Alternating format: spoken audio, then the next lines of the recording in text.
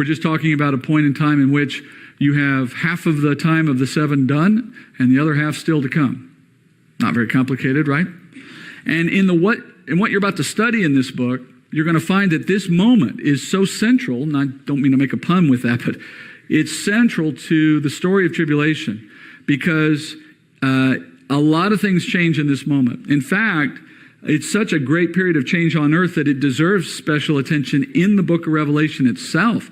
The book of Revelation devotes 4 chapters just to the events of the middle of tribulation. And then on top of that, it adds one more chapter in the beginning as an introduction to the middle tribulation period, and then one more chapter at the end as a conclusion. So you end up with 6 chapters. Chapters 10 through 15 cover these sorts of things, which we looked at when we were here, when I showed this to you a few weeks back. So let's put those chapters on there for a second. You have chapters 11 through 14 covering the mid-trib events.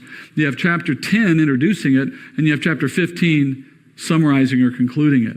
That should tell you something about how important this moment is in the middle of tribulation. But technically, the midpoint of tribulation is not a period of time, it's a moment. It's a right? You're either halfway done or you're moving into the second half. And that confuses some people. You can also express the halfway point as 3.5 years, or also several other ways: 42 months, 1,260 days when measured on a Jewish calendar. Our favorite expression, times time and half a time. That's another way to express it. So when we say mid-trib, or we use those other time measurements, what are we talking about? Well, we're actually not talking about a single moment. You notice how I've drawn it on that chart. It's actually a period of time that overlaps slightly on either end of first or second half of tribulation. It's basically an amalgamation of a bunch of stuff that all happens simultaneously, kind of stacked on top of itself in that one moment, which fundamentally alters the world, fundamentally alters what's going on in tribulation. It's so central to everything that happens after it. And in order to get through it all, we need these 6 chapters to talk about it.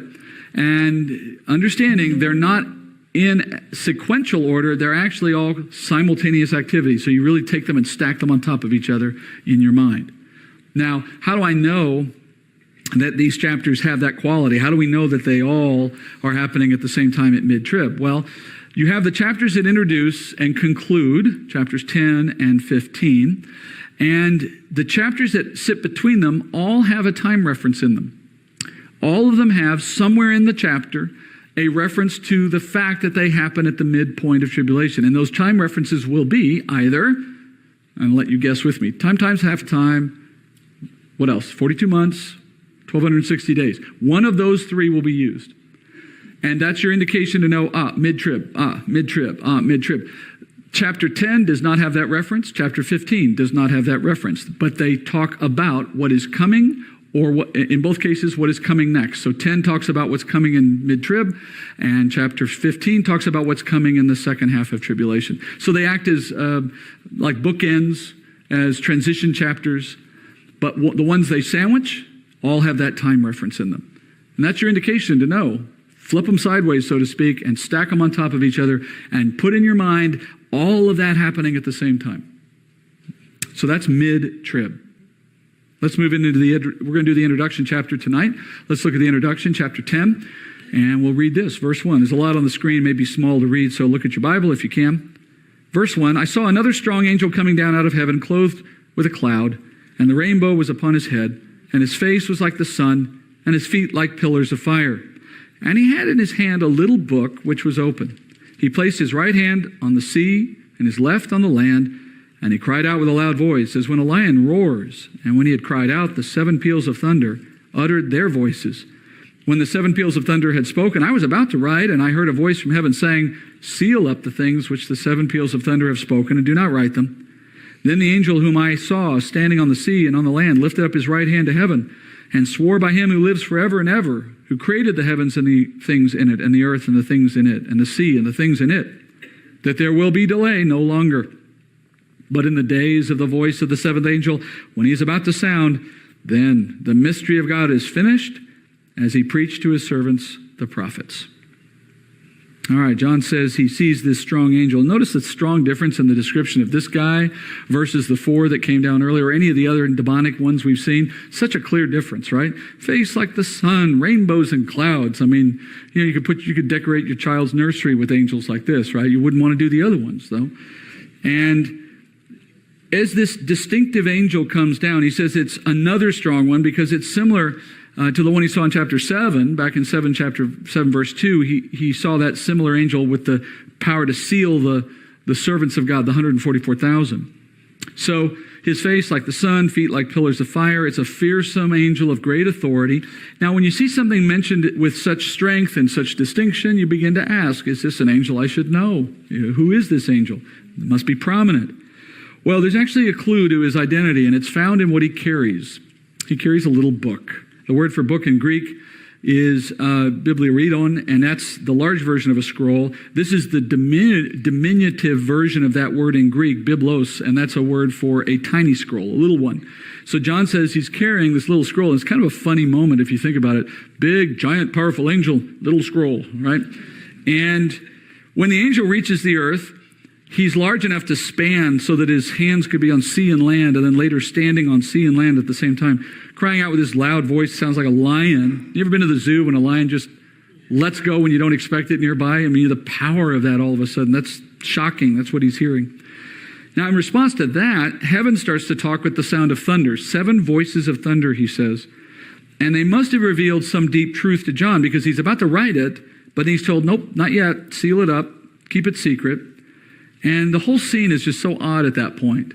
What's all this supposed to mean? We're almost forced to ask, is there some clue here that we use to decode it all? Because how else would we make sense of it? Well, you can't make sense of it unless you studied other books of the Bible. And specifically, students of Daniel will immediately recognize this scene because it comes out of chapter 12 of Daniel.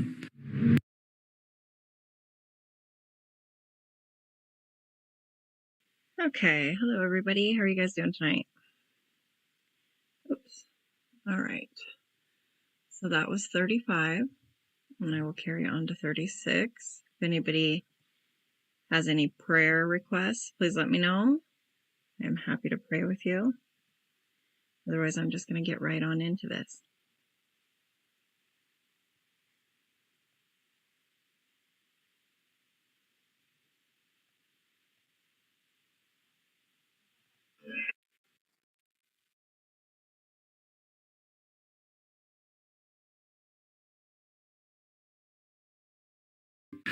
In chapter 12 of Daniel, you also find a strong angel who appears in a similar manner near land and water. And in that earlier moment, another prophet, this time Daniel, is told to also seal up things he was revealed at that time to be shown to later times. And when you see the similarity between the two, it immediately makes the connection in your mind, and that's the point. That is, this scene is intended, the one here in Revelation, is intended to draw your thinking back to what you would have already studied in Daniel, and in that connection, begin to look at them together, and as you do, you make sense of it. So let's spend a little time in Daniel 12. Daniel 12, verse 1. Now at that time, Michael, the great prince who stands guard over the sons of your people, will arise, and there will be a time of distress such as never occurred since there was a nation until that time. And at that time, your people, everyone who's found written in the book, will be rescued. Many of those who sleep in the dust of the ground will awake, these to everlasting life, but the others to disgrace and everlasting contempt. Those who have insight will shine brightly like the brightness of the expanse of heaven, and those who lead the many to righteous like the stars forever and ever. But as for you, Daniel, conceal these words and seal up the book until the end of time. Many will go back and forth, and knowledge will increase. Then I, Daniel, looked, and behold, 2 others were standing, one on this bank of the river and the other on the other bank of the river. And one said to the man dressed in linen who was above the waters of the river, how long will it be until the end of these wonders? I heard the man dressed in linen who was above the waters of the river as he raised his right hand and his left toward heaven and swore by him who lives forever that it would be time, times, and half a time. And as soon as they finished shattering the power of the holy people, all these events will be completed. As for me, I heard but could not understand. So I said, my Lord, what will be the outcome of these events? And he said, go your way, Daniel. For these words are concealed and sealed up until the end time. All right, so we're kind of dropping in here, obviously, to the final chapter of Daniel. Let's spend a minute here just getting some context. The chapter opens saying, now at that time. Well, that begs the question, what time? Well, he's referring back to things that were just being discussed in chapter 11. Well, if you go to chapter 11, and we won't, but if you were to go there, you find out that Daniel in chapter 11 had just been speaking about the events that will end this age, specifically the rise of the Antichrist and the work of the Antichrist in conquering the world and attacking the saints. And it's at that time that you now see these events. So that puts us squarely in tribulation. And actually, it puts us right at the midpoint, because that's the moment when the Antichrist rises to power. We'll see that in later chapters. So basically we can say it this way. At the midpoint of tribulation, the strong angel Michael will arise. And arise here means to assume your assigned role or assume your station. And Michael will take his station in a period of great distress, unlike anything else, a reference to the Great Tribulation, the second half of tribulation. By the way, the Great Tribulation is a name Jesus gives to the second half of the tribulation in Matthew 24, when he says, for then there will be, speaking of the second half, a great tribulation such as not occurred since the beginning of the world until now, nor ever will. So if the second half is unlike anything that's ever happened, then by definition it's greater than the first half. That's the idea. So as we move through the mid-trib chapters, what we're going to learn is what makes the Great Tribulation so terrible and so great. Back to Daniel for a minute. Daniel's description in verse 5 of what he sees is similar to the description of John's angel in Revelation 10. Not exactly, but notice the similarity. A man in linen or in white hovering above a river, two other messengers on either side of the bank of the river. The angel descends over the water. And in John's case, you had the angel descend with 1 foot on water, 1 foot on the land, similar. In Revelation 10, John said he heard something spoken by thunder, which he wasn't allowed to write. It had to be sealed. Likewise, Daniel hears something spoken from the angel, but then could not write it down either. It had to be sealed. I mean, you see the connection. It's very clear there's some connection being intended in all of this. And here's the connection. The scene we're studying in Daniel here is part 1, and John's moment is part 2 of the same conversation with a great angel. The same great angel. The angel that visits Daniel tells that prophet, I want you to prepare a scroll, and I want you to write down what you've heard, but I want you to seal it because it's not going to be revealed till the end of the age. And he hears what he hears, and he says, how long is this stuff you're telling me going to last? What's the answer he gets? Time times half a time, 3.5 years, half of the time of tribulation. That's one of our references to know we're looking at a midpoint event, right? And Daniel, we know now, was learning. Here's what Daniel got told. Here's what Daniel wrote. He wrote the events of the second half of tribulation. Daniel was the first human being, and for a long time, the only one who knew what the second half of tribulation looked like. And he wrote it on a scroll. But he couldn't understand it, and that doesn't surprise us, right? He didn't understand it, so he asked for clarification, and he said, sorry, Daniel, just go on your way, seal it up, you'll learn it later. So here's but notice the angel says this, it's sealed to the end of the age. Now, if you've been paying attention from the beginning and can remember it all, you now know what he's talking about, because in effect, what the angel was telling Daniel is, this is what happens at the end of the age of the Gentiles. And write it down now, seal it up, because we're not going to reveal these things until we get to the last days. When do the last days start? The church age, remember, sits on top of the last days. Remember the writer of Hebrews, or James, when he says you're in the last days to the first century church? So in the last days is anything after the Messiah is revealing. So Daniel is told, what you're writing down, we will not reveal until after the Messiah is revealed. And then it will be made known. How is that prophecy being revealed in the last days? Well, that moves us back to chapter 10 of Revelation. In chapter 10 and I'll go back to this in a second. In chapter 10 of Revelation, what have we already read? In chapter 10 of Revelation, Daniel's little scroll that he wrote and sealed up and handed back to the angel is now being delivered by that same angel to John. Because John is the one who revealed what Daniel wrote to the last days church. It was sealed up from Daniel until the last days. Well, that's John. And John was the one who got to reveal it. And so John says in verse 2, I see this angel coming to me with a little scroll. Now John hears other things as well that he cannot reveal yet, but those things he gets to reveal much sooner than Daniel did, because what he heard that he can't tell, couldn't write down in that moment, are the things that finish the time of tribulation. So those come up in later chapters. Meanwhile, you have this angel swearing upon God in heaven that there will no longer be any delay. What delay is he referring to? Well, the events of the Great Tribulation were first revealed to Daniel long ago, but they were sealed, and now they're being revealed to John so that they can be quickly completed. There'll be no more delay. So in a future day, now here's where your mind gets warped a little bit, because John lived in our past, but he was looking at things from our future. So what Daniel wrote was unsealed in our past so that we would know it, but it speaks of things that haven't yet happened. So the delay is still happening for us, but the point is, when the events themselves are happening, it will almost be over. All right, so in a future day, that great angel will arise. According to Daniel 12, that great angel will arise in a time of tribulation.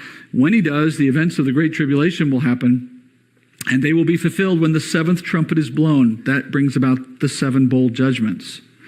And now, how does Daniel's information get transferred to John so that John could give it to us in the book of Revelation? Well, in a very interesting way. Is that right here? Yeah. Then the voice which I heard from heaven, I heard again speaking with me and saying, go take the book which is open in the hand of the angel who stands on the sea and on the land. And so I went to the angel telling him to give me the little book. I would have loved to have seen that moment, by the way. Huge, impressive angel, face like the sun. And you're told, hey, go up there and ask him for the book. I don't want to go up asking for the book. You ask him for the book. John has to go up there, hey, can I have your book?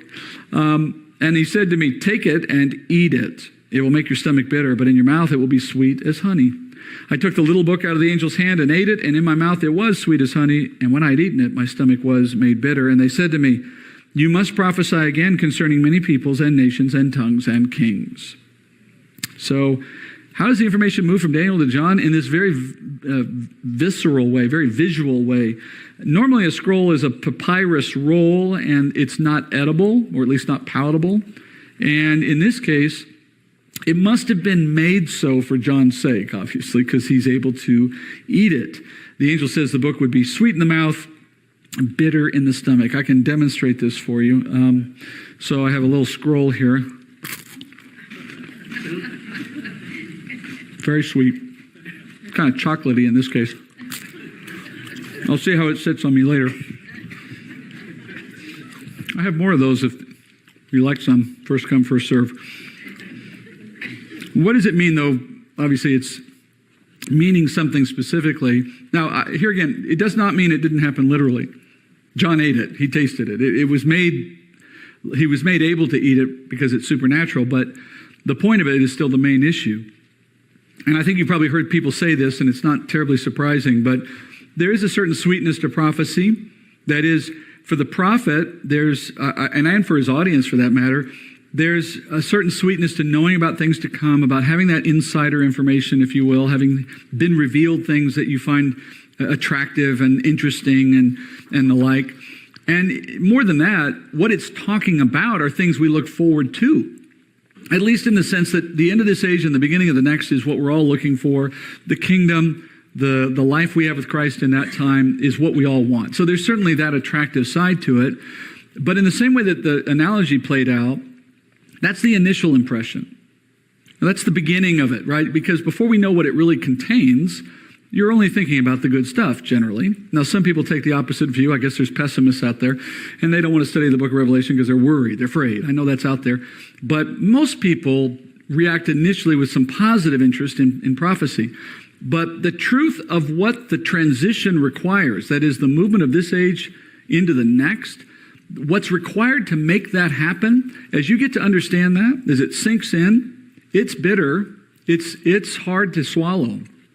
Because the reality is, this world cannot move from its present age into the next without a whole lot of judgment happening in the process.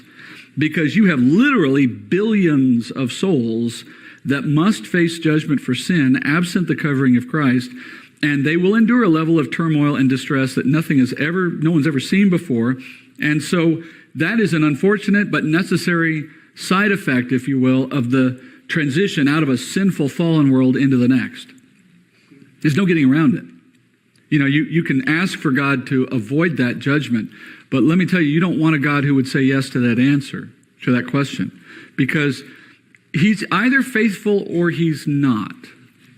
You know what I'm saying? You can't have it halfway. You can't say, be faithful to your promises to bring good things, but please forget you made promises of judgment for bad things. In fact, just kind of put all of that aside and only bring us the good. Because if he could keep that request, what it would tell you is he's not a promise-keeping God. It means his promises aren't really worth much because he can change his mind. And if he can change his mind about those promises, why are you confident he won't change them about the ones he made to you concerning salvation? So he's either promise-keeping or he's not. If he is, his word has said that the wages of sin is death. In the day you eat of it, you shall surely die. These are things he has spoken that must be kept. Otherwise, he's not a promise-keeping God. And as much as we struggle with the idea of judgment, what you can't struggle with is the concept of faithfulness. And that's the bitter side of prophecy, a faithful God. So as a preparation step to receiving the knowledge of the end of the age, in this little drama that God gives to John in the form of eating the scroll, he reminds John, this is serious business. You're called to prophesy what you've received from Daniel concerning the state of affairs for many people, kings and all, across the world during the Great Tribulation, and it is a difficult time. And what follows in chapters 11 through 19 are the events that John receives from Daniel, so to speak, and that John now has the privilege of revealing. And I want to finish tonight with just one little quick piece back in Daniel chapter 12. Let's see if there we go. At the end of 12, there's one little bit of information that's worth grabbing onto before we leave. Verse 10, it says, many will be purged and purified and refined, but the wicked will act wickedly, and none of the wicked will understand. But those who have insight will understand. From the time that the regular sacrifice is abolished and the abomination of desolation is set up, there will be 1,290 days. Now, put a graph up here for you. Remember earlier in Daniel 12:7, we learned that the events of Daniel are recorded on this scroll, and that the times that they comprise were time, times, and half a time. So the scroll has 3.5 years worth of information on it, and that's what Daniel wrote. That's what John now has swallowed. So let's put it on a timeline here. So we know what starts tribulation. That was when the covenant got signed. We heard that in Daniel 9. The covenant between the Antichrist and the people of Israel, allowing Israel to return to their Temple Mount and begin to sacrifice again in a new temple of some kind. When that contract is signed, the 7-year tribulation officially begins. And Daniel 12 now has confirmed that the midpoint of tribulation is 3.5 years in, as mid would suggest. And the angel tells Daniel that he can measure the second half of tribulation as also what? Time, times, and half a time, which is 1,260 days. So we now see that the time on either side of the midpoint is the same, 1,260 days. And then in verse 11, we're told that the midpoint of tribulation is the moment. This is from what I just read in Daniel. Daniel 12:11 says, the midpoint of tribulation is defined now as the moment when the Antichrist abolishes that covenant, when he puts an end to sacrifice. We heard that in Daniel 9. Now we're seeing it again here in Daniel 12. And it's the midpoint of tribulation. So it affirms for us that that covenant seems to be the key issue driving all of what happens in tribulation. That is, it starts tribulation, and it's also the event, the cutting off of that covenant is also the event which triggers a whole bunch of stuff leading into a different set of circumstances for the second half of tribulation. So Daniel 12 confirms that the breaking of that covenant is central. It's the midpoint. So now you have your mile markers for pretty much the whole of tribulation. Starting with the covenant, midpoint 1,260 days in when the covenant is broken, another 1,260 to get to the end, time, times, and half a time, Daniel says. And then what we just read included an extra 30 days, if you notice, because he said, from the abolishing of sacrifice until the abomination of desolation is completed, that is, it is cleansed, There's 1,290 days, not 60, but 90. That's an extra 30, and that's why you see it up there in green. So chapters 11 through 14 tell us about what goes on at that moment when the covenant is broken and all that comes with it and what it means and what it leads to. That's the study we're about to embark on in the next several weeks.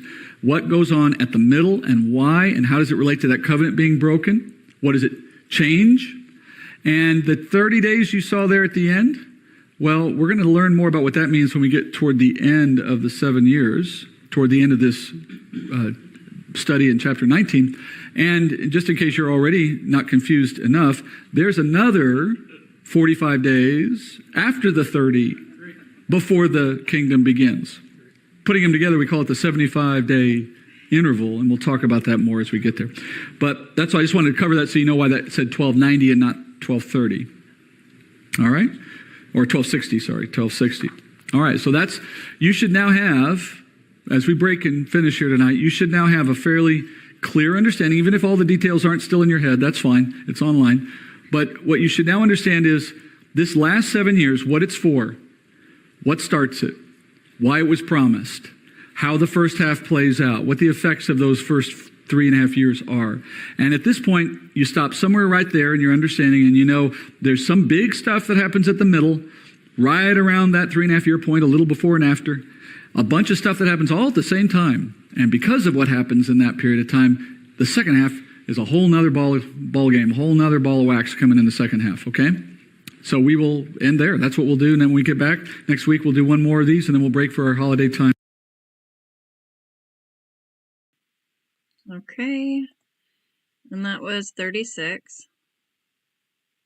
So I'll carry on to 37.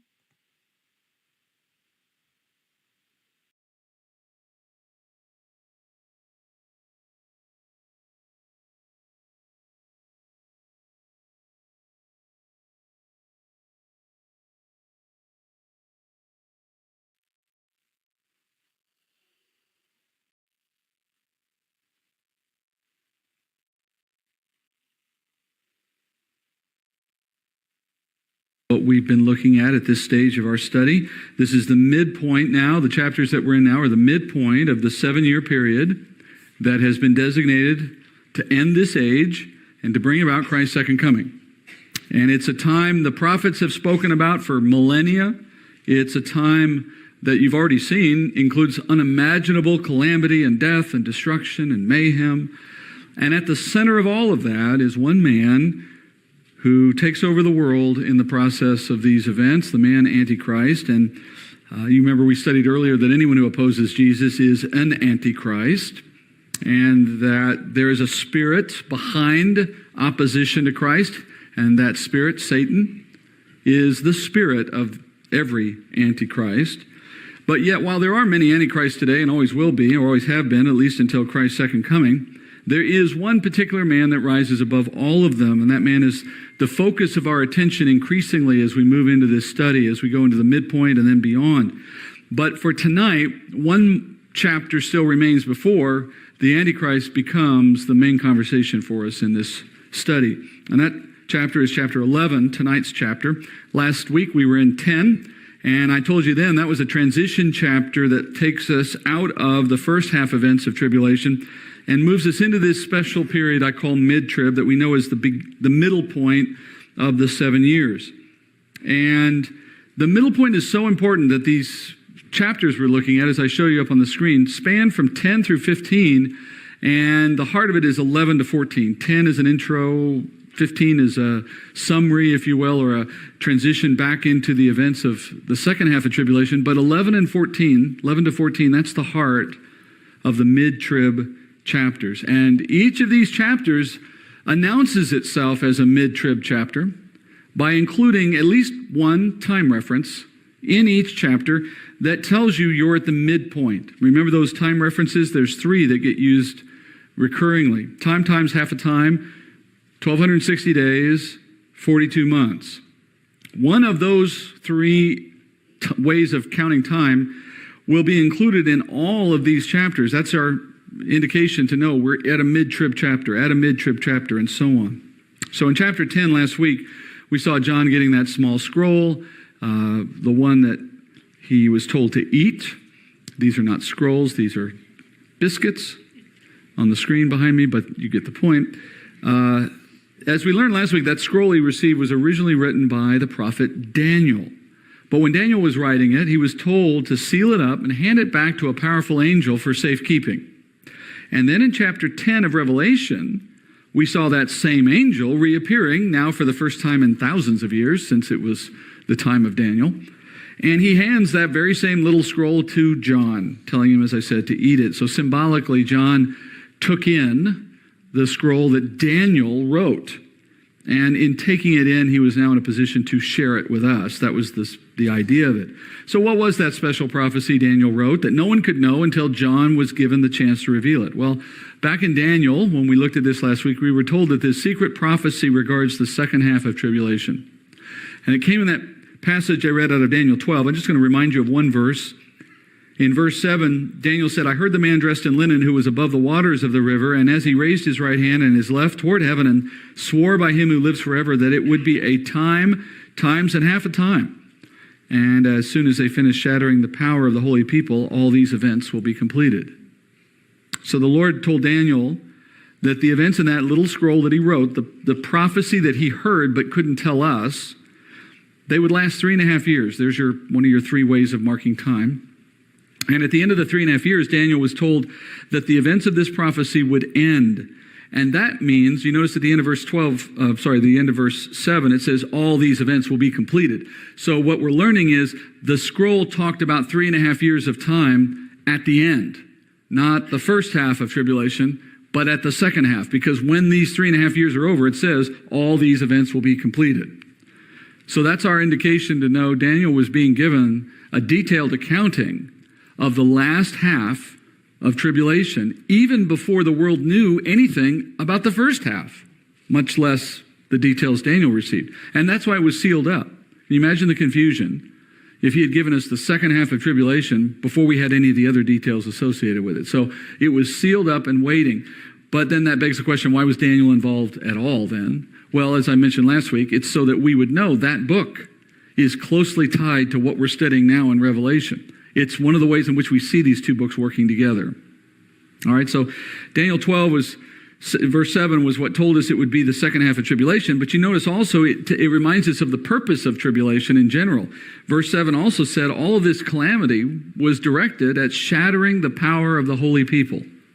Now, the holy people refers to Israel, God's people, and shattering then refers to breaking their resistance to God and to his word, to Christ specifically. So, as we learned before, the ultimate outcome of tribulation is to bring Israel to faith, to fulfill the promises God has given to that nation. And the events of mid-trib and beyond, the second half, put that plan into high gear, actually bringing it to fulfillment. And then last thing I'll do by way of reminder, remember the events of mid-tribulation are centered on the 3.5-year moment, but they span time on either side. We're talking about things that have to take time to happen. You know, there are events that we're going to see described in these chapters that don't happen in an instant. They happen over a period of time. Well, the midpoint of anything is a moment, not a period, right? The midpoint of 7 years is 3.5. The moment you hit the midpoint, it's over, and you're moving past it, right? So how do we fit stuff into it? Well, we don't, literally. You just put them on it. Sometimes they're before, sometimes they're after, sometimes they're spanning it.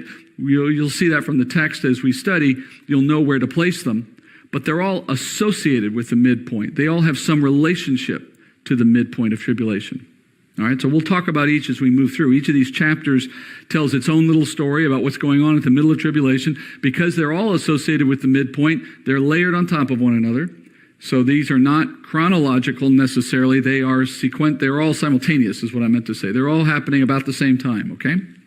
So 10 was our introduction. Now 11 begins the events of mid-trib. And I'm going to start one verse back into 10 because at the very end of 10, John has now taken the prophecy that was given to Daniel and he's commanded to deliver it to us. Verse 11 of chapter 10 and then moving on, it says, "And they said to me, you must prophesy again concerning many peoples and nations and tongues and kings. And then there was given me a measuring rod like a staff, and someone said, get up and measure the temple of God and the altar and those who worship in it. Leave out the court, which is outside the temple, and do not measure it, for it has been given to the nations, and they will tread underfoot the holy city for 42 months. All right, now let's stop there. We're getting into the beginning of this chapter, and although all the disasters of tribulation are certainly focused on Israel, they're the ultimate audience, nonetheless, the scale of what God is doing in the time of tribulation is so large, it impacts every nation, every tribe, every tongue, even kings. So John is now told, it's time for you to go back to work, and you have more things to say about what's being done in this 7-year period, and in particular now moving into the second half. And it's all centered in one place. That is, there is one region of the world that is the focus of all the activity of mid-trib and the second half. We've moved now, as you remember from last week, we've moved now that the judgments of the world have reached the point at which now the whole of the world has been reduced to a very small, livable area. Most of the earth now is uninhabitable. Most of the population, at least half of the world's population we've already counted up, is now gone. So you kind of start thinking about the world in a different way. It's not the globe with people on every corner anymore. It's become increasingly a little patch, a little area of inhabitable land with a fraction of the number of people we used to have on the planet. And that place I'm talking about is centered, I'll give you one guess, Israel and what's immediately around it. And John is now moved to a place within that realm, within that patch, as I call it, to the Jewish temple. And he's told to measure it and to make note of who is worshiping there. Now, interestingly, he's told to measure it. He's given a measuring rod, in fact, but he never makes note of the measurements or tells us anything about them at any point. It's quickly apparent that he's told to measure, but the measurements aren't the point. That there's something else going on, in other words.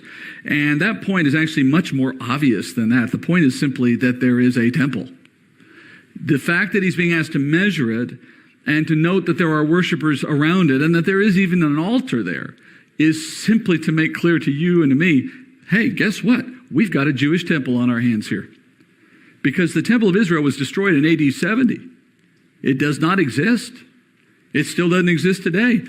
And Orthodox Jews would dearly love to rebuild it, should they be able to do so, but they've been unable to do so now for the better part of 2,000 years.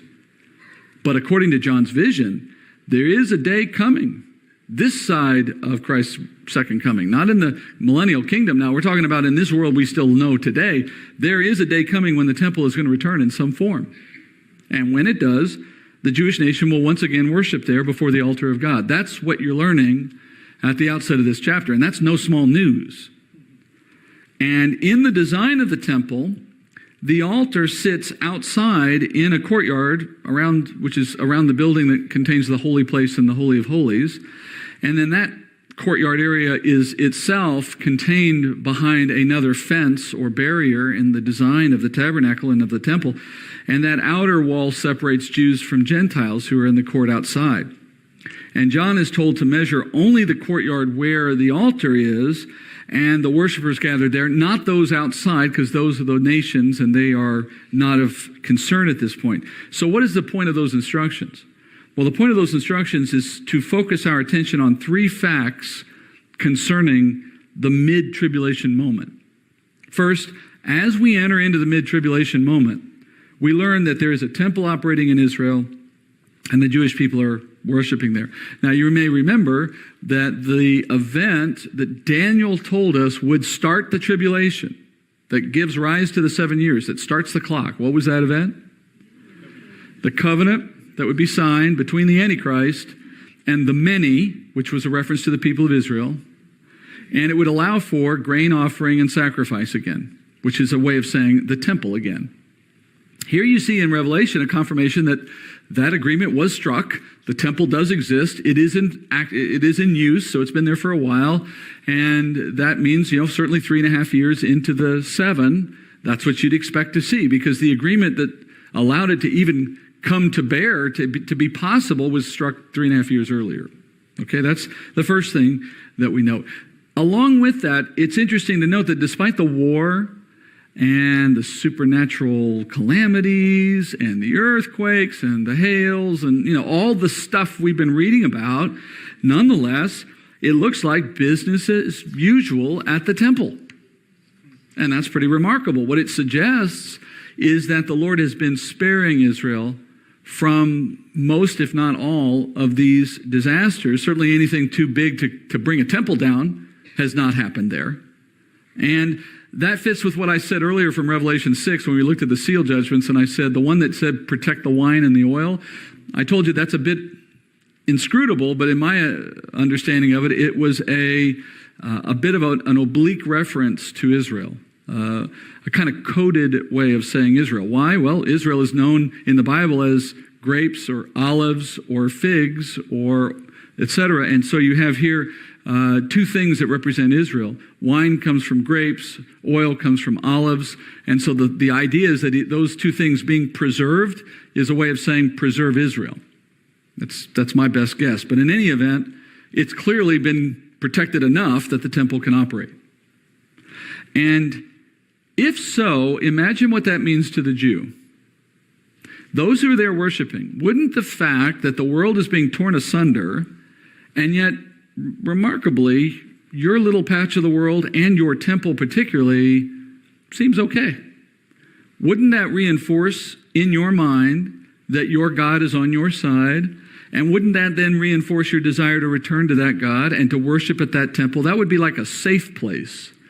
And a Jew might find that reassuring for obvious reasons. So it would seem as though that while the rest of the world is in turmoil, cursing the name of God, as we've already seen, Israel is at rest to some degree and in worship of that same God. And there seems to be God's effort in that to uplift his own people while making the rest of the world take note of that. That's very consistent with the pattern of God we've seen in past times. All right, first thing you learn. Second thing you learn is that the existence of the temple does not mean that the age of the Gentiles has ended. Remember, we've said the age of the Gentiles, according to Daniel again, is a period of history in which Israel is being trampled by foreign Gentile powers, their city trampled, their freedoms taken from them, and so on. Well, here we hear now that they're in their city with their temple active and worshiping. That might suggest that they've moved past the point of the age of the Gentiles and they've come back now to a place of peace in their land. Except that we see in verse 2, John says, the Gentiles continue to tread down the holy city. That little reference there is intended to remind us that the age of the Gentiles, as Jesus defined it in Luke chapter 21, that it would be a period in which all the Israelites would be led captive and Jerusalem would be trampled underfoot until this time is completed, that's still underway. And of course that makes sense. We remember as we studied in Daniel 2, the statue, Daniel 7, the beasts. When we studied all that, we learned that this whole period of history will play out until Christ's second coming. Christ's second coming is what ends the age of the Gentiles. We're not there yet. So that trampling is ongoing, and it's about to get a whole lot worse. And that brings us to the third and final important detail that you learn from the opening of chapter 11, and that is you get your mid-tribulation reference there. I told you to look for these, and this is the first of them we'll see. I told you that these references are telling you what you're reading in this chapter is connected to the middle of tribulation. Or here's another way to say it. Whenever you see the references, what's the one you see here? 40, it was on the screen earlier, 42 months, right? All right, it's not just some little game to make note of. What it's saying to you in code is this chapter tells you why the middle of tribulation is important. What happens in this chapter explains why something changes at mid-trib. That's what you're learning, okay? So now we go into the text to find out what that change is in this chapter. Verse 3, he says, and I will grant authority to my two witnesses, and they will prophesy for 1,260 days, clothed in sackcloth. These are the two olive trees and the two lampstands that stand before the Lord of the earth. And if anyone wants to harm them, fire flows out of their mouth and devours their enemies, so that if anyone wants to harm them, he must be killed in this way. These have the power to shut up the sky so the rain will not fall during the days of their prophesying. And they have power over the waters to turn them into blood and to strike the earth with every plague as often as they desire.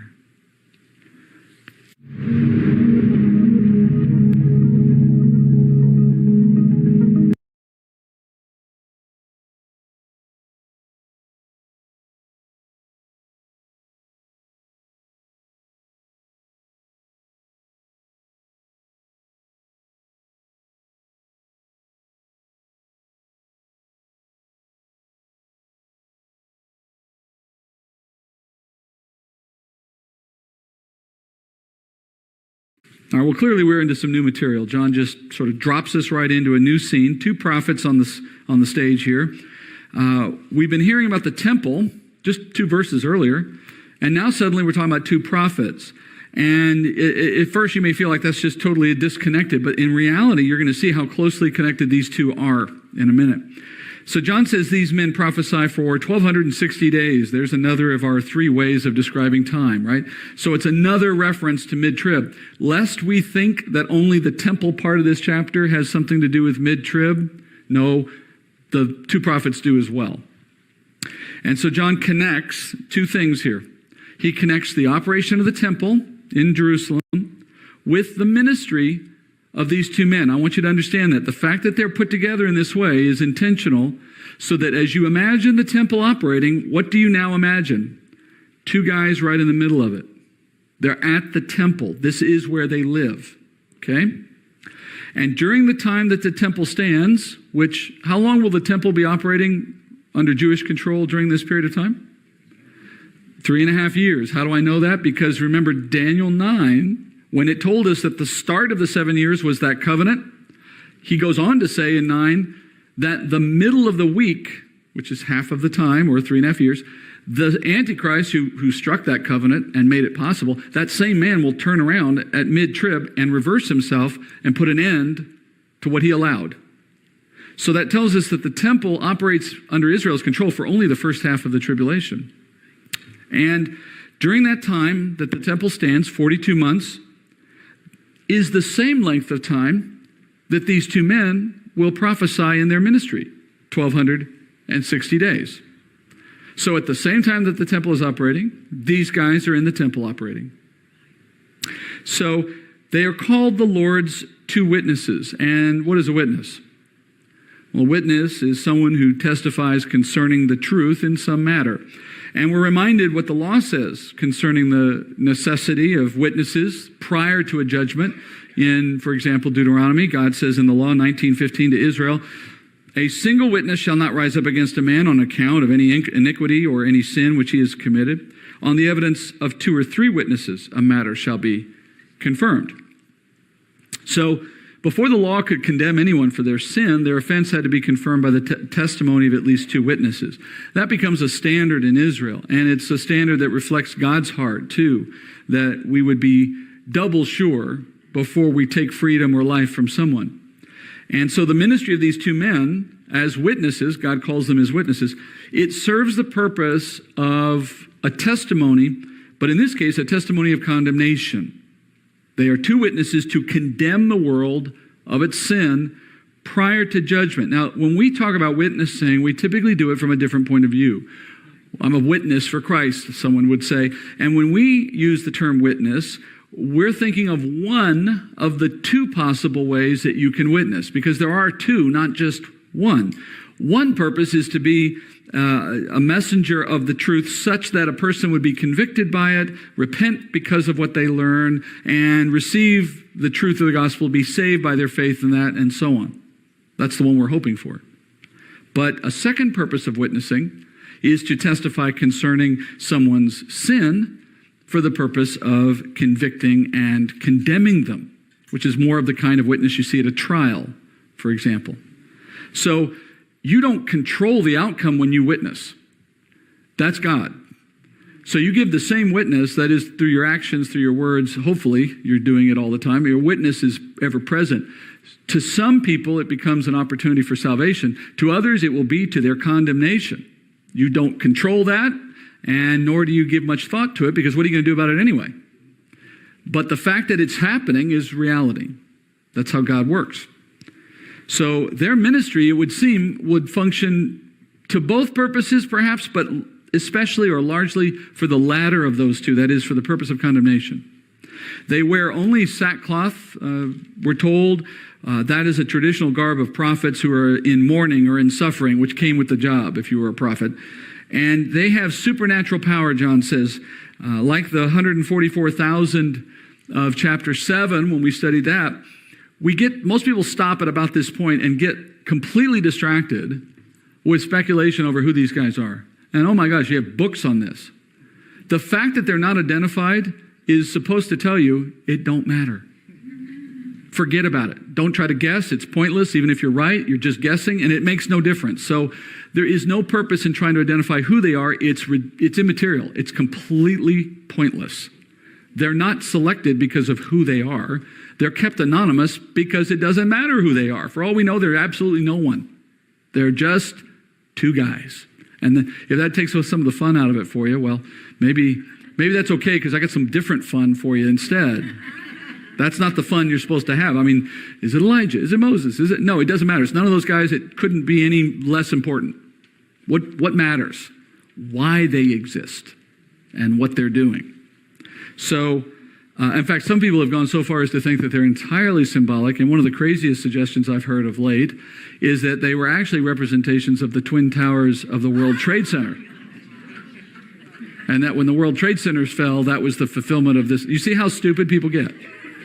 Why? Because they get enamored in all of that nonsense instead of paying attention to what it's actually about. I mean, that's actually out there. You can go find that. Anyway, the really sad thing is the speculation about who they are is so completely unnecessary, because it's actually given to us in the text, in a sense.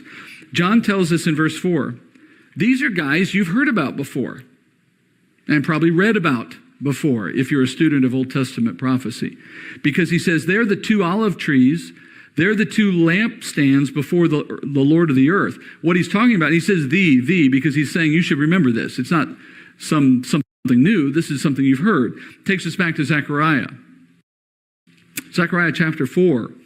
Now, I'm going to read the whole chapter, and then I'm going to go back and kind of put it in its context, but this is what John is referring to.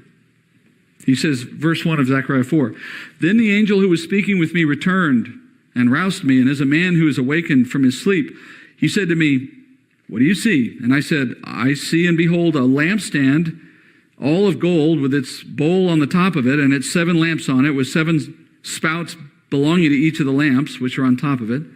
Also 2 olive trees by it, one on the right side of the bowl and the other on the left side. And then I said to the angel who was speaking with me, saying, what are these, my Lord? So the angel who was speaking with me answered and said to me, do you not know what these are? And I said, no, my Lord. And then he said to me, this is the word of the Lord to Zerubbabel, saying, not by my might nor by power, but by my spirit, says the Lord of hosts. What are you, O great mountain? Before Zerubbabel, you will become a plain, and he will bring forth the top stone with shouts of grace, grace to it. Also the word of the Lord came to me, saying, the hands of Zerubbabel have laid the foundation of this house, and his hands will finish it. Then you will know that the Lord of hosts has sent me to you. For who has despised the day of small things? But these 7 will be glad when they see the plumb line in the hand of Zerubbabel. These are the eyes of the Lord, which range to and fro throughout the earth. And then I said to him, what are these 2 olive trees on the right of the lampstand and on its left? I answered the second time and said to him, what are those 2 olive branches which are beside the 2 golden pipes which empty the golden oil from themselves? So he answered me and saying, do you not know what these are? And I said, no, my Lord. And then he said, these are the 2 anointed ones who are standing by the Lord of the whole earth. All right, it's a chapter that's hard to explain in a short time given the context, because there's stuff going on all around it. But here's a short version. Zechariah as a book was written shortly after Daniel was written, shortly after Ezekiel was written. It's in that same general time of history, right about the time that the Jews were coming back from Babylon and their exile. So it's just a little later than the things Daniel revealed. And if you remember what Daniel taught us, that there was going to be 70 years of exile because of the land Sabbaths that they ignored. And then after the 70, a new 490 starts, 77s. And that was for their failure to keep the covenant. So they had these back-to-back punishments going on. The first 70 in Babylon, the next 490, plus a pause for the church, would include their scattering and their trampling. All right, so after the 70 years of exile was up, that first punishment, I call it, then they were allowed to return to the land. Cyrus of Persia gave the right for them to go back and build their temple. But when they get back, the first of the exiles, when they go back, there's not much there. In fact, there's nothing there. There's a foundation, and that's it, from the prior temple. And it took them 49 years to eventually rebuild and complete that temple and the wall around it and everything. Remember Daniel's 77s? The first count was 7 sevens. That's 49. And In that 49-year period, the Lord keeps talking to his people Israel through various prophets, including Zechariah. So he's one of the men who was talking to the people of Israel while they're in that rebuilding time period. And his book generally speaks to Israel about the Lord restoring their fortunes both in that time and in a future time, while also judging the nations that are around Israel for the way that they treated Israel. And in particular, the Lord assures Israel that his servant, Zerubbabel, the man who originally left with the exiles and was the first to lead the people back into the land and begin to rebuild their temple, that man would finish the temple. But here's the thing, he didn't live to finish it. And what he is saying in this chapter is, not by might, that is, not by human effort, does anything get done for God, but only by his Spirit. God's Spirit alone does everything God does. Through men, through women, as he chooses, or without us for that matter. But the point is, if something happens, you don't credit the person. So while the building of the temple got delayed and it looked like it was never going to happen. In fact, Haggai tells the story of how the Israelites were stealing the materials that were intended for the temple and building their own homes with it. They got so bored building the temple, they started building their own homes instead with the materials that had been brought in to build the temple. So it was a bit of a mess for a while. And to Zechariah, God gives this vision. And there's a lampstand prominent to the vision, and then there's olive trees on either side. And he's trying to figure this out. What is all this about? And Zechariah is told that the lampstand is a representation of, not by power and might, but by my Spirit. So in other words, the lampstand and the oil particularly represents the Spirit of God at work. And that's often how oil is used in the Bible, to represent the Spirit or the anointing of the Spirit. And he's saying, effectively, the Zerubbabel that started this will finish it. But you have to understand what he means. He means Zerubbabel didn't start it. He happened to be there. He was a man. God used him, but it wasn't him doing it. God started it. And the same God that started it is going to finish it. And so if you're worried that because Zerubbabel's not around anymore, we're never going to get this project done, you don't understand how I do anything, is what God is saying. So Zerubbabel's start will also be Zerubbabel's finish, and the temple itself will be done. Don't worry, Zechariah. That's what the oil represented. But then he says, well, what about these two olive trees on either side? Now, how do olives relate to lampstands generally? The oil comes out of the olives to fill the lampstands, right? So that's the earthly connection. What he's told by the angel is that these olive trees represent the two sons, or as it says here in the text, the two anointed ones. So the literal Hebrew here actually is not anointed ones. The literal Hebrew reads two sons of oil. Well, if you're a son of oil, that's like saying you're anointed by God. So the lampstand represents the work of God through his Spirit, and these two olive trees represent the anointed ones that stand by the Lord of the whole earth. Now that's where this prophecy gets really confusing. In fact, if we didn't have Revelation 11, I defy you to make sense of it, because I think it would be impossible. It takes Revelation 11 to make sense of the olive trees, because what we find is that these two men, the sons of oil, will have a worldwide ministry, the book of Zechariah says. They will be, it says, standing by the Lord of the whole earth. Now, that's a bit of a cryptic phrase to us. We don't know quite what that means. Let me tell you what it means. It means literally their ministry will impact every person on the earth. They stand by or they serve the Lord of the earth. Now, it's hard to imagine how any one person could have a worldwide impact. I don't just mean that they're known throughout the world like Billy Graham was known everywhere. I'm talking about no human being was not touched by their ministry. That's what it means. How can that be true? Even Paul, you couldn't say that even about Paul. So how can that be true? Well, now in Revelation 11:4, we're told that the two men that we're seeing here, the two witnesses, John says, these are the two olive trees and lampstand. They are connected to Zechariah 4. And it will come now in the rest of this chapter that you and I were going to discover how it is that these two men have an impact on every human being on the planet. That's now what we get to learn. This chapter, in a sense, is the second part of Zechariah 4. And you put the two together, you get the whole story. So back to chapter 11. We're told these two men have, I'm going to put the text back up there. These two men have a supernatural protection. And because of that, they can prevent their enemies from harming them. In fact, they make fire, and we have to take this literally. There's no other reason, there's no other way to take it from what it's written here. They literally have fire come out of their mouth. They're like flamethrowers. And as a result, anyone who tries to come and harm them, they can stop them. They can destroy them at a distance, it would seem. That's quite a superpower. You know, if you're going to have one, that one's pretty, I mean, you can't use it everywhere. It's kind of limited. But the question that raises is, why are these guys so hated? Why do they need this defense? Well, the next verse kind of explains it for you. They possess this power because they also have power to make life on earth utterly miserable for everyone. They can stop rain from falling, and in fact, they do so during the entire time of their ministry. All right, so add that to what you know already about the first half of tribulation. No rain falls on earth for 3.5 years. Additionally, they can turn water to blood. They can strike the earth with every plague, which I think means anything you've already read about, they can do it. And they can do it as often as they desire. Now, we know from that why you would find people seeking to harm these guys. Running at them, taking guns to shoot them, whatever they might have. And that's why the Lord has given them the ability to protect themselves so that they can function in this role for the full 3.5 years without anyone stopping them. So we know these guys were prophesying to the world for 3.5 years, and in that time they could not be harmed. Meanwhile, they themselves are bringing great harm on the earth, and naturally everyone hates them. Now, that does not sound like a recipe for a very successful ministry, right? What is the point in this? We don't even know what they're saying. They're not even telling us here in the text what they're prophesying about or what they're proclaiming. Let's make some educated guesses. I don't think it's hard to guess here. It's likely they're declaring the end of the world has come. They're declaring the judgments, perhaps even before they come on the earth at that time.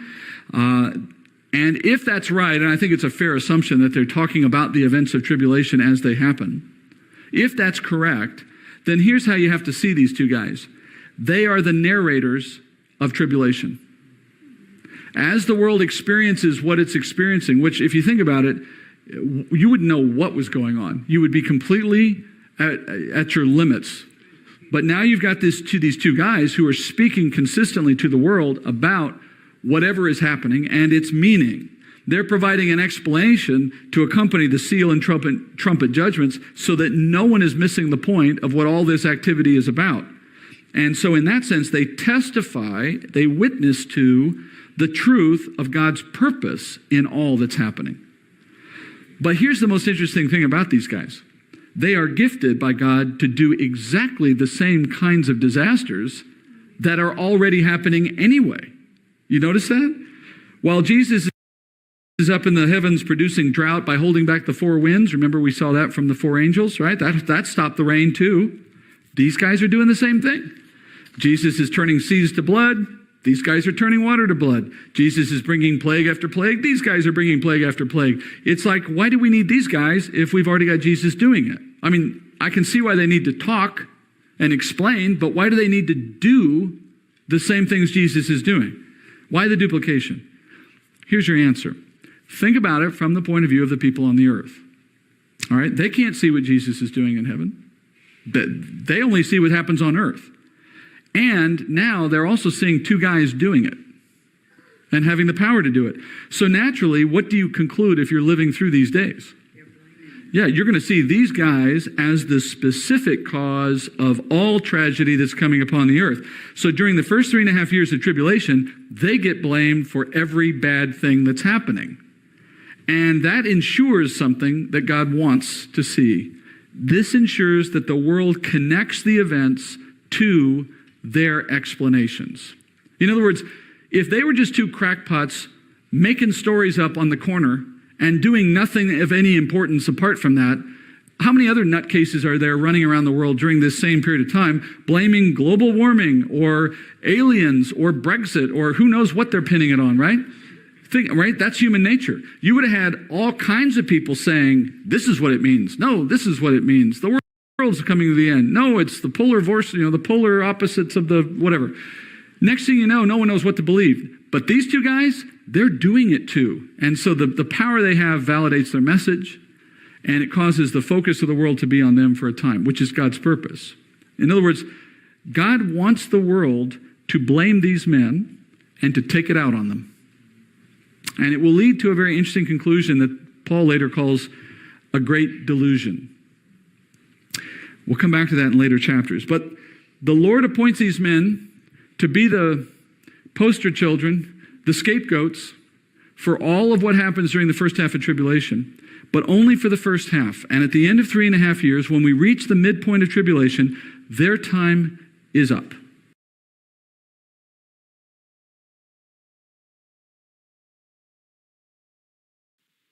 Hello. Let me see. What was his name? Cross of Christ is your name here in the chat. Are you still there?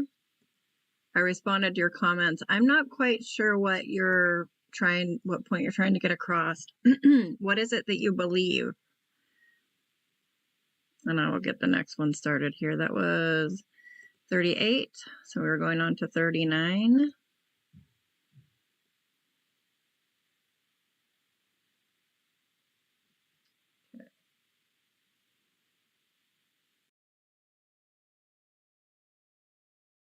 If anybody needs prayer, feel free to drop a comment. I am happy to pray with you, more than happy. And if there's anything you'd like to discuss or any questions, feel free to ask away. God bless.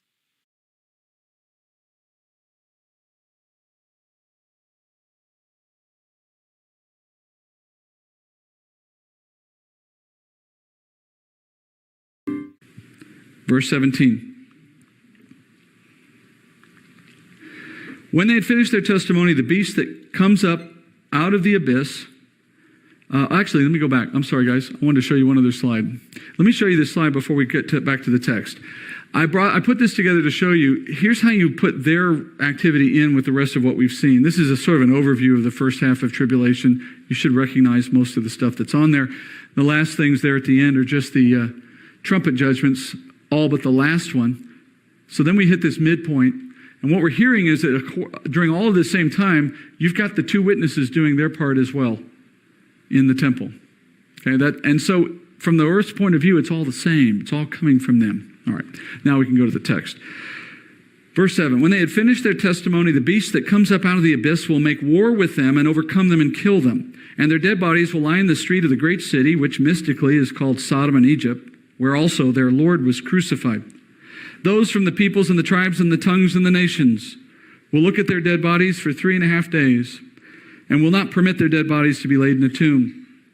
And those who dwell on the earth will rejoice over them and celebrate. And they will send gifts to one another because these two prophets tormented those who dwell on the earth. So John says these men will finish their testimony after 3.5 years, and then the Lord allows them to be killed. Verse 7, they will be overcome, he says, by a beast that comes up out of the abyss.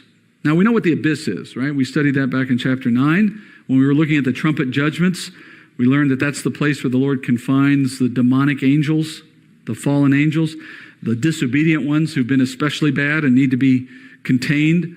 And he lets them loose to do their work in this time. So the beast is coming from there in a sense.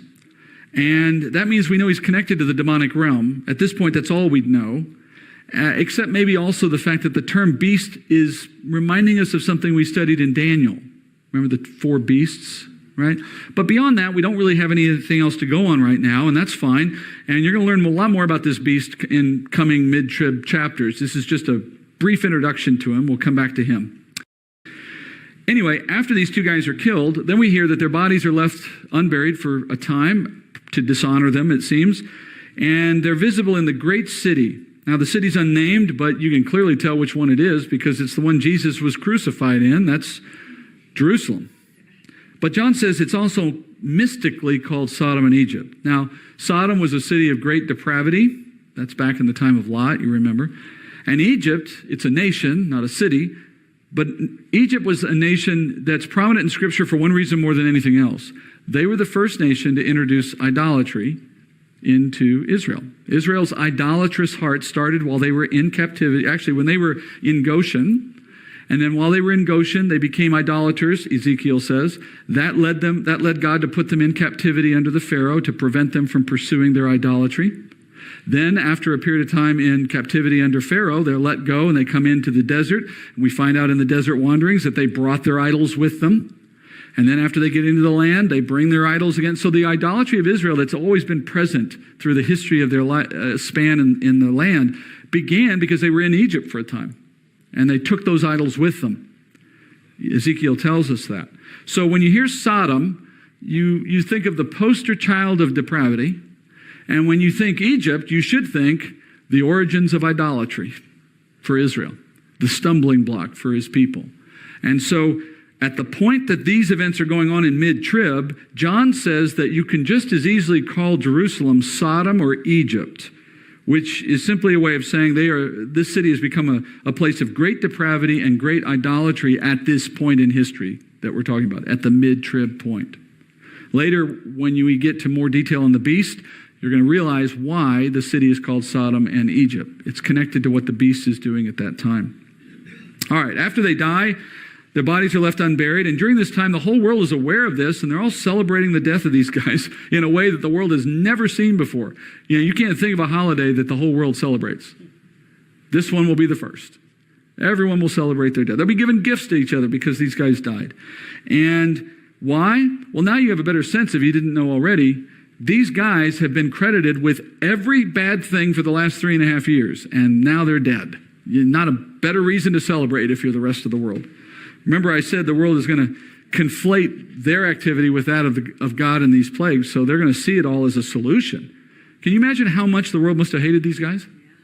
I don't even know what that would have felt like. How much can two people be hated?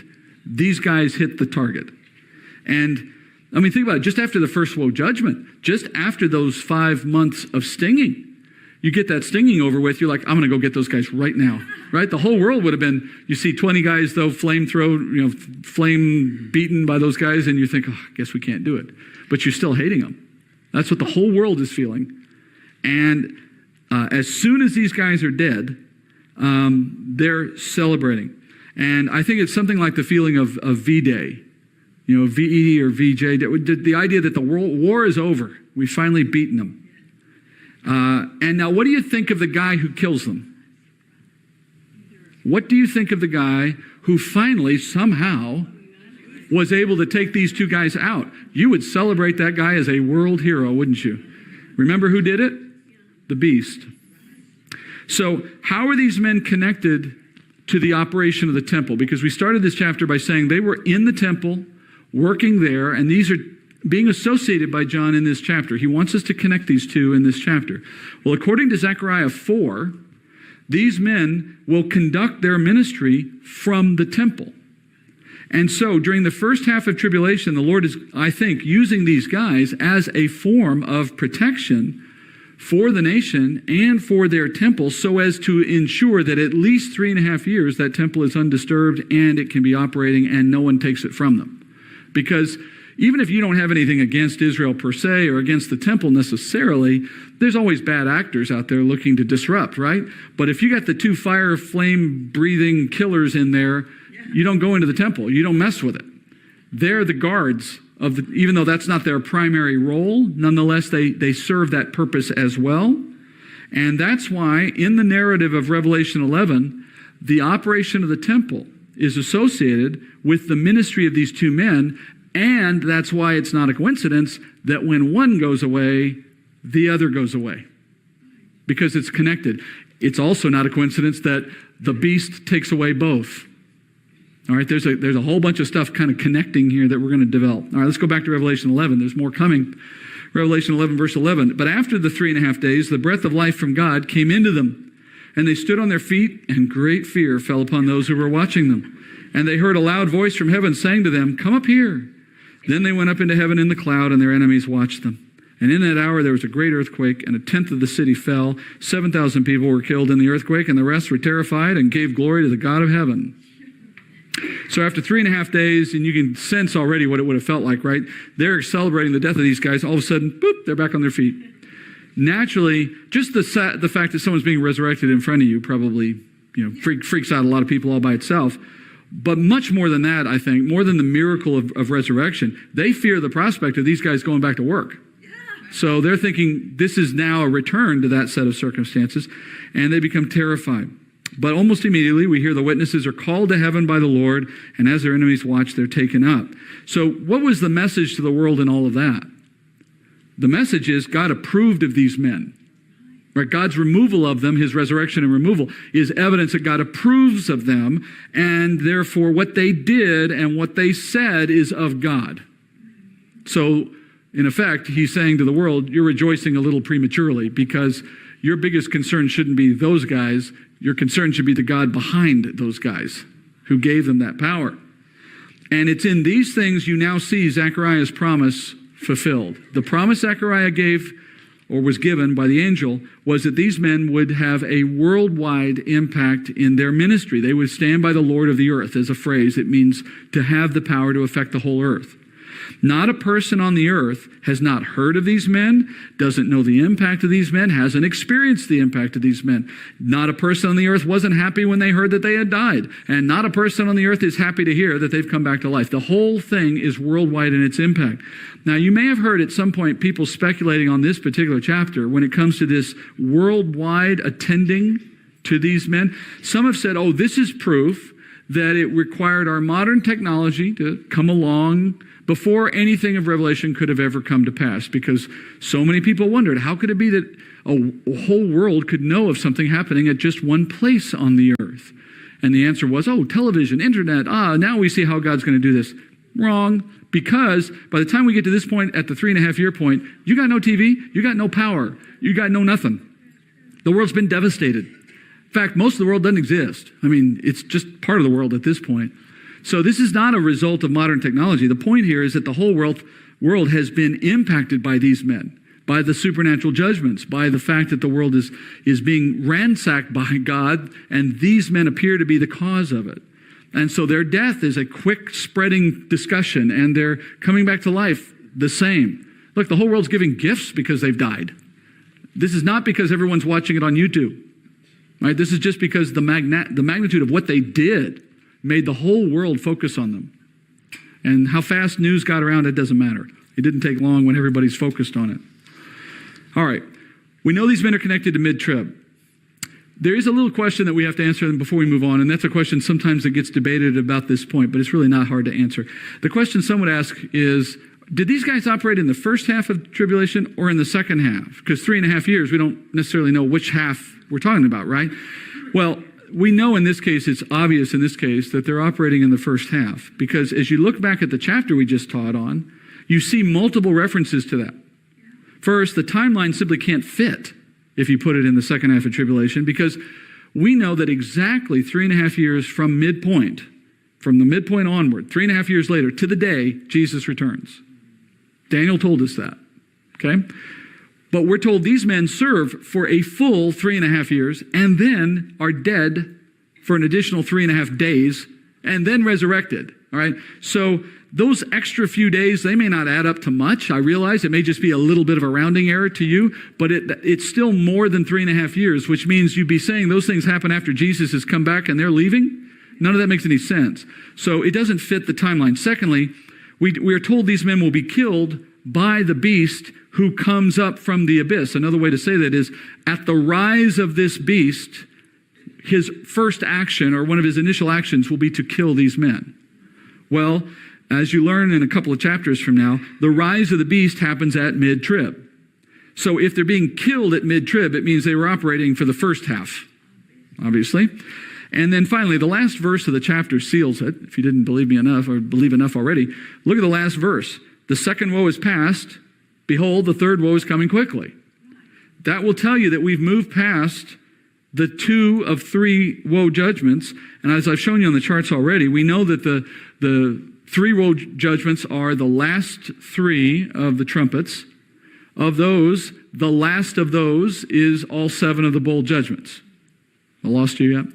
So the first woe judgment, which was the 5th of the trumpets, was the demonic scorpions. The 6th trumpet, which was the second woe, was the army of 200 million that went out killing 1/3 of the earth. Remember that? Okay. The final one yet to come is the bowl judgments. We haven't seen that yet. But as I told you already, those first two woe judgments happen in the first half of tribulation. So here we are at the end of 11, and John is saying, two have come, one is yet to go. That tells you that we're at that midpoint. We've come through two of them, and we're waiting for that last one yet to come. So all of the data lines up. These guys have been operating much like the 144,000, but in a different way. And they're now done, and so mid-trib is the end of them. All right. Now, that leads us to a brief moment at the end of the chapter, and this kind of looks forward to the end. It's sort of a conclusion for the night, but there's a couple things we're going to do before we end. Let's go to chapter 11, verse 15. Then the seventh angel sounded, and there were loud voices in heaven saying, "The kingdom of the world has become the kingdom of our Lord and of his Christ, and he will reign forever and ever." And the 24 elders who sit on their thrones before God fell on their faces and worshiped God, saying, "We give you thanks, O Lord God the Almighty, who are and who were, because you have taken your great power and have begun to reign. And the nations were enraged, and your wrath came, and the time came for the dead to be judged, and the time to reward your bondservants, the prophets and the saints, and those who fear your name, the small and the great, and to destroy those who destroy the earth. And the temple of God, which is in heaven, was opened, and the ark of his covenant appeared in his temple. And there were flashes of lightning and sounds and peals of thunder and an earthquake and a great hailstorm." So here's that seventh and final angel that we've been waiting to hear, the seventh trumpet, which, as you remember, now that seventh trumpet is the seven bowl judgments. And at the sounding of that trumpet, there are voices in heaven which declare that the world has now become the kingdom. In other words, at the sounding of the seventh trumpet, that is leading us to Christ's second coming, and that itself leads us into the long-promised kingdom. And at that, the proclamation results in elders falling to their knees and worshiping God and so on. Now, we're meant to live in bodies and to live on earth. And I have to imagine that the saints who are in heaven during these short years of tribulation are especially eager now to see the kingdom, because not only have they been waiting since whenever they died, but now after the rapture, they've received their bodies. So they're in heaven in their bodies, which isn't really where they're meant to stay. That's just for now. The body is meant to live on earth. That's why it was made. So in effect, they have to be looking forward to coming back more than anyone could at that point, because they're the closest anyone has ever been to it. They're all dressed and ready to go, and they're just waiting for the opportunity to get down there, right? So as they hear that seventh trumpet blow, it's like the doorbell ringing. Okay, time to go down there. We're happy to see it. And they begin to praise God for his fulfillment of that promise. And they start retelling effectively the events of tribulation. The nations were enraged, and then God's wrath came, which is a reference to the bowl judgments that are now being started or being announced. And after that, a time to judge the dead and to reward the believer. And then the kingdom, and then the temple opens, and an ark in the heavenly temple appears. Now, if you didn't know this already, the temple that has been given to Israel in the law is a pattern from what is actually present in heaven. So there's an actual temple in heaven, an actual ark in heaven. And that's what's kind of seen from the earth, it would appear.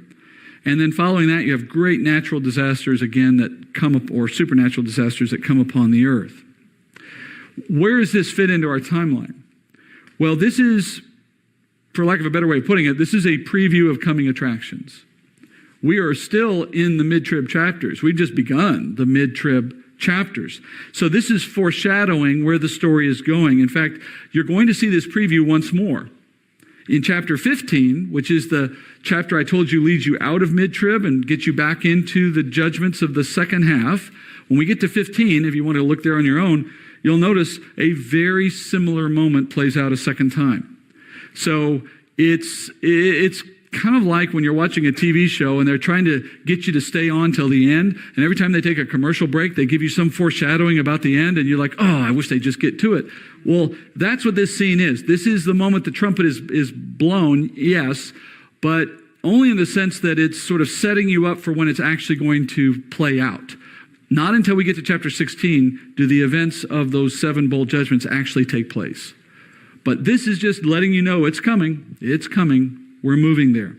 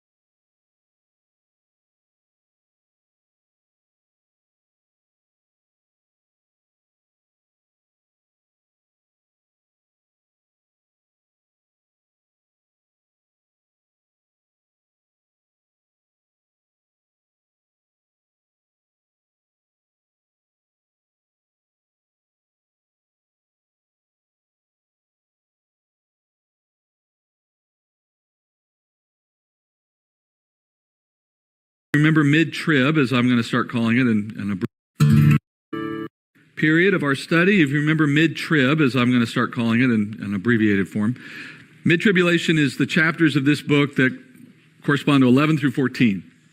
So in chapters 11 through 14, you cover events that take place in and around the 3.5-year mark of the 7-year tribulation. And each chapter is a piece of a puzzle that when we start to put them all together, they're going to reveal different aspects of events that mark this important dividing moment in the 7 years. It's just so much that goes on at the midpoint. And so much of that is so central to the whole purpose of tribulation overall, that you have to slow down and look at it the way the book does. So that's why this section exists. This chart behind me, of course, is a general overview of what we've seen so far in the judgments of tribulation. We've seen seal judgments, trumpet judgments up and through the last of those. We've paused now from all of that into the mid-trib period. Then we'll pick up again at the end with the remaining judgments. Last time we studied in chapter 11. In chapter 11, this is a look at the first half of tribulation. And in chapter 11, which is the first of the mid-trib chapters, the first that takes us out of the stream of activity in the first half. And that's where we studied the two men who come prophesying to the world, the two witnesses we typically call them.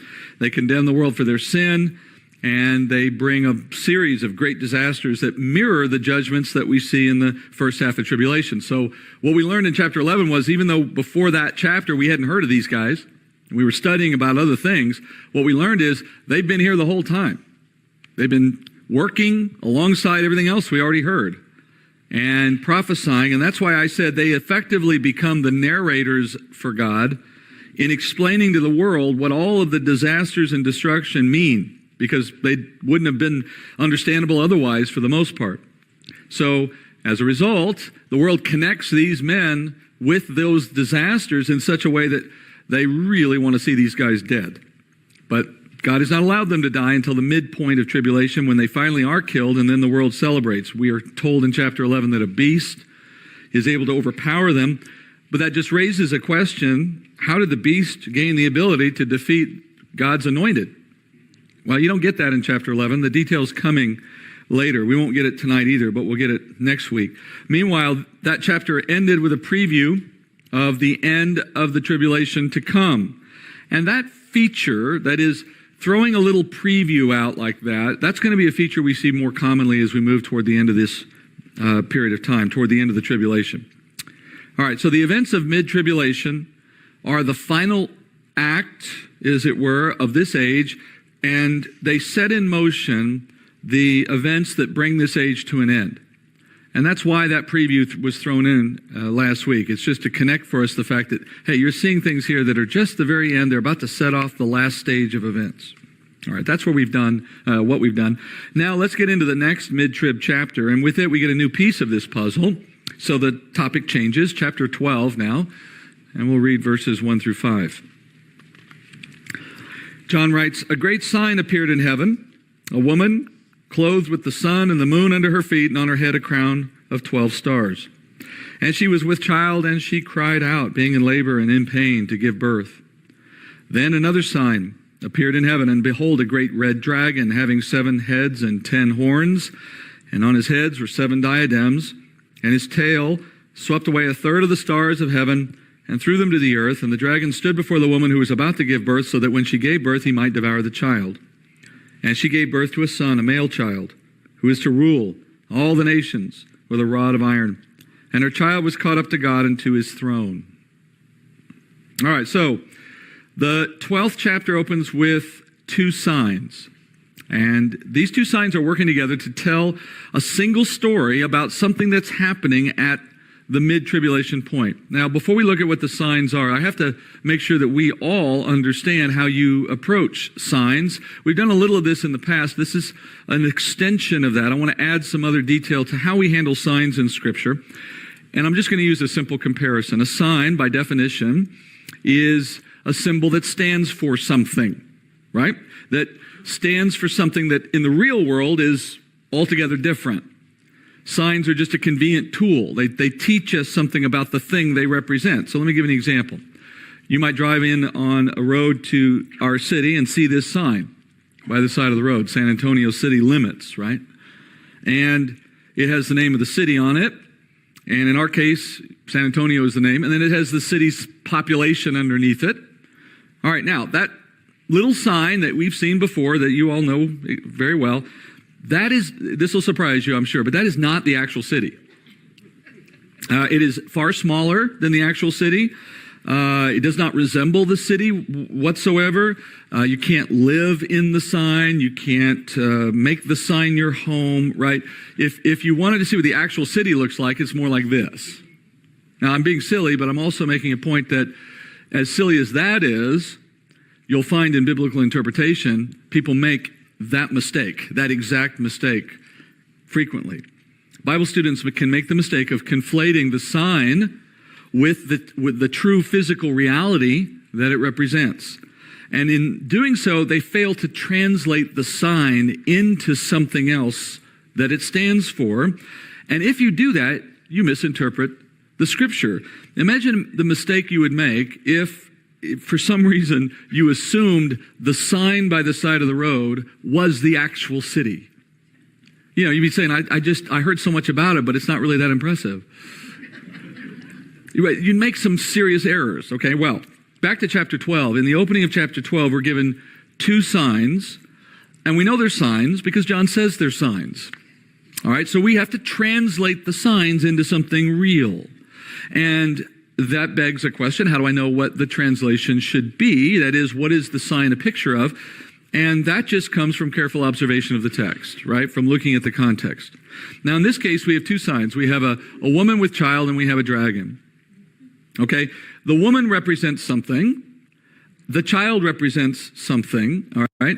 And you have to keep, and the dragon represents something. And you have to keep an understanding of what they represent. You can't just transfer the literal. The woman is not a picture of a woman.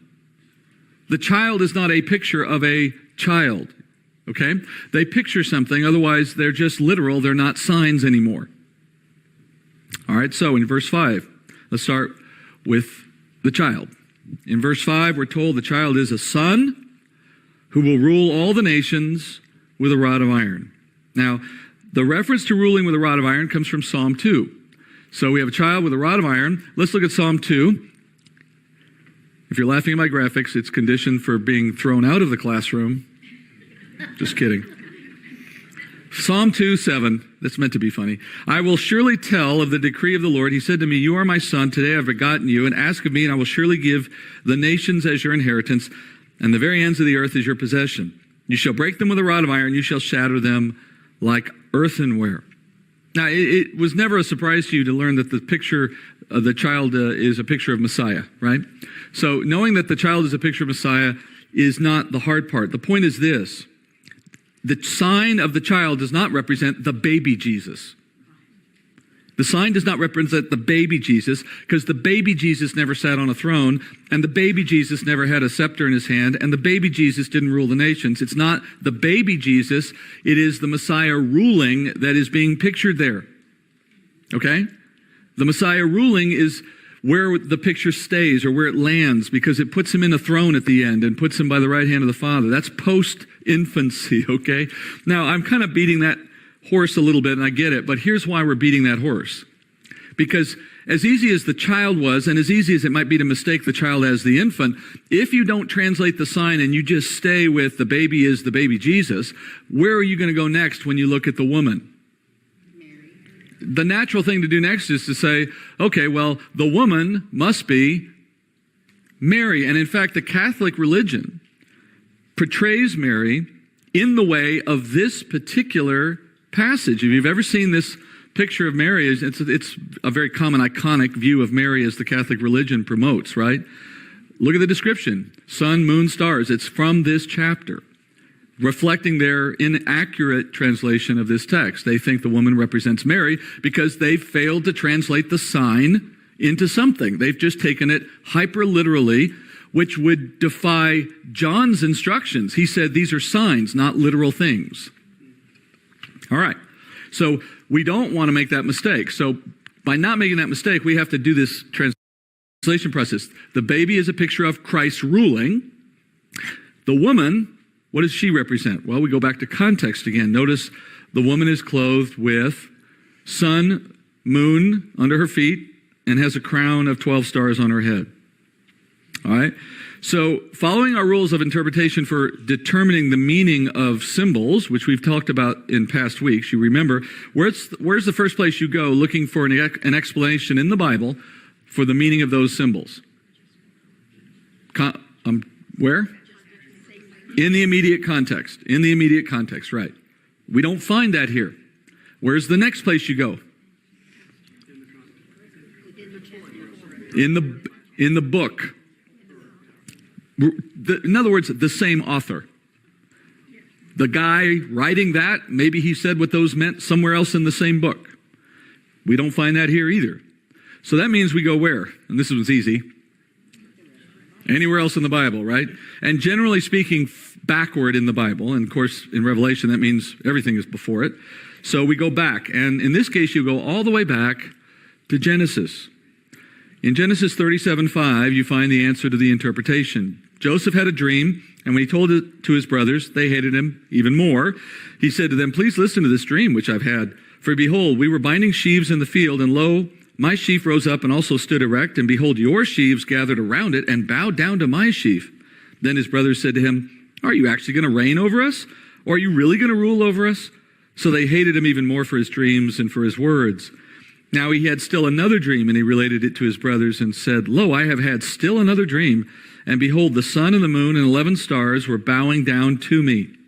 He related it to his father and to his brothers, and his father rebuked him and said, "What is this dream you've had? Shall I and your mother and your brothers actually come to bow down before you to the ground?"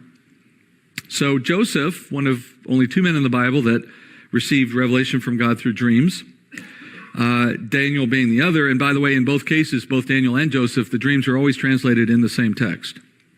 So in this case, Joseph's dreams are communicating something about his relationship with his family.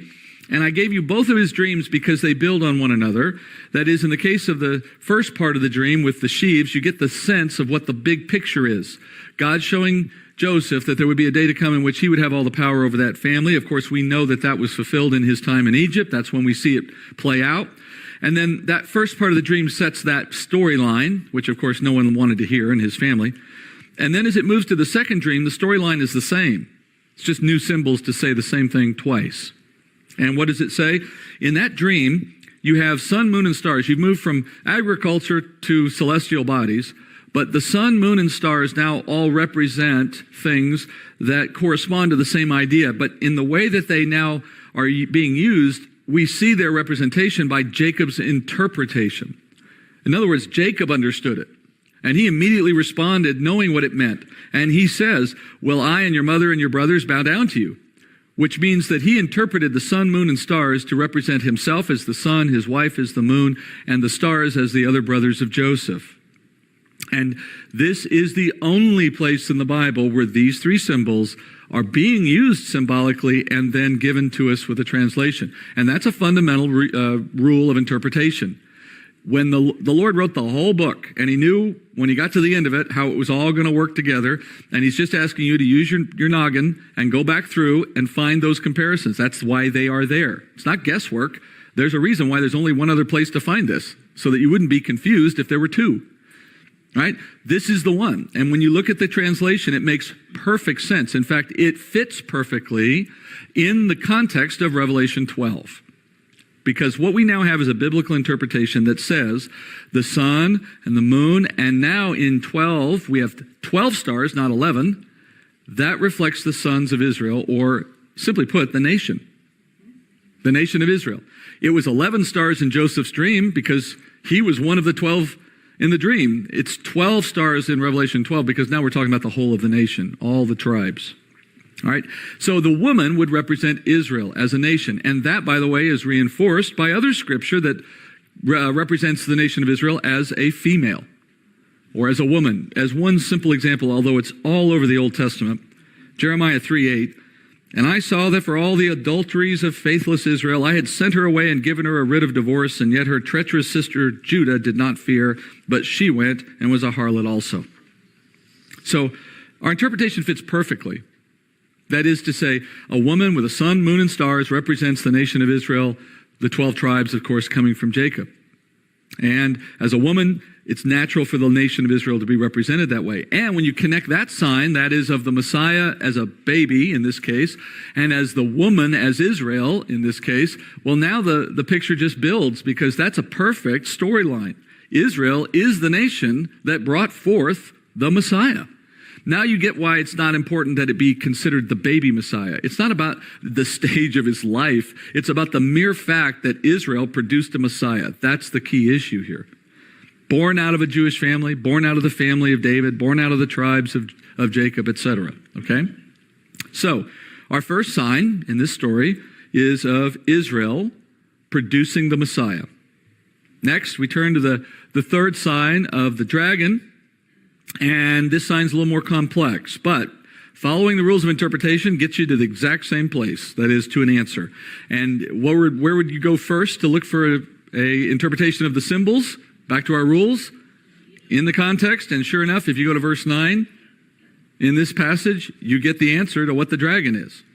And verse 9, we'll read in a minute, but verse 9 tells us that the dragon is Satan. The serpent of old, it'll say in a minute. So this is, and I'm jumping into that without having read the verse yet, because there's no need to belabor it. It's clear, it's stated for us, we get it, okay? Going further, this dragon has a tail, and that tail sweeps a third of the stars from heaven down to earth. Now, here's where knowing how to use signs really helps. The dragon is a sign. It's not the literal. Satan is not a dragon. Why do you think Satan sometimes is projected or pictured as being red and having a forked tail? It's not because of devil ham. Why does he look like that? This chapter. There's nowhere else he's said to be red except here. But he's not red. This is a sign. He doesn't have a tail. It's a sign, all right? The dragon has a tail because dragons have tails. But the dragon is a sign. It's not the actual picture of what he looks like, okay? So the dragon here has a tail for the effect of the storyline, and this tail sweeps, as it were, the stars. All right, so we have to give more interpretation here. What do stars represent when they're used symbolically? Now, we solved this one early in the book. Angels. And the text later confirms it. When you look further down the text, it talks about the devil and his angels. All right, so we have immediate contextual confirmation of that interpretation.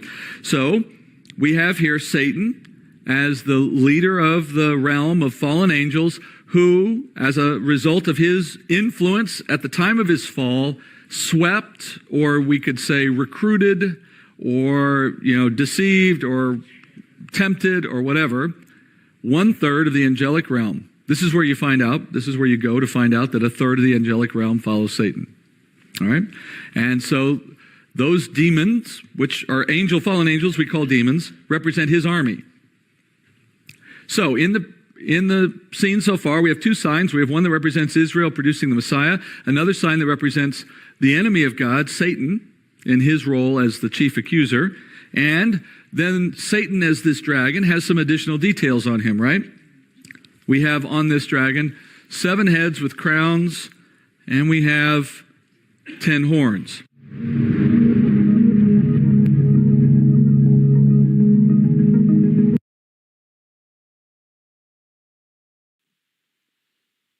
Okay, I have my mouth full here. We were on 40, so I'm going to go on to 41.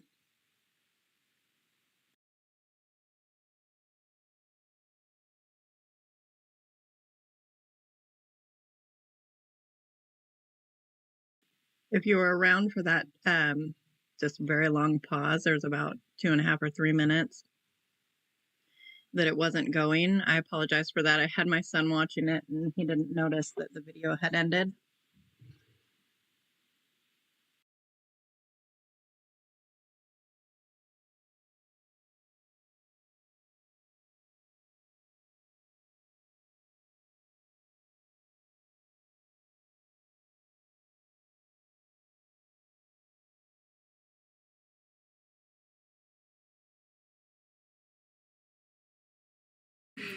All right, before we go any deeper into understanding the picture of Satan, can we already begin to see a narrative emerging from the way the two signs are shown to interact in the early verses of the chapter?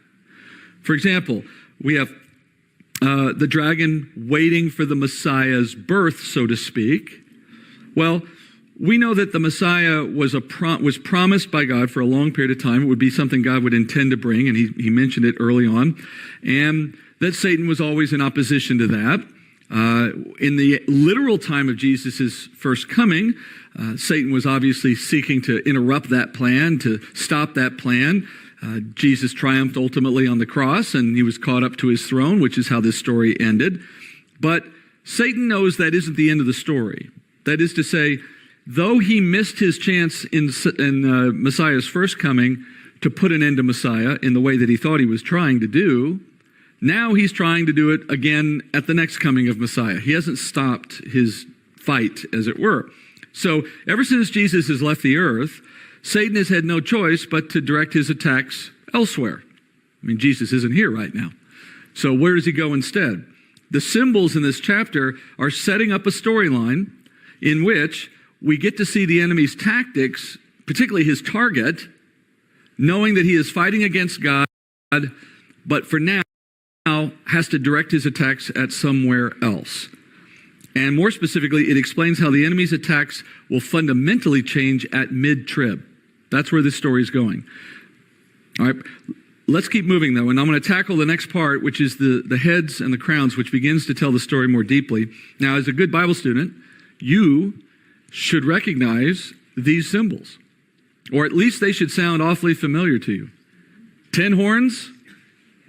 Where have you seen this? Daniel. Anybody want to guess the chapter in which we saw 10 horns?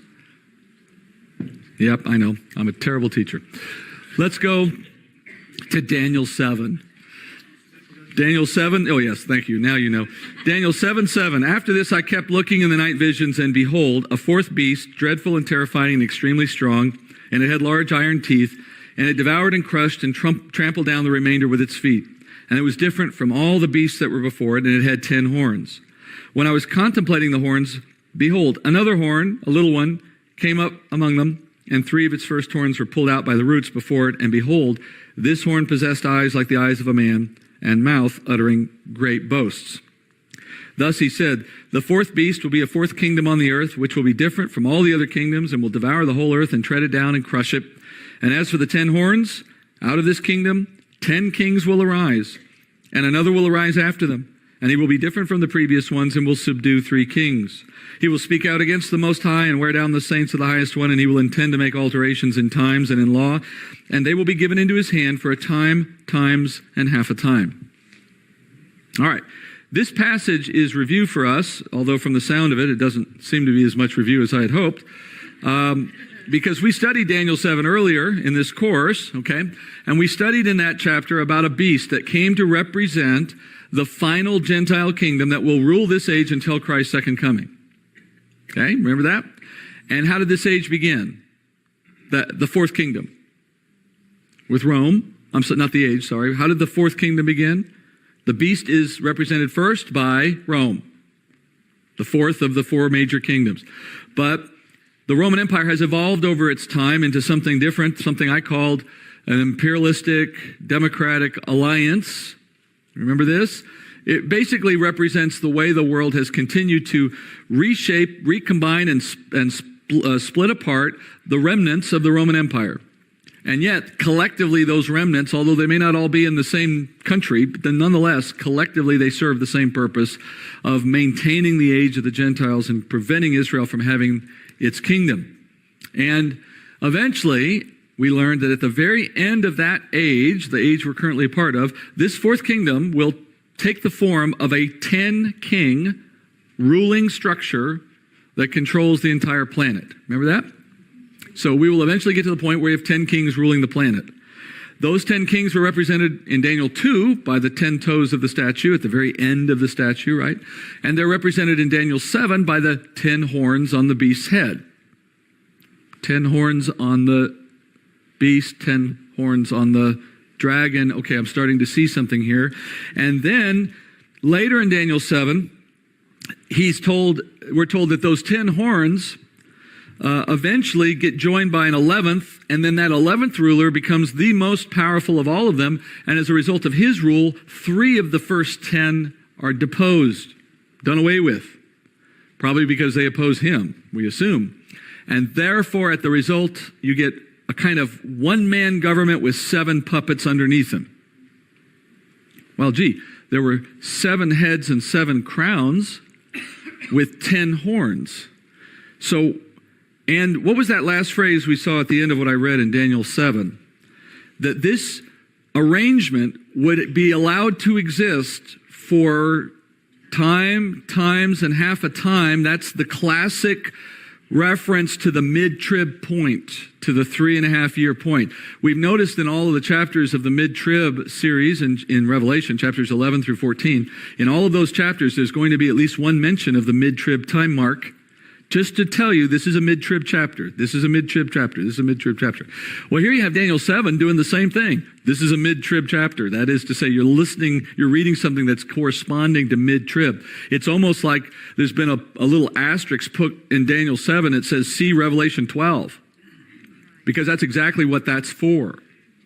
And now, when you go back with this detail to chapter 12 of Revelation, you can apply what you've learned. And what you're realizing now is that the dragon is not meant to simply replicate what you learned in Daniel 7. We don't need to hear it again. We've already heard it. Revelation 12 is taking it one step further. That is, it's moving the story one step further. The story in Daniel 7 was, you're going to end up with 8 guys, 1 plus 7, ruling for 3.5 years. What you learn now in this chapter is that the dragon has 10 horns because the rule of the world still involves 10 kingdoms. Just because the king went away didn't mean we've lost his territory. It was still there. But the guy's not there anymore because at mid-trib is the point, Daniel said, 3.5 years, mid-trib is the point at which that coup takes place. The one emerges, the 11th becomes the king of everyone, and the other 3 are taken away. That all happens at mid-trib. Daniel told us 3.5 years. It happens at mid-trib. Follow me? So now all of a sudden I'm left with a world that still has 10 kingdoms, i.e. 10 horns on the dragon, but now only has 7 rulers for those 10 kingdoms, 7 heads, 7 crowns, sharing power over those 10. And what has not been added to the picture yet is that extra guy. We don't see him mentioned in chapter 12 yet. He gets his own chapter, chapter 13. But in chapter 12, what we're learning is the power behind all of this, the dragon. That is, all of these features, the 10, the 7, the 10 horns, 7 heads, 7 crowns on 7, all of those features are coming out of Daniel, but they've all been moved now and dropped onto a dragon, which we know represents Satan, which tells us that those 7 leaders are pawns under the control of Satan. They are his heads. And the 10 kingdoms that they now rule, those kingdoms belong to Satan. They are his horns. And therefore Satan controls the kings, and therefore Satan controls those 10 kingdoms, which is simply to say Satan is the god of this world. In 2 Corinthians 4:3, even if our gospel is veiled, Paul says, it is veiled to those who are perishing, in whose case the god of this world has blinded the minds of the unbelieving so they might not see the light of the gospel of the glory of Christ, who is in the image of God. Now that's a true statement even now, but what we're seeing in Revelation chapter 12 is that there comes a point at mid-trib in which Satan takes a very personal involvement in this ruling structure. And chapter 12 is there to give us this understanding of who is the God behind it all on earth. A woman, Israel, who created or brought forth a Messiah who ultimately will defeat this dragon, Satan, who controls the world. That battle, long-standing as it has been, now reaches an entirely new peak, a new moment. So while from the beginning the dragon has anticipated the arrival of Messiah and sought to stop the plan, now things at mid-trib change in such a way that the dragon and his tactics and his rule go to a level that has never been seen before on earth. And that's what the rest of this chapter gives us. And to give you background on that before we look at it, I need to remind you of some things that hopefully you know from Scripture, starting with Genesis 3:15. When God first announced the plan of the Messiah, he did it in this verse, sometimes known as the proto-evangelium. It's the first, that's a Latin way of saying the first gospel. This is the first place in the Bible the gospel is pronounced. I will put enmity between you and the woman, and between your seed and her seed. He shall bruise you on the head, you shall bruise him on the heel. That is to say, to the woman he said, through you I will bring a Messiah, the seed, and that Messiah will ultimately rectify the problem that we're now facing, a problem that was essentially the result of a bad player, a serpent, who deceived woman and led to the rest. And so when this seed comes, he will ultimately destroy this serpent, but not before the serpent has an opportunity to take a strike at him. But it will not be a deadly strike. His strike on the serpent will be deadly. The serpent's strike on him will not be. That one verse presupposes or prophesies not only the Messiah's coming, but also the fact that there are two comings. Even in that verse, in hindsight, you see the two comings of Christ in just one verse in Genesis 3:15. All right, now, Satan is not omniscient. Satan doesn't know everything. He's wiser than we are by far, but that doesn't make him omniscient. So he could not know in advance who the Messiah would be. So his plan was to attack at every possible opportunity, beginning with Cain. He didn't know Cain wasn't the Messiah. In fact, woman thought Cain was the Messiah at first, which is why she named him what she did. So Satan corrupted Cain right from the start, hoping that he was ruining the plan of God. And then he had Cain kill Abel just in case it was Abel.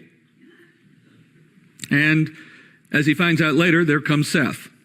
So that doesn't stop him. Later, he sends demons to mate with women during the time of Noah, hoping to corrupt humanity in such a way that there would be no possibility of the Messiah being birthed from anyone, because everyone would be corrupt by demon possession. But the Lord wipes out that corruption with a flood. And if you keep moving from there, the story of the Bible, fundamentally, is the story of God working to fulfill his promise to bring a Messiah, while the enemy is working to do everything he can to corrupt it. That's basically the story of the Bible. And along the way, you see this Satan attacking everything and everyone who might seem to him to be important to God's plan for that purpose, as he just tries to catch up with where God is going, figuring it out as he goes. So once God called Abraham out of Ur and said that through him he would bring this seed, well, then the enemy now had a new place to focus his anger and attack. It was on Abraham and everyone who comes from Abraham, because that seems to be where God is going to do the work, right? And so as it became clear to Satan that God intended to bring a Messiah through one people, that is through Israel, Israel became enemy number one for Satan. And it's always been that way. The Jews are the world's most persecuted people historically, and for this reason. Because the enemy is the one driving the persecution, moving the hearts of evil people to do evil things. And he understands that Israel is key to God's plan. At least he did, of course, leading up to the first coming of Messiah. And so he's tried to corrupt Israel time and time again. If you wonder why the story in the Old Testament of Israel's history is so replete with idolatry and, human sacrifice and, corruption at every level and one bad thing after another. Well, it's human sin, to be sure, but it's the result of an enemy who has made it his intent to corrupt that nation at every turn, because the last thing he wanted was the Messiah showing up through them. All right? Nonetheless, Messiah is born, because if you haven't figured out, God's more powerful than Satan. So Messiah is born, and what does Satan immediately do? He sends Herod to go kill all of the children in Bethlehem, right? Every attempt he can. That didn't work, so then he tempts Christ. That didn't work, so then he just keeps trying to provoke Pharisees and others to do something against him. Finally, Judas is an opportunity. He indwells Judas, bringing Jesus to his death, thinking that must have done it, only to find out later that sealed his own fate, not Jesus's. So verses 1 through 5 of chapter 12 are the shortest history of the Bible that you can find in the Bible. Because in effect, they're telling the core of what the Bible is about. They're telling the story of God bringing a Messiah, Satan seeking to oppose it. And it started in Genesis 3:15, and it will go until Christ's second coming. In fact, it will go all the way to the end of the kingdom, when Satan is finally once and for all judged. So that's the opening of this chapter, because that's the background for what comes next. All right?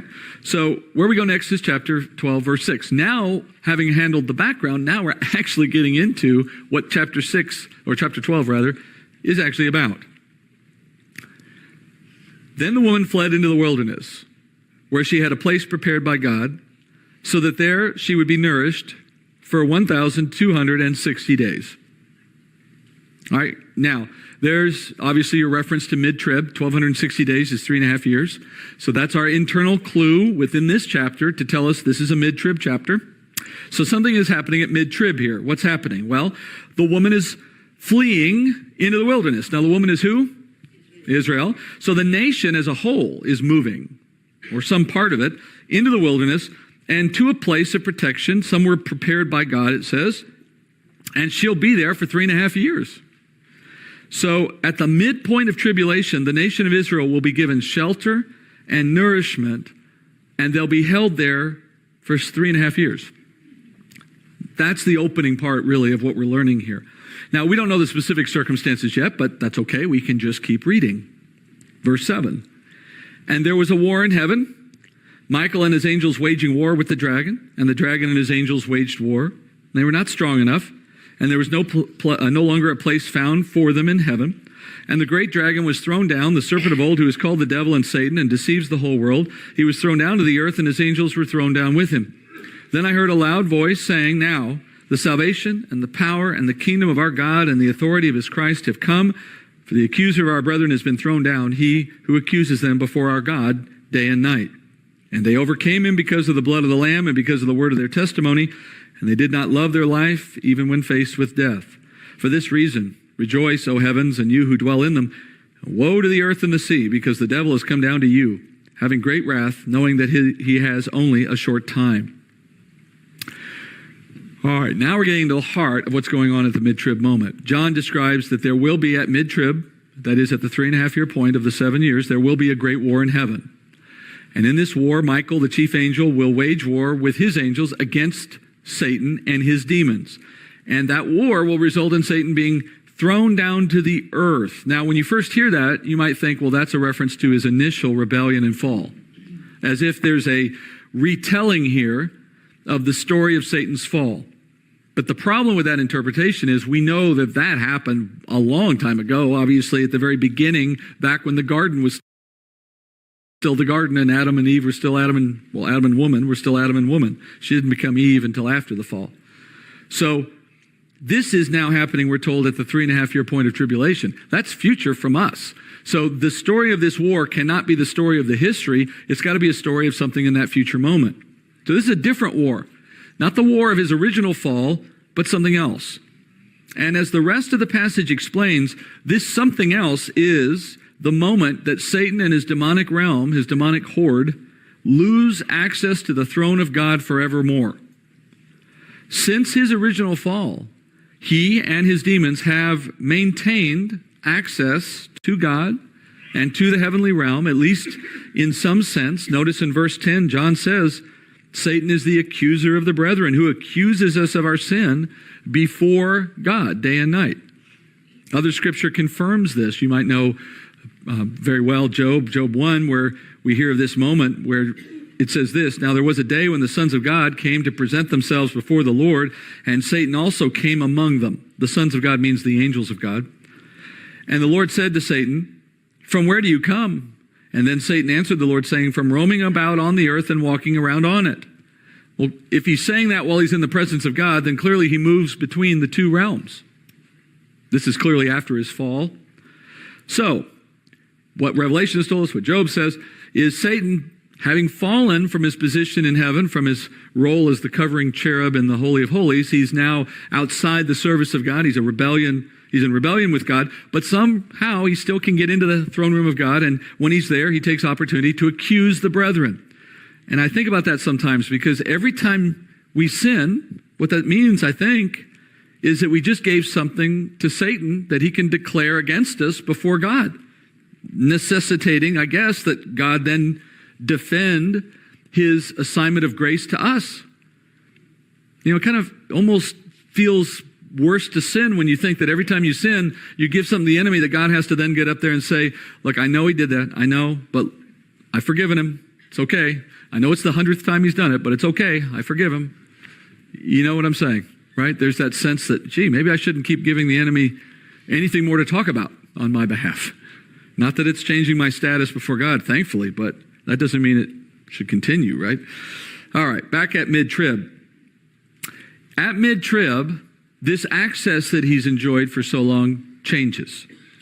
And for the first time in history, he is barred from heaven forever. We're told that the angel Michael and his angels with him initiate this war. So God picks the timing and decides at mid-trib, okay, we've had it up to here, time to get rid of him. Next phase of the plan. And when this war takes place, the good guys win. And Satan and demons are kicked out of heaven. They're sent to the only other place they can go, which is to the earth. Now, this is a simple aside. It may not be worth anything. But if Satan can go anywhere in the universe, and he can't go to heaven, but he can go anywhere in the universe, and he comes here and never goes anywhere else, that's one of many ways I could prove to you that there is nowhere else. There's nothing else out there. I mean, nothing that matters, right? No other beings, no other worlds, no other nothing. He's always here because this is the only place that matters, right? If he had anywhere else he could go, why is he picking this place? All right. Up to this point in history, Satan's dominion has been the earth, yes. Remember Job, I've been going to and fro the earth. But he also had access to heaven. And here's what I think that did for him psychologically, for lack of a better term. It made him feel as though he wasn't defeated yet. It gave him hope that there was still some way he could regain his position in heaven and depose God. It didn't feel as if he had lost his chance as long as heaven was still accessible. He was just still fighting to get back to what he wanted or to defeat God in some respect. Job 1 says he's roaming back and forth. All right? So it gave him, I think, a way of self-deception, of thinking himself still in a position to win. But in verse 10, John hears a declaration from heaven that now the time is ended for that, and he will be expulsed from, that this expulsion, he'll be expelled from heaven, this expulsion of Satan has now come, and the effect it has on him is to put him on alert that what he has feared has finally come, that the heavens now celebrate his impending doom. And the Bible says that he now knows his time is short. So what that would suggest is once that barrier is put in place, he realizes things have moved now to the last stage of whatever God is doing. He didn't see it coming. He's not omniscient. But once he sees that sign, he now is in a position to understand what it means. Heaven is certainly glad to be rid of him. They're joyously, saying, finally, we don't have to deal with that guy anymore. But then he says, heaven, while it's rejoicing, looks down on the earth and says, woe to the earth. You now get him, and he can't leave. Go ahead. Hello, everyone. Might have to. I hope you're having a pleasant day. This is my son Shiloh, and he said he hopes you're having a pleasant day. I like your character, Mommy. Oh, you like that character? Yeah. I don't think they see it really good on their end. Do you see it's blurry? Yeah. I don't know why. Okay, so on to the next. We were on 41, and I'm going to move us on to 42.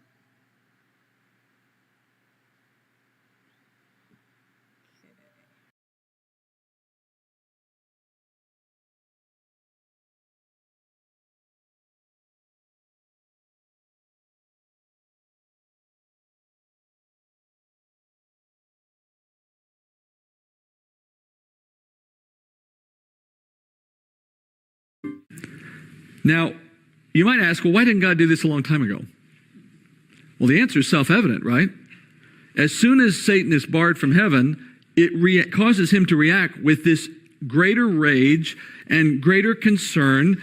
And so it's like grace to the world that God has held back on that expulsion till the very last moment so that he doesn't provoke Satan any sooner than necessary.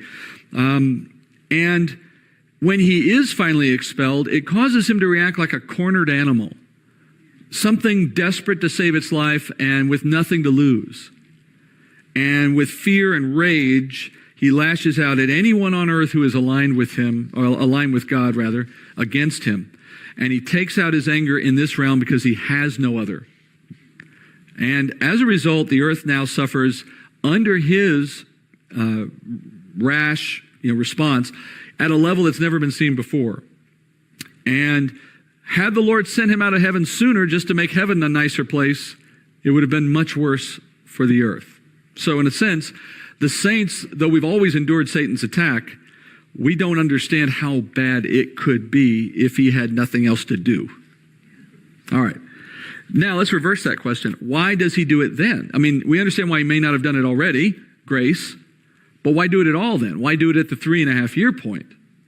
Why subject even the earth to even 3.5 years of this? Because the Lord wants Satan to play an important role in the events that conclude the tribulation. And in order to get Satan to play his part as planned, the Lord has to confine him to the earth. So we'll find out what that part looks like as we get deeper into the mid-trib chapters. For now, let's get back to this story. So God is going to bar Satan from heaven at mid-trib. And at that point, he comes to earth bringing great misery. And that rage goes against specifically those who believe in Jesus and those who are aligned with the people of God generally. And so this initiates a wave of martyrdom. All those people you saw getting saved in the first half of tribulation as a result of the 144,000, they now are the targets primarily for what Satan does as he gets into this new phase. Again, the enemy's always opposed those who followed Messiah or were part of Israel generally because of what it meant to him and the plan of God against him. But now at mid-trib, his vitriol reaches new heights. Okay? And that's why the Lord makes a provision for Israel to escape to a place of protection for 3.5 years. All right, so now you're putting the two pieces together, right? So, as we saw in verse 6, the woman Israel flees into a desert space of some kind to escape the rage of the dragon. The fleeing of Israel at mid-trib for 1,260 days matches the casting down of Satan at mid-trib, where he will then do what he does for 3.5 years. It's all lining up, all right? So there's an intentional lining up. And it is so aligned that it has to happen almost in the same second. Jesus says this, Revelation 12:13. Oh, I'm sorry, we'll get back to that. We'll come back with that. I'm sorry, I get one step ahead of myself. So what is the provision of safety that Israel enjoys for the second half of tribulation? What is this provision? Okay, that's where we go next. Verse 13. When the dragon saw that he was thrown down to earth, he persecuted the woman who gave birth to the male child. But the two wings of the great eagle were given to the woman so that she could fly into the wilderness to her place, where she was nourished for a time, times and half a time, from the presence of the serpent. And the serpent poured water like a river out of his mouth after the woman so that he might cause her to be swept away with the flood. But the earth helped the woman, and the earth opened its mouth and drank up the river which the dragon poured out of his mouth. All right, so finishing this thought, and then we'll get to the next.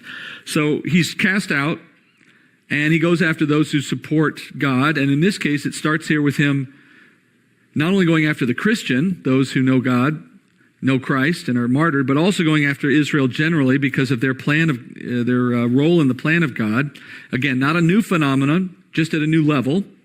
And the problem is this: you have those among the Jews of this time who have come to faith in Jesus as their Messiah. The principal group, of course, was the 144,000. But it didn't stop with them. They found other Jews who also believed, as well as other Gentiles who would believe. God has promised from the beginning that there will always be a believing element within Israel. We call it the remnant. Biblically, that's the term. Remnant refers to those within the nation of Israel who believe. We would call them believers today, or the saved, if you will. And there are always on earth believing Jews since the time of Abraham until now, and that will always be the case until the end of this age. And today, if you're a believing Jew, we call you a Christian. Coming out of a Jewish family, believing in Jesus, you join the church. But from God's point of view, that is still proof of his faithfulness to Israel, that he's still saving Jews, okay? In this day, he starts again with 144,000 because he will always have believing Jews on earth. But then after the 144, as they save others, you get a community now of believing Jews on earth. And for Satan, that's target number one for anyone that he's going to go after. If God was to allow Satan in this 3.5 years of tremendous rage and attack, if he was to allow Satan the success Satan wanted and let him attack those Jews without any defense, then the risk is that Satan might succeed in wiping out the last living Jew on earth. And if he could have done that, it would be contrary to God's promises. So God uses a way here of preserving the remnant of Israel during the time of the second half of tribulation. Meanwhile, in verse 14, you have symbols here that are being used to describe how the Lord protects his people. The woman receiving wings of an eagle so she can fly, as it were, into the wilderness for those 3.5 years. And there she's protected, it says, in the presence of the serpent. So the flight to protection is this provision made possible by an eagle. Now we know the woman's a sign, it means Israel. We know the eagle has to be a sign because you can't put a nation of people on top of a bird. Right? So it's a picture of something. And it's called the great eagle. So clearly there's some eagle here that we should have already been familiar with. Again, if you could connect some dots from your prior studies, you'd see a pattern emerging. Israel fleeing from an oppressor into the wilderness. Gee, does that sound familiar? All right. And if you go back to the story of the Exodus, you see this description of their flight. Exodus 19:3, Moses went up to God, and the Lord called to him from the mountain, saying, "Thus you shall say to the house of Jacob, and tell the sons of Israel, you yourselves have seen what I did to the Egyptians, how I bore you on eagle's wings and brought you to myself."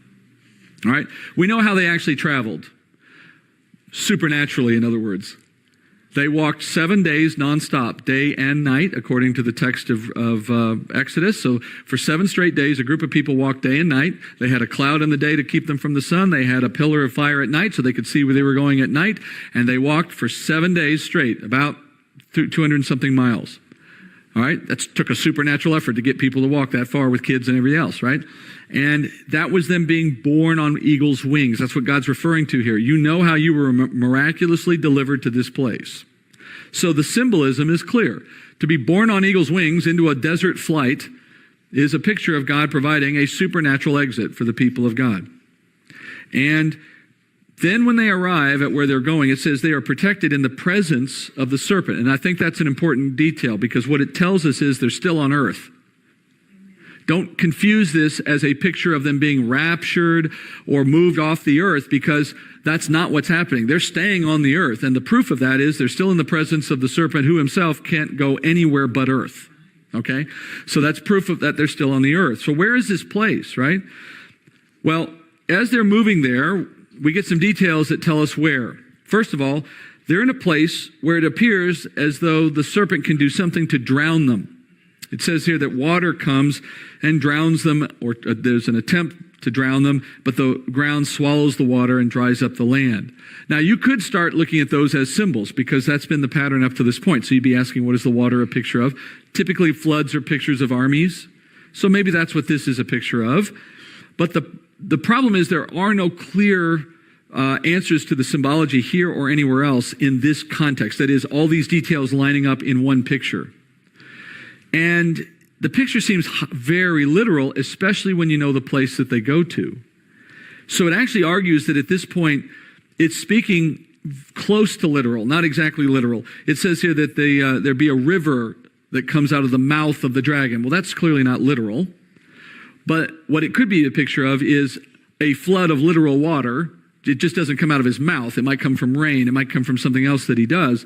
And then the earth swallowing it could very easily be a picture of how God uses his ability to change the earth in a way that prevents the flood from succeeding. We don't have a lot of detail beyond that, so we have to be careful about how definitive we are. But I'll show you some pictures here toward the end that give us some support. Now, I said a moment ago that the moment of this flight is timed to mid-trib, as is Satan's departure from heaven. And they're so closely timed. In fact, they're timed almost to the second. That is, the moment of his fall is the moment they have to flee. And if they're even a moment too late, they're not going to get out. And that's what I was referring to earlier when I said Jesus describes this. In Matthew 24:15, when you see the abomination of desolation, which was spoken of through Daniel the prophet, standing in the holy place, let the reader understand, then those who are in Judea must flee to the mountains. Whoever's on the housetop must not go down to get their things out of the house. Whoever's in the field must not turn back to get his cloak. But woe to those who are pregnant, to those who are nursing babies in those days. But pray your flight will not be in the winter or on a Sabbath, for then there will be a great tribulation, such as not occurred since the beginning of the world until now, nor ever will. All right, this is in the Olivet Discourse of Matthew 24. He's talking about the events of tribulation. And in verse 15, he reaches the point of mid-trib. And that's where we are. And he talks about the abomination of desolation. Daniel mentions that in chapter 9:27. And we know that's the defining moment at mid-trib. Okay? We'll hear about that in chapter 13. Meanwhile, in this chapter, we're told that at that same point, Satan is coming down to the earth. And we know that he'll begin a tremendous persecution. All these things are lining up at the same moment. Okay? And Jesus says that will also be the moment that if you are in Jerusalem, and no surprise, Jews are typically in Jerusalem, right? If you're in Jerusalem, you must flee to the wilderness, to the mountains, that is, to the desert mountains. And it will be a flight that can't happen with any delay. Not even to go down from your roof and pull something out of a closet. That takes too long. That shows you how rapidly Satan's arrival will result in immediate attack. That's how quickly he can move with his demons. That's how fast he can bring something to happen. A person who's standing outside your house, wandering down the street, doing nothing of anything, and a demon enter them and in an instant change their heart and have them initiate an attack. That's what Satan is able to do. And there'll be that kind of intensity starting immediately at mid-trib. Now, that flight of Jews will be for those who believe in the testimony of Jesus in Matthew 24. If you're not believing in Jesus as a Jew in that day, you're not reading these words and you're not caring what they say. You're not prepared for that flight. So in that sense, this flight becomes a test of faith. For those who believe in the Word of God and believe in what Jesus has said to be ready to do, they will move and therefore save their lives. And of course, that is the remnant, which is the one we're saying is ushered into the wilderness. It becomes a test of faith in that moment to get out of town. So the believing Jews will suddenly leave, putting the unbelieving Jews in their back in your rear mirrors, so to speak, because they're not going to be moving with them. So it's not all Jews on earth that are moving in this way. It's the believing remnant, and they're the ones God wants to protect. As James says, he knows how to distinguish, how to keep separate those who are due punishment from those who are due rescue. He's rescuing those who are believing. He's leaving the rest to fend for themselves. All right, now to the last question of the night, and that is, what is this provision and where are they going? Well, first you have to read one passage out of Isaiah. In Isaiah 33:1, it says, "Woe to you, O destroyer, while you were not destroyed, and he who is treacherous, while others did not deal treacherously with him, as soon as you finish destroying, you will be destroyed. As soon as you cease to deal treacherously, others will deal treacherously with you." All right, I'm just giving you that opening because it sets the scene for this chapter. This chapter opens with a discussion of a destroyer being destroyed and ceasing to be. And if you were to go further in the chapter from there, it describes the fear that the world will know during the time of tribulation. And that, I believe, is an allusion to what we're studying here in chapter 12, Satan being set up for his own destruction, but it's not yet. And then you get to verse 14. And it says, "Sinners in Zion are terrified. Trembling has seized the godless. Who among us can live with the consuming fire? Who among us can live with the continual burning?" All right, who are they? The godless in Zion? The unbelieving Jews, right? They didn't flee. Next verse. "He who walks righteously and speaks with sincerity, he who rejects unjust gain and shakes his hands so that they would hold no bribe, he who stops his ears from hearing about bloodshed and shuts his eyes from looking upon evil, he will dwell on the heights. His refuge will be the impregnable rock. His bread will be given to him, his water will be sure." The remnant will see a provision in an impregnable, I have trouble with that word every time, impregnable rock. Okay? So that's an allusion or a reference to this place of protection that God will make available to the remnant of Israel for the second half of tribulation. Micah 2, another prophet of the Old Testament, gives us the name of this place. Micah 2:10, he says, "Arise and go, for this is no place of rest, because of the uncleanness that brings on destruction, a painful destruction. If a man walking after wind and falsehood had told lies and said, 'I will speak out to you concerning wine and liquor,' he would be spokesman to this people." All right, that's the preface. Micah saying to the city of Jerusalem, you better get out of here because the uncleanness is bringing a destruction, referencing Satan. And he said, but they won't listen because if a man had come in here telling lies saying, "I can talk to you about wine and liquor," that's all they need to stick around. It's a way of showing the depravity of that group of people and their unwillingness to hear truth. All right? And then, verse 12, I will surely assemble all of you, Jacob, and I will surely gather the remnant of Israel. I will put them together like sheep in the fold, like a flock in the midst of its pasture. They will be noisy with men. The breaker goes up before them. They break out, pass through the gate, and go out by it. So their king goes on before them and the Lord at their head. All right, so that's the remnant now being moved out of the city. The contrast as it was with Isaiah, same here. The bad guys sticking around for the destruction and the good guys getting to leave, okay, so to speak. I told you Micah gives us the name of the place that they're actually being held. But you're wondering, well, I don't see it in there. Well, it's because in the Hebrew it's evident, not in the English. It says there, sheep in a fold. That's where they're going to be held. Literally, it's the word in Hebrew for sheep pen, and it's a way of describing how this collection of the remnant will look when they're all being held together, kind of hemmed in, penned in a form of protection. The Hebrew word for sheep pen, Basra. Basra, and Basra, as it turns out, is a place in the wilderness not far from Jerusalem.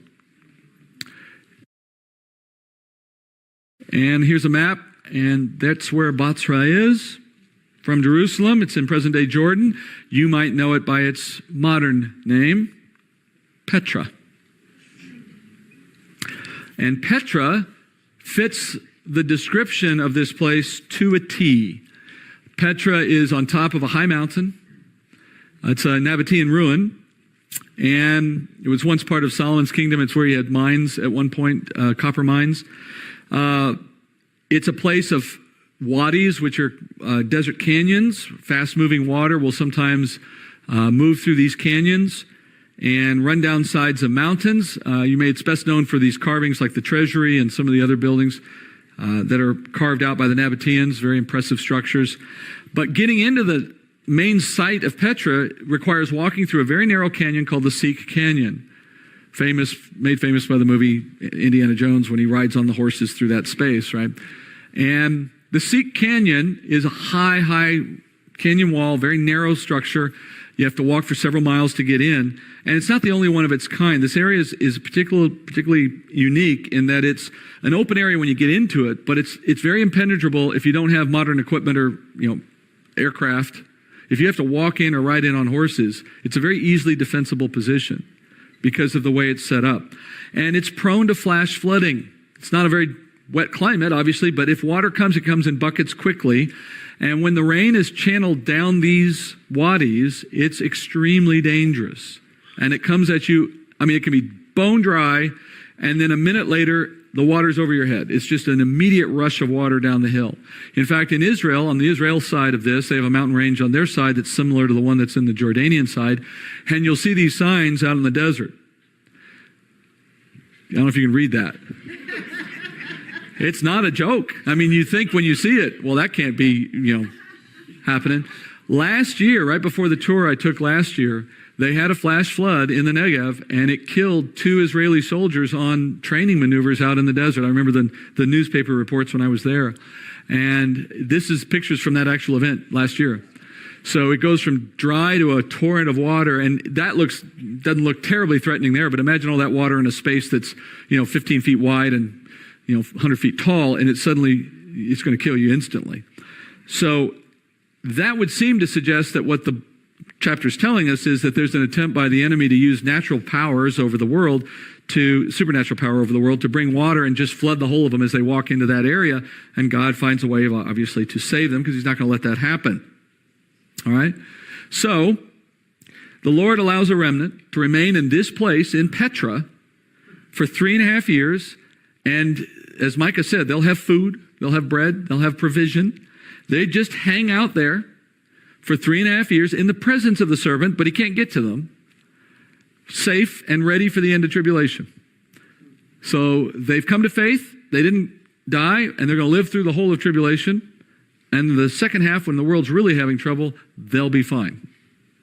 And in fact, we call the second half of tribulation Great Tribulation, not because of any judgments God brings, but because of what Satan does. All the judgments, by and large, have finished, except for the bowl judgments, and those don't happen until the very end of the 7 years. What makes the second half so bad, then? What he does against those who are still on earth. But not all Jews are in the remnant, and therefore not all Jews are going to show up in this 3.5 year safe haven. So that leaves one more verse. So the dragon was enraged with the woman and went off to make war with the rest of her children who keep the commandments of God and hold to the testimony of Jesus. So the dragon realizes, well, I can't touch the remnant, it's in protection, but I got to attack something. So John says he goes after the rest of her children. Now, if the woman is Israel, what are her children? Well, logically, it would be Jewish people, obviously. But if all the believing Jews, the remnant, are in Petra, then by definition, these are the unbelieving Jews. Those are the ones who keep to the commandments of God. That is, the commandments of God refers to the law, to Moses. They are Jew. They are holding to the orthodoxy of Judaism. They aren't, for example, worshiping the beast, as we'll hear later. They retain their Judaistic views, contrary to what Satan wants, which is what makes them an enemy of Satan. But they don't know Jesus is their Messiah yet. So they hold to the commandments of God. That makes them a target. They are the rest of Israel's children. But in a spiritual sense, there's another half of this, which is those who hold to the testimony of Jesus. Now, that cannot mean believing Jews, because we just said the remnant is in Petra. So what are those who hold to the testimony of Jesus if they're not believing Jews? Well, they have to be believing Gentiles. That's the only thing left. So what we're saying is, he knows who his enemy is. And at mid-trib, when he comes down to the earth with an intent to persecute, he's got essentially one main target, believing Jews. They're off limits. Now where does he go? Well, I guess I'll go to my unbelieving Jews and my believing Gentiles. Those who are keeping to the commandments of God, which is one group, and those who hold to the testimony of Jesus, which is another group. They become the martyrs of the second half of tribulation. And in both cases, God preserves some, which we'll see as we finish through the rest of the book, okay? So what we learned at mid-trib, the second detail of mid-trib, first one was last time in chapter 11, our detail for tonight from mid-trib, is that mid-trib is the moment that Satan loses access to heaven, sends him to earth with an even greater desire to persecute, and as a result, God has to protect the remnant of Israel in order to make sure that his promises to Israel are not void, that Israel doesn't disappear from the face of the earth in a believing form. Meanwhile, that's what sets off the great tribulation on earth, Satan going after anyone else he can who is not his.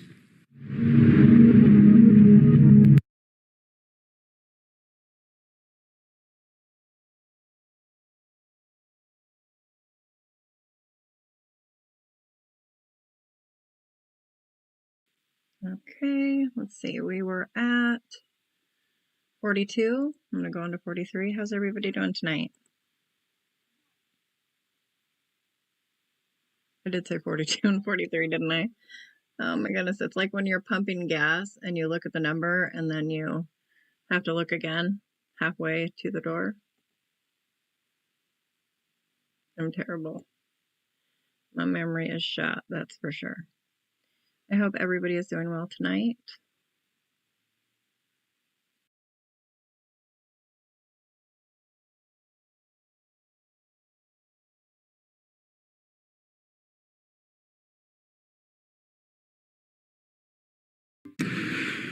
All right, we return tonight to where we left off, not just in the fact that we're moving to the next chapter, chapter 13, but actually even more specifically, we're going to pick up right at the very end of chapter 12, where we left off last week, to revisit something we left out on, or we moved out on, and that was related to the mid-trib moment that we've been studying now for a while. So let's go back first to, oh, guys, you're going to have to restart that for me.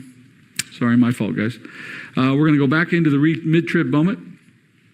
And I'm going to start using a new graph tonight that's going to help you see a little bit better what we're learning throughout all the chapters of mid-trib. At the midpoint of the 7-year tribulation, the Lord is going to make a series of dramatic moves that prepares the earth for the next 3.5 years, the last half of tribulation. And we've talked about some of this already, about how the chapters of mid-trib begin in chapter 10, which is sort of an introductory chapter to this section.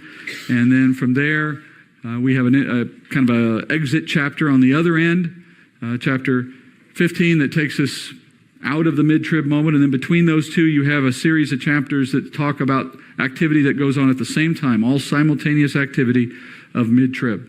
So far, we've studied chapter 11, which is where the two witnesses were, and then last week, of course, studied chapter 12. And in chapter 12, we were looking at the remnant being protected in Petra while the enemy, Satan, was cast down and was persecuting. And at the very end of what we studied last week, and I should add, we have 2 more chapters to go, but we're doing those over the next several weeks. Meanwhile, at the very end of chapter 12 last week, we studied a verse that said after the enemy had tried to persecute those who were being put in Petra in protection and found that he could not do that, at the end of chapter 12, we read this. So the dragon was enraged with the woman and went off to make war with the rest of her children who keep the commandments of God and hold to the testimony of Jesus. And as I explained last week, Satan, now being bound to the earth, unable to go back to heaven, is alerted that his time is short. That's what we learned last week. That he's about to see the judgment that he's known would be coming all along. And that realization sends him into a panic. And it enrages him against anyone who is aligned with God and against his purposes. And his first target in his attempt to destroy those who are against him on the earth, his first target was the believing Jew. And if you remember, we talked about the believing Jew and that Jews in general have a role for God and how Christ ultimately comes back. We'll study more of that later. But it is Satan's effort at attempting to destroy believing Jews on earth that gets him going after the woman, as it was, that fled into the desert.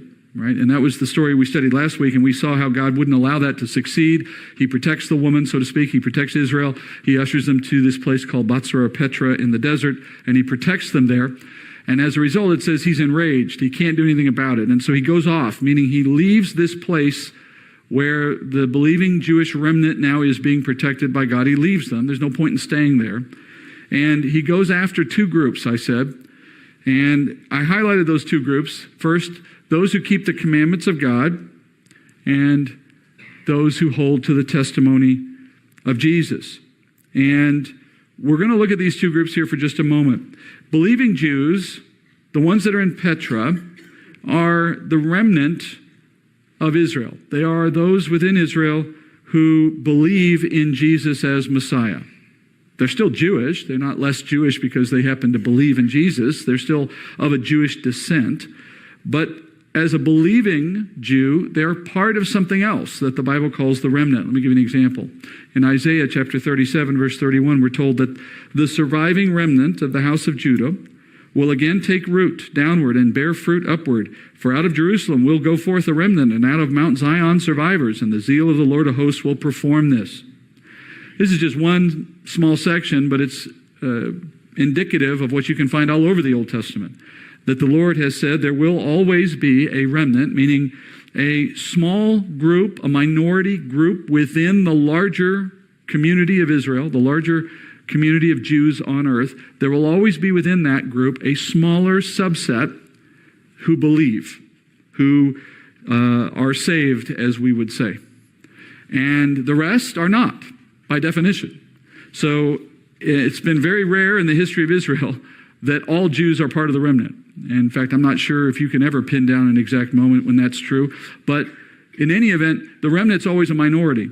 And the remnant of Israel, Paul tells us, has always been a minority. In Romans chapter 11, he says this, I say then, God has not rejected his people, has he? Well, may it never be, for I too am an Israelite. Paul saying, look, I'm part of the remnant. Obviously, the Jewish people have not been rejected by God, because if that were true, he wouldn't be saving Jews like me. And he then goes on, verse 2, God has not rejected his people whom he foreknew, or do you not know what the scripture says in the passage about Elijah, how he pleads with God against Israel? Lord, they have killed your prophets, they've torn down your altars, and I alone am left. Now that's Elijah assuming he alone was the remnant. And he says, and they're seeking to kill me, speaking of Ahab and Jezebel. And then verse 4, Paul says, but what was the divine response to Elijah? God says, I have kept for myself 7,000 men who have not bowed the knee to Baal. God says, Elijah, you don't realize this, but at this exact moment, there are 7,000, not 6,999, not 7,001, but by God's sovereign will, exactly 7,000 Jews were believing in Israel in that exact moment. And Elijah didn't know about the other 6,999. And Romans 11:5, Paul says, in that same way then, meaning in the same way that it was true for Elijah, it's true in his day and always will be true, that there has come to be at the present time a remnant according to God's gracious choice. So God has always made sure by his will that there is always someone in Israel who believes in the gospel. And today we would call them part of the church, right? That in Elijah's day, believing Jews were present. In Paul's day, believing Jews, himself included, were present. And today the remnant exists again and will always exist. There is inside the body of Christ today believing Jews who come to faith. And in the tribulation, it will be the same. There will be Jews who hear the gospel and believe in Jesus. These are Jews who come to faith after the rapture. That's why they're still on earth. But they become part of the body, or more generically, let's say they become a saint, a believer, in the time of tribulation. And the people that we've already studied in chapter 12 are those that get shuttled off into the desert and put into that place of protection because they are the remnant. And in the time of tribulation, God gives them this very special period of protection because their enemy is so great for that period of history and so intent on killing them during that period of history. And had he not given them this preserve out in the desert, then Satan potentially could have wiped them out. And if he had, he would have rendered God's promise of a remnant void. And obviously God's not going to allow his word to be voided by the enemy. So we have in the tribulation a believing remnant of Jews, and we now know what's happened to them. They're in a state of protection. But there are still two other groups that he can go and attack. We saw that then at the verse I gave you at the end of chapter 12. The first of those groups are those that chapter 12 ends by saying, who keep the commandments of God.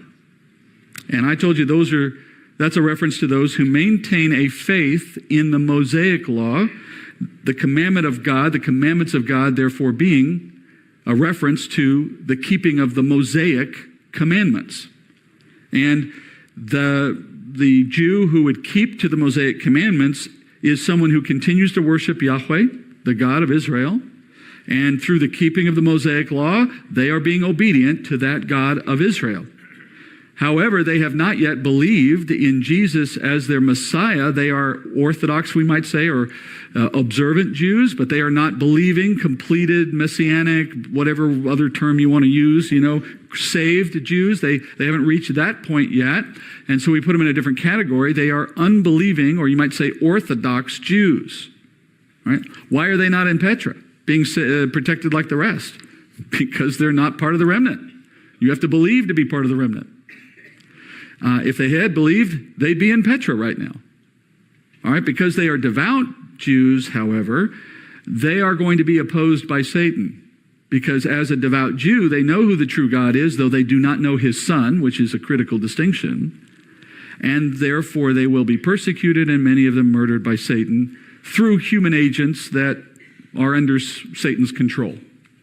All right? And then I tell you there's another group that's still available to Satan, and that was the second half of that sentence that ended chapter 12, those who hold to the testimony of Jesus. I have had some that would suggest, well, aren't those one in the same group? Aren't we just talking about Christians, those who hold to the commandments of God and hold to the testimony of Jesus? Well, it's not typical, common or otherwise in the Bible for the Christian to be described as those who hold to the commandments of God, who keep the commandments of God. Yes, Jesus has commandments that we are to keep, but the Bible always speaks of those as keeping the commandments of our Lord, or keeping Jesus' commandments, not keeping the commandments of God. That may seem like a subtle distinction to you, but it is important because that is the distinction between keeping the Mosaic law and keeping the New Testament law that the believer is under. So this is a second group. And as I said last week, this group principally are the Gentiles who come to faith in Jesus after the rapture. So they're not gone with us because they didn't believe at the time of the rapture, but they come to faith in the tribulation. They're not Jewish, they're Gentile. And so they're in a similar situation. They are going to be martyred, attacked and martyred by the antichrist, because he will oppose them just as much as he opposes anyone else who does not fall in line under him. Now, they are not going to go into Petra.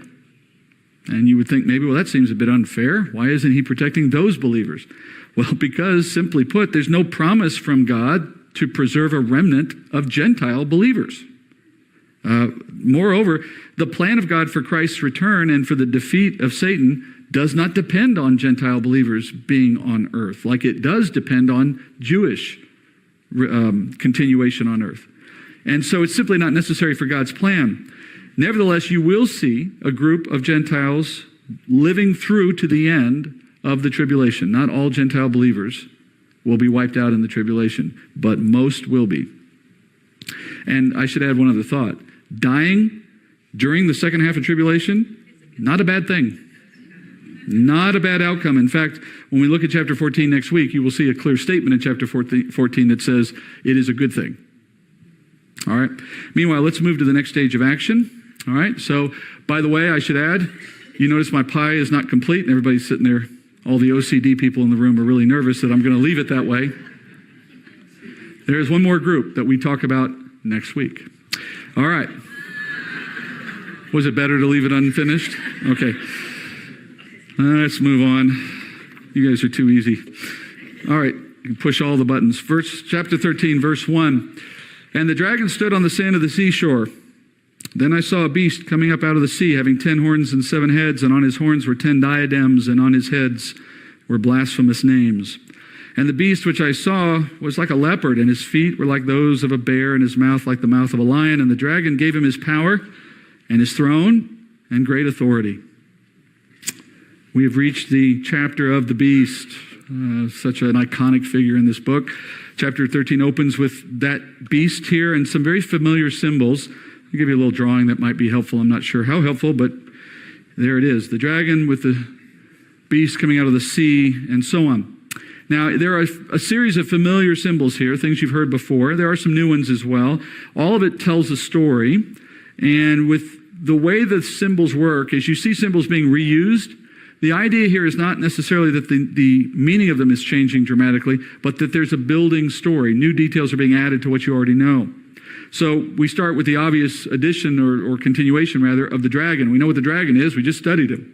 So this is Satan, confined to the earth, enraged, persecuting believers, Jews, etc. But as I said a moment ago, he does all of that persecution through an agency of human beings that he controls and directs. He's always worked this way, obviously. And I mean, the most obvious example would be Judas. I mean, he got inside of Judas to betray Christ. And he continues to work through human beings in tribulation.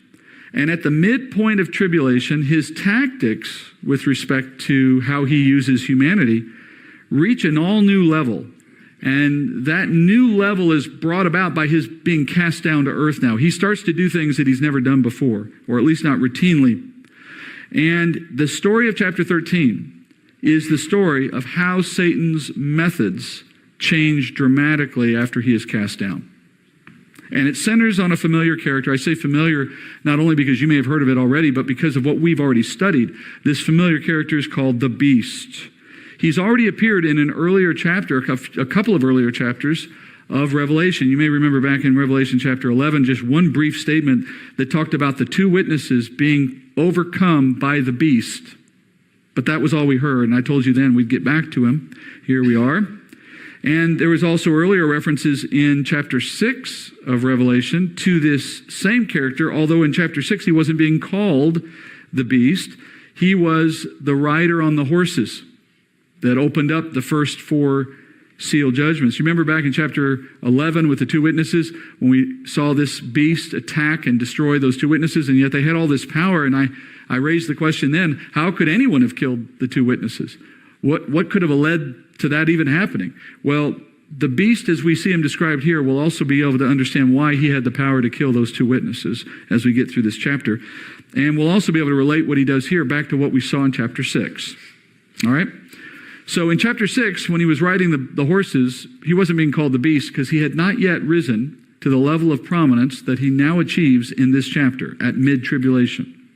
And as he comes into mid-tribulation, with what will now transpire, he rises to the level of world domination. And in this new, all-powerful role, he obtains this new identity called the beast. Now, the vision starts with the dragon standing on the shores of a sea and the beast rising out of the sea. Now, we already said the dragon is Satan.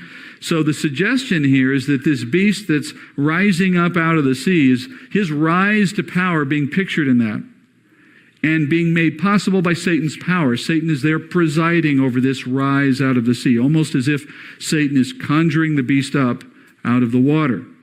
Now, what does it mean that you have a beast and water and all the rest? Well, we remember our rules of interpretation, right? Look for the meaning of the symbols here, and if it's not here in the book, and if it's not in this book, elsewhere in the Bible. In this case, it's going to be really easy to find the answer because you've already studied this. You should remember the section of Scripture in which we already saw the interpretation of these symbols. A beast, water, horns, heads, Daniel 7, right? Let's go back to Daniel 7 for just a moment. We'll read just the first part of chapter 7, verse 1. It says here, in the first year of Belshazzar, king of Babylon, Daniel saw a dream, and visions in his mind as he lay on his bed. And then he wrote the dream down and related the following summary of it. Daniel said, I was looking in my vision by night, and behold, the four winds of heaven were stirring up the great sea, and four great beasts were coming up from the sea, different from one another. Okay? So a beast coming up out of the sea is clearly defined for us in chapter 7 of Daniel. What did it mean back in Daniel chapter 7? What were those beasts? Not hard to remember, is it? Gentile nations? Yep, you don't remember. Okay. So the term beast back in Daniel chapter 7 described a world-dominating power that would play a part in the age of the Gentiles, the period of history that we learned in Daniel 2 and in Daniel 7. And in the fact that that Revelation 13 has a beast coming out of the sea looking very much like the ones we studied in Daniel 7, that's our first clue to know that what we're studying in this chapter has to be understood in light of what we learned in Daniel 7. These are two closely tied chapters. That's what we're learning. So we're going to consider what we learned in Daniel 7 to understand the symbols that we're learning here or seeing here in chapter 12.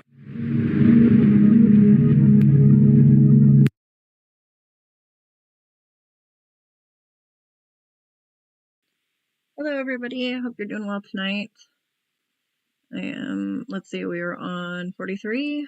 I'm going to carry on to 44. If anybody needs prayer, please, I can't talk, let me know.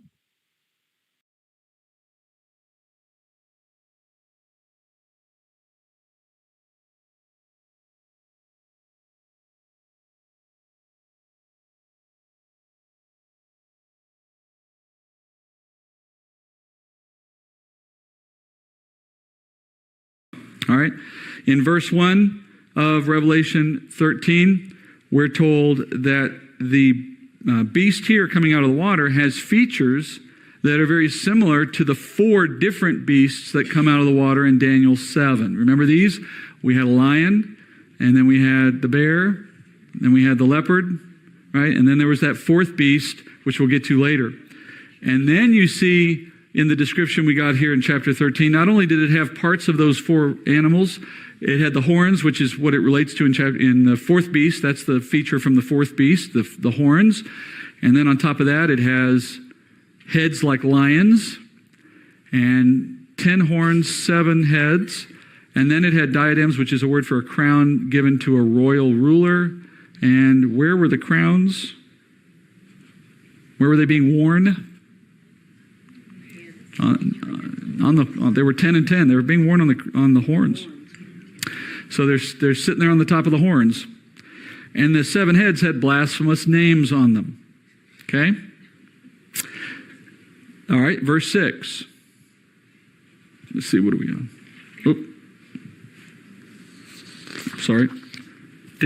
Back to Daniel 7. Daniel 7 again, next verse, not 6, verse 3.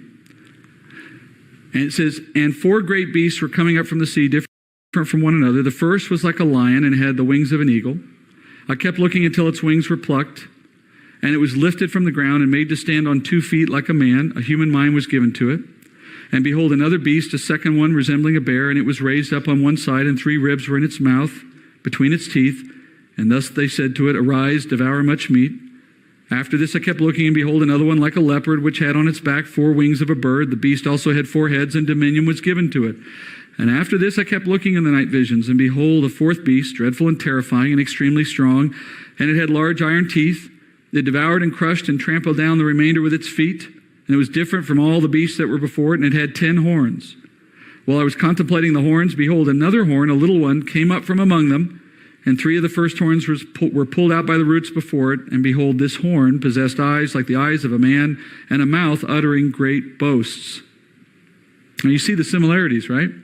Not just in the animals, but in the fact that there's a mouth uttering great boasts, and the horns. There's all of the features now that seem to be coming back into the picture in Revelation 13. And we remember in Daniel 7 that when we studied this, each of those 4 beasts represented one of the world-dominating empires of this age. We'll just review them real quickly. You have the lion, which represented Babylon, the bear, Medo-Persia, the leopard, Greece, and that 4th beast, being different from all the rest with those horns, represented Rome, and then from Rome onward, a kind of disintegration of the Roman Empire into pieces and parts that would keep floating back and forth together and apart and just continue the domination of Israel and Jerusalem. All right? Now, going back to Revelation 13 for a moment, and let me just summarize that for you. The summary of it is that all of the age of the Gentiles, until Christ's second coming, is pictured by these 4 large empires moving through time. The last of them being a 4th one unlike any other and not easily described like the first 3, which is the period we studied. We went through all of this. You should remember it. We're now looking at how it relates to chapter 13. And in the beast of chapter 13, you see elements of all 4 of these kingdoms. Not just the 4th one, but all 4 of them. You have a lion part in there, you have a bear part in there, you have a leopard part in there, and so on. So the suggestion is pretty obvious. This beast of Revelation 13 is the embodiment of the age of the Gentiles. If you could put one person as the poster child for the age of the Gentiles, this is the guy. Okay? By that I mean he is the final and most powerful leader that the age of the Gentiles will ever know. And that's why he has the features of all of the beasts, including the 4th one. And he will also then be the one who ultimately fulfills the overall purpose of this age. The overall purpose of the age wasn't simply to put Israel under subjugation. That was the means. The end of that means is that ultimately Israel would be brought into the bond of the covenant and prepared to enter into their kingdom. This guy coming at the very end and having the most power is the one who ultimately brings fulfillment to that purpose. And so this beast gets all these little features as part of his description to make the point that this is the guy we've all been waiting for. This is the end of the age of the Gentiles. This is the climactic final leader. All right? He is the final world leader that Daniel also told us would end the age. If we go a little further in Daniel 7, again, this is review. It says, Thus he said, the 4th beast will be a 4th kingdom on the earth, which will be different from all the other kingdoms, and will devour the whole earth and tread it down and crush it. As for the 10 horns, out of this kingdom 10 kings will arise, and another will arise after them, and he will be different from the previous ones, and he will subdue 3 kings. He will speak out against the Most High, and wear down the saints of the Highest One, and he will intend to make alterations in times and in law, and they will be given into his hand for a time, times, and half a time. But the court will sit for judgment, and his dominion will be taken away, annihilated and destroyed forever. And then the sovereignty and the dominion and the greatness of all the kingdoms under the whole heaven will be given to the people of the saints of the Highest One. His kingdom will be an everlasting kingdom, and all the dominions will serve and obey him. So, we see now the connection between Daniel 7 and what we see here in chapter 13. And from that connection, we can begin to form a story about what the symbols on this beast are telling us. First, we know at mid-trib, Satan is cast down. That was chapter 12.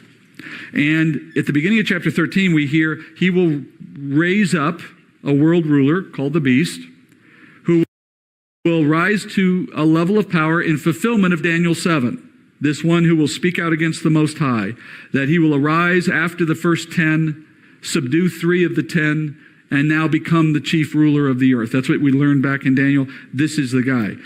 And in some sense, this brings Daniel's prophecy full circle, because if you remember back when we looked at Nebuchadnezzar, and we studied this in Daniel 2 and Daniel 7. I told you that Nebuchadnezzar had a very unique role among those early kingdoms. He was the one that had complete power over the whole earth. Remember we looked at that? Kind of odd that he had all that power, and yet he didn't go to the whole earth. And we thought that was an odd thing that God did, speaking to him in both Daniel and in Jeremiah, that he had all the power. Every animal, every bird of the sky was under his dominion. Every inch of the planet was under the power of Nebuchadnezzar, we are told. Even though he didn't go everywhere and conquer it all, if he had wanted to, he could have.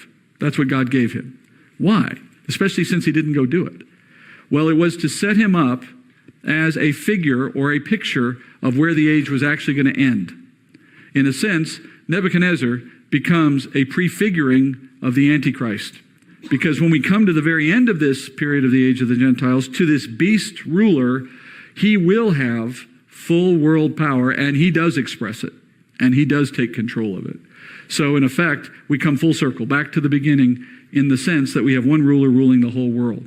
And that's why he's depicted with the features of the lion and the bear and the leopard, because he inherits and he succeeds all previous kingdoms. He takes over everything that they ever had and more. He embodies the age. And it's made possible, this rise to power is made possible by Satan's power. Back in verse 2, look, it says that Satan gives his power, his throne, and authority to the beast.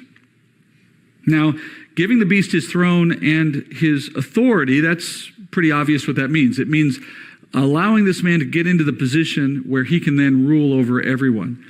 But it still begs the question, how does he actually orchestrate that? Well, that's the phrase, giving his power. And when it says the dragon gives his power to the beast, that indicates to us there's something new happening here, because the beast literally becomes as powerful as Satan. That's the sense. And that doesn't happen. Although Satan indwelled Judas, Judas did not become as powerful as Satan. And the only way, if we can imagine one, in which the beast could become as powerful as Satan, have the power of Satan, is if he becomes one with Satan. And at this point, we're going to leave that there and come back to that. Now, before we go further, you might wonder at these having gone through these first 2 verses, why haven't I talked about the horns and the heads and the crowns, right? We'd like to know what all that stuff means. We know what the pictures of the animals mean. We understand that it's us seeing him as a fulfillment of the leadership role of the final kingdom, yes, but what about all the other features? Well, they obviously have great similarity to the dragon, but if you notice closely, they're not exactly the same. In this case, we have 10 horns, 10 diadems on the 10 horns, 7 heads, 7 blasphemous names. If you go back to chapter 12 and look at the dragon, this is what you find when you compare that to the dragon. The dragon had 10 horns. The dragon had 7 heads, but where were the crowns? He had 7 crowns on 7 heads. All right, that's a difference that draws our attention, right? The answer to the differences are given to us in chapter 17. This is one of those cases in which the interpretation of the symbology is in the same book, and yet in an unusual pattern for Scripture, it's ahead of us, not behind us. It's one of the few times I know in which that happens. So it tells us that in order to understand what's going on in the rest of this chapter, it's not essential yet that we appreciate all of these details. And so I'm going to wait until we get to chapter 17, because that's where it is. All right? At the same time, though, it's a little challenging to go forward to the next verse without at least explaining one thing about these, because the next verse depends a little on understanding one of these features. If we go to the next verse, it says, I saw one of the heads as if it had been slain, and his fatal wound was healed, and the whole earth was amazed and followed after the beast. So it makes it tricky for me to explain this to you when the focus of it is one of these 7 heads that we have not yet decoded, right? So to make the study of this chapter just a little easier, I'm simply going to tell you this. The slain head in this case represents the Antichrist himself. Now, that might seem redundant because the heads are on the beast, and the beast is the Antichrist. How can the heads be him? And, well, chapter 17. Meanwhile, take it for granted for now that when it says one of those heads has now been slain, that we're talking about the Antichrist himself having been slain. That is, somebody has killed the Antichrist at mid-trib. And that's a stunning event because it would seem to run counter to everything we've just been studying, right? How can the guy who ends the age die midway through the tribulation? How does he continue to rule for 3.5 years like we just heard Daniel promising us if he's dead?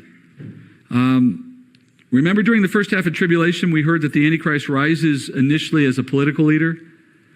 In the seal judgments, we heard about him coming on board as a man with a bow but no arrows. And then later he comes to conquer and begins to conquer. And so he gains military strength at some point. And we also learned from Daniel 7, I just read you, that he's not one of the original 10 world leaders. He is the 11th horn. He's the 11th one that comes up from amidst the 10. So he is not one of the world leaders at the outset of his rise to power. As the tribulation gets started, he's coming out of nowhere and starts to broker an arrangement that allows Israel to have sacrifice on the temple. Daniel 9 tells us that. And then he starts to engage in world politic and world military conquest. And he just begins to grow in power and consolidate power through threats of war and actual war. That's what we learned in chapter 6 of Revelation. By mid-trib, he reaches a height of power. And at that moment, he suffers a fatal head wound. Notice the language in verse 3, though. It says that his fatal wound would be healed. Now, fatal by definition means you're dead. So the only way a fatal wound can be healed is if the body dies and then it returns to life after that. By definition, that's the only way you can interpret a statement that is otherwise oxymoronic. A fatal wound doesn't get healed. You have to come back from the dead. And in verse 3, the Greek language supports that interpretation because the Greek words for as if slain, as if he had been slain, in Greek, that's haspazo. It means resurrected. So having been slain means resurrected. So I saw one of the heads resurrected as his fatal wound was healed. All right? So he's dead and then he's alive again.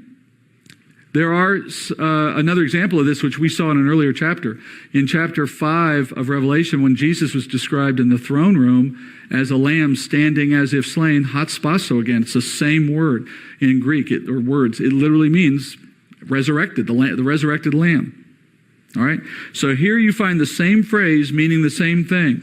At the midpoint of tribulation, yes, the Antichrist is killed, but he is resurrected. Now, we don't know exactly what kills the Antichrist, but I think we can make an educated guess based on Daniel. Daniel 7 told us that as the Antichrist rises to power at the mid-trib moment, he subdues 3 of the world leaders, and then he becomes king of the world, the other 7 falling in line underneath his power. There's a little intrigue in that, right? Why did he have to take 3 of them out? Why didn't he just say all 10 of them work for me? Well, the suggestion would be 3 of them didn't want to. And so perhaps the 3 of the 10 who see him rise to power get a little worried about where this is going and don't want to see him take charge. They conspire to kill him and they succeed. They think, okay, we've done that. And then next thing they know, he's alive again. And now he decides he's going to return the favor. And so then he removes 3 kings. And now the other 7, after seeing all of that, decide that they'll fall in line. It makes sense, right? Not proof of anything, but it seems to make sense. The biggest question, of course, in all of this is, how did the Antichrist get resurrected? Obviously, that's a supernatural power, and that's not something individuals do to themselves. God has the power to bring a dead body back to life, we know, but in this case, he's not the one doing that work based on what we're studying in this chapter. The Lord is allowing it, certainly, but it's not him doing it. Satan is the one doing it. God permits Satan to indwell the body of the Antichrist to bring that man back to life for the remainder of tribulation. And indwelling the Antichrist means he takes up residence in the man's body. And that's what verse 2 meant when it said he gives his power to the beast. That is, Satan literally puts himself and his power inside this man, bringing the man back to life through that. Having been resurrected now, that beast is even more powerful than he ever was before. He's still a man in the physical sense, but with Satan's power inside him, he's much more than a man. And through this union, Satan now makes this man the object of the world's attention and worship. Notice how the world reacts to this stunning development. They worship the dragon because he gave his authority to the beast, and they worship the beast, saying, "Who is like the beast, and who is able to wage war with him?" So the resurrection of the Antichrist at mid-trib, it leads the world to say, who could be like this beast? Who could even wage war? That is, who could oppose him? And as a result, the world begins to worship the beast, as you might expect. And notice also, and by the way, there's a little irony here. Jesus said that unless a man or woman should believe the word of God concerning him, they will not believe even if they should see a man rise from the dead, which is proven in the fact that after he did rise from the dead, it did not result in worldwide belief, right? Point being that true faith cannot come even by signs and wonders, but false faith comes by signs and wonders only. So the object of their faith being a false god, they can engender in their own heart false worship for a false god, and they will do so for false signs and wonders.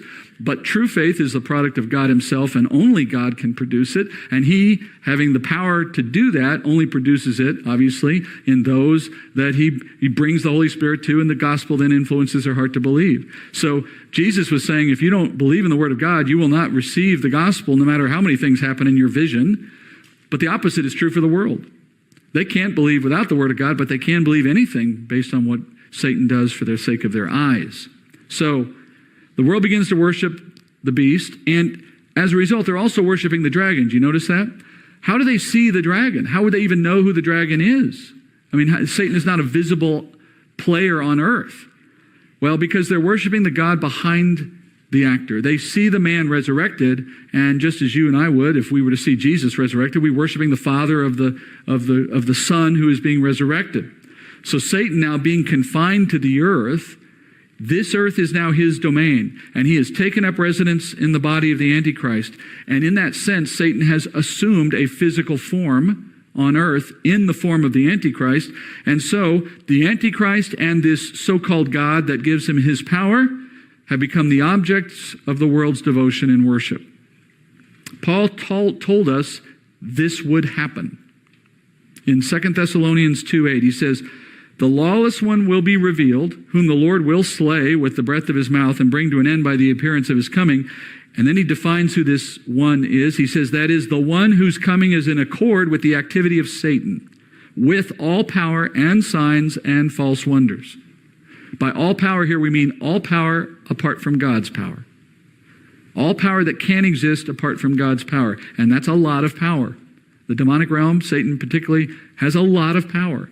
Just nothing compared to God's, but much more than we can imagine.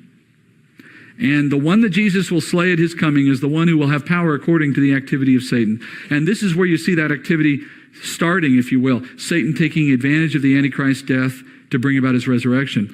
I actually think it goes a step further than that. I don't think that Satan just got lucky here and the Antichrist happened to die on his watch and he was able to, turn that to his advantage. Every human being on earth that's not a believer is under Satan's control.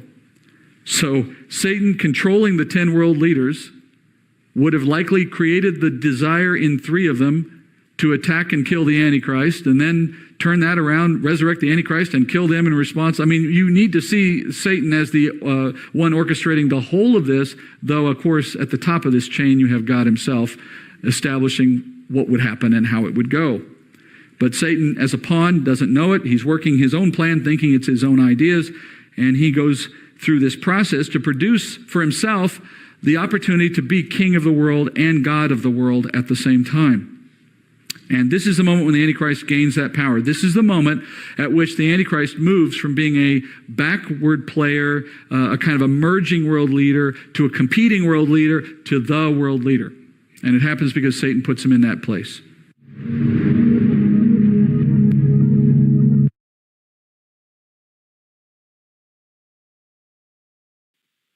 Seems like that one was shorter. Okay, so that was 44. I'm going to go on to 45.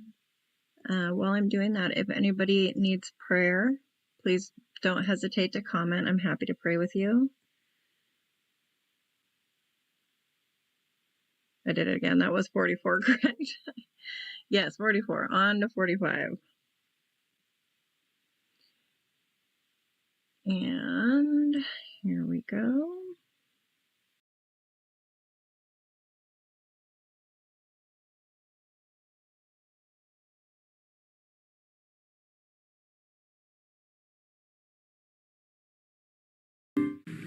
Now you find the reason why this man is called the antichrist.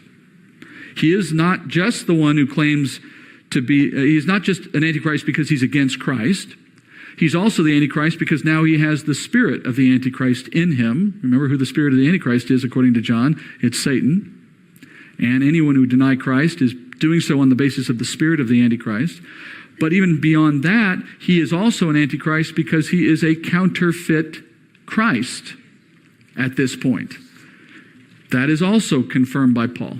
Paul says in 2 Thessalonians again, chapter 2 again, verse 3, he says, "Let no one in any way deceive you, for it," meaning the tribulation, "will not come unless the apostasy comes first and the man of lawlessness is revealed, the son of destruction." And then he tells us more about this guy again. He says, "Who opposes and exalts himself above every so-called God or object of worship, so that he takes his seat in the temple of God, displaying himself as being God." So Paul says the Antichrist, part of what he does is he claims to be God. And he takes a seat in that newly built Jewish temple, claiming to be the Christ, the Messiah. That's the only reason you would sit there, by the way. He's not claiming to be Buddha. He's not claiming to be Muhammad. He doesn't sit in the seat of Jewish religious authority except to say, "I'm the Jewish God." So he's claiming a certain God. And it makes sense, of course, because there is only one true God. So Satan knows who he's counterfeiting. And he knows who the false ones are, not to bother counterfeiting. So he's counterfeiting the one that would otherwise be known as Messiah or Christ. And Daniel told us this would happen. Daniel 11:36. "Then the king," speaking of the Antichrist, "will do as he pleases, and will exalt and magnify himself above every god, and speak monstrous things against the God of gods, and he will prosper until the indignation is finished, for that which is decreed will be done. He will show no regard for the gods of his fathers or for the desire of women, nor will he show regard for any other god, for he will magnify himself above them all. But instead, he will honor a God of fortresses, a God whom his fathers did not know.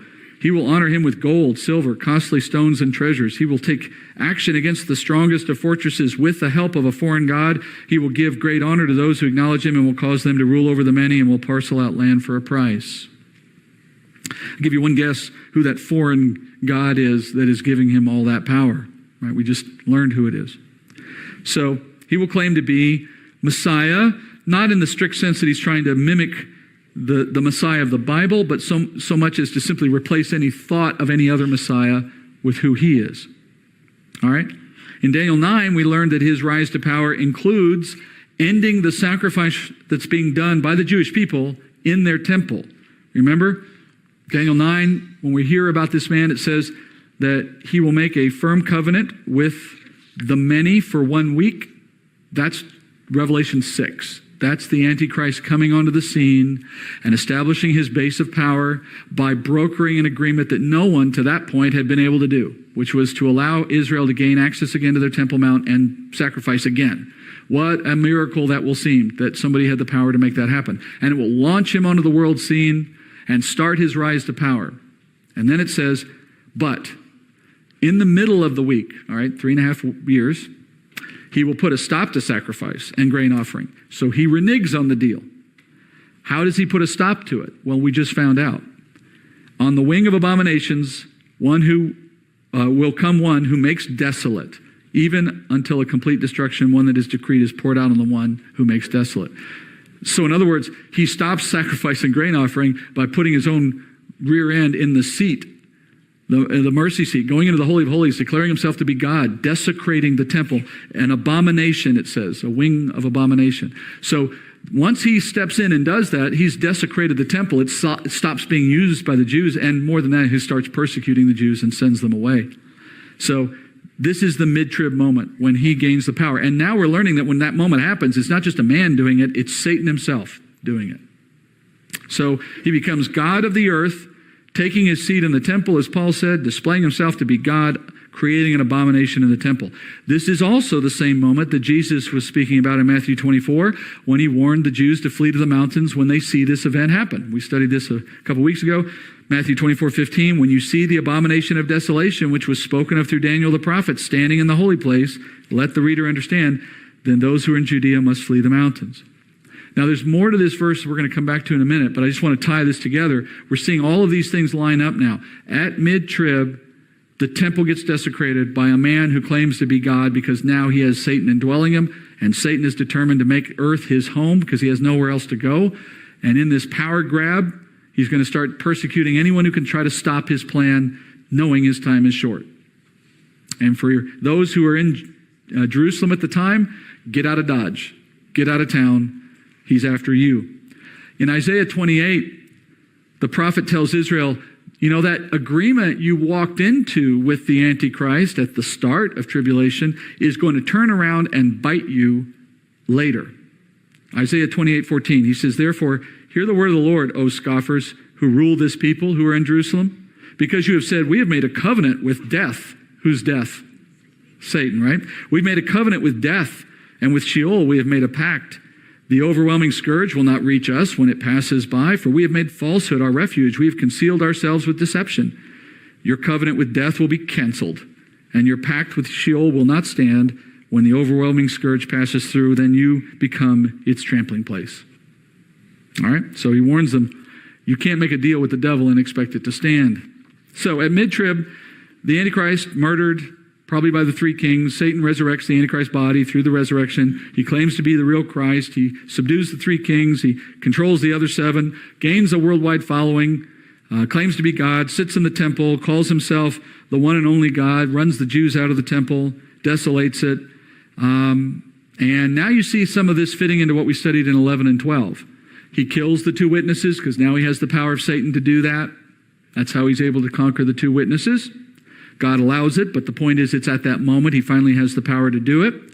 And then in chapter 12, we looked at his pursuit into the wilderness for the woman in the desert. We can imagine now that it was part of what he was doing in controlling the Antichrist, that he took an army or that he took some other kind of means of going after them and tried to attack them. And he could no longer do it after they were in their fortress, and so he's turned away. Okay? So, all of those details are further confirmed in what we see next in chapter 13. It says, there was given to him, the beast, a mouth speaking arrogant words and blasphemies, and authority to act for 42 months was given to him. And he opened his mouth in blasphemies against God, to blaspheme his name and his tabernacle, that is, those who dwell in heaven. It was also given to him to make war with the saints and to overcome them, and authority over every tribe and people and tongue and nation was given to him. All who dwell on the earth will worship him. Everyone whose name has not been written from the foundation of the world in the book of life of the Lamb who has been slain. If anyone has an ear, let him hear. If anyone is destined for captivity, to captivity he goes. If anyone kills with the sword he must be killed. Here is the perseverance and the faith of the saints.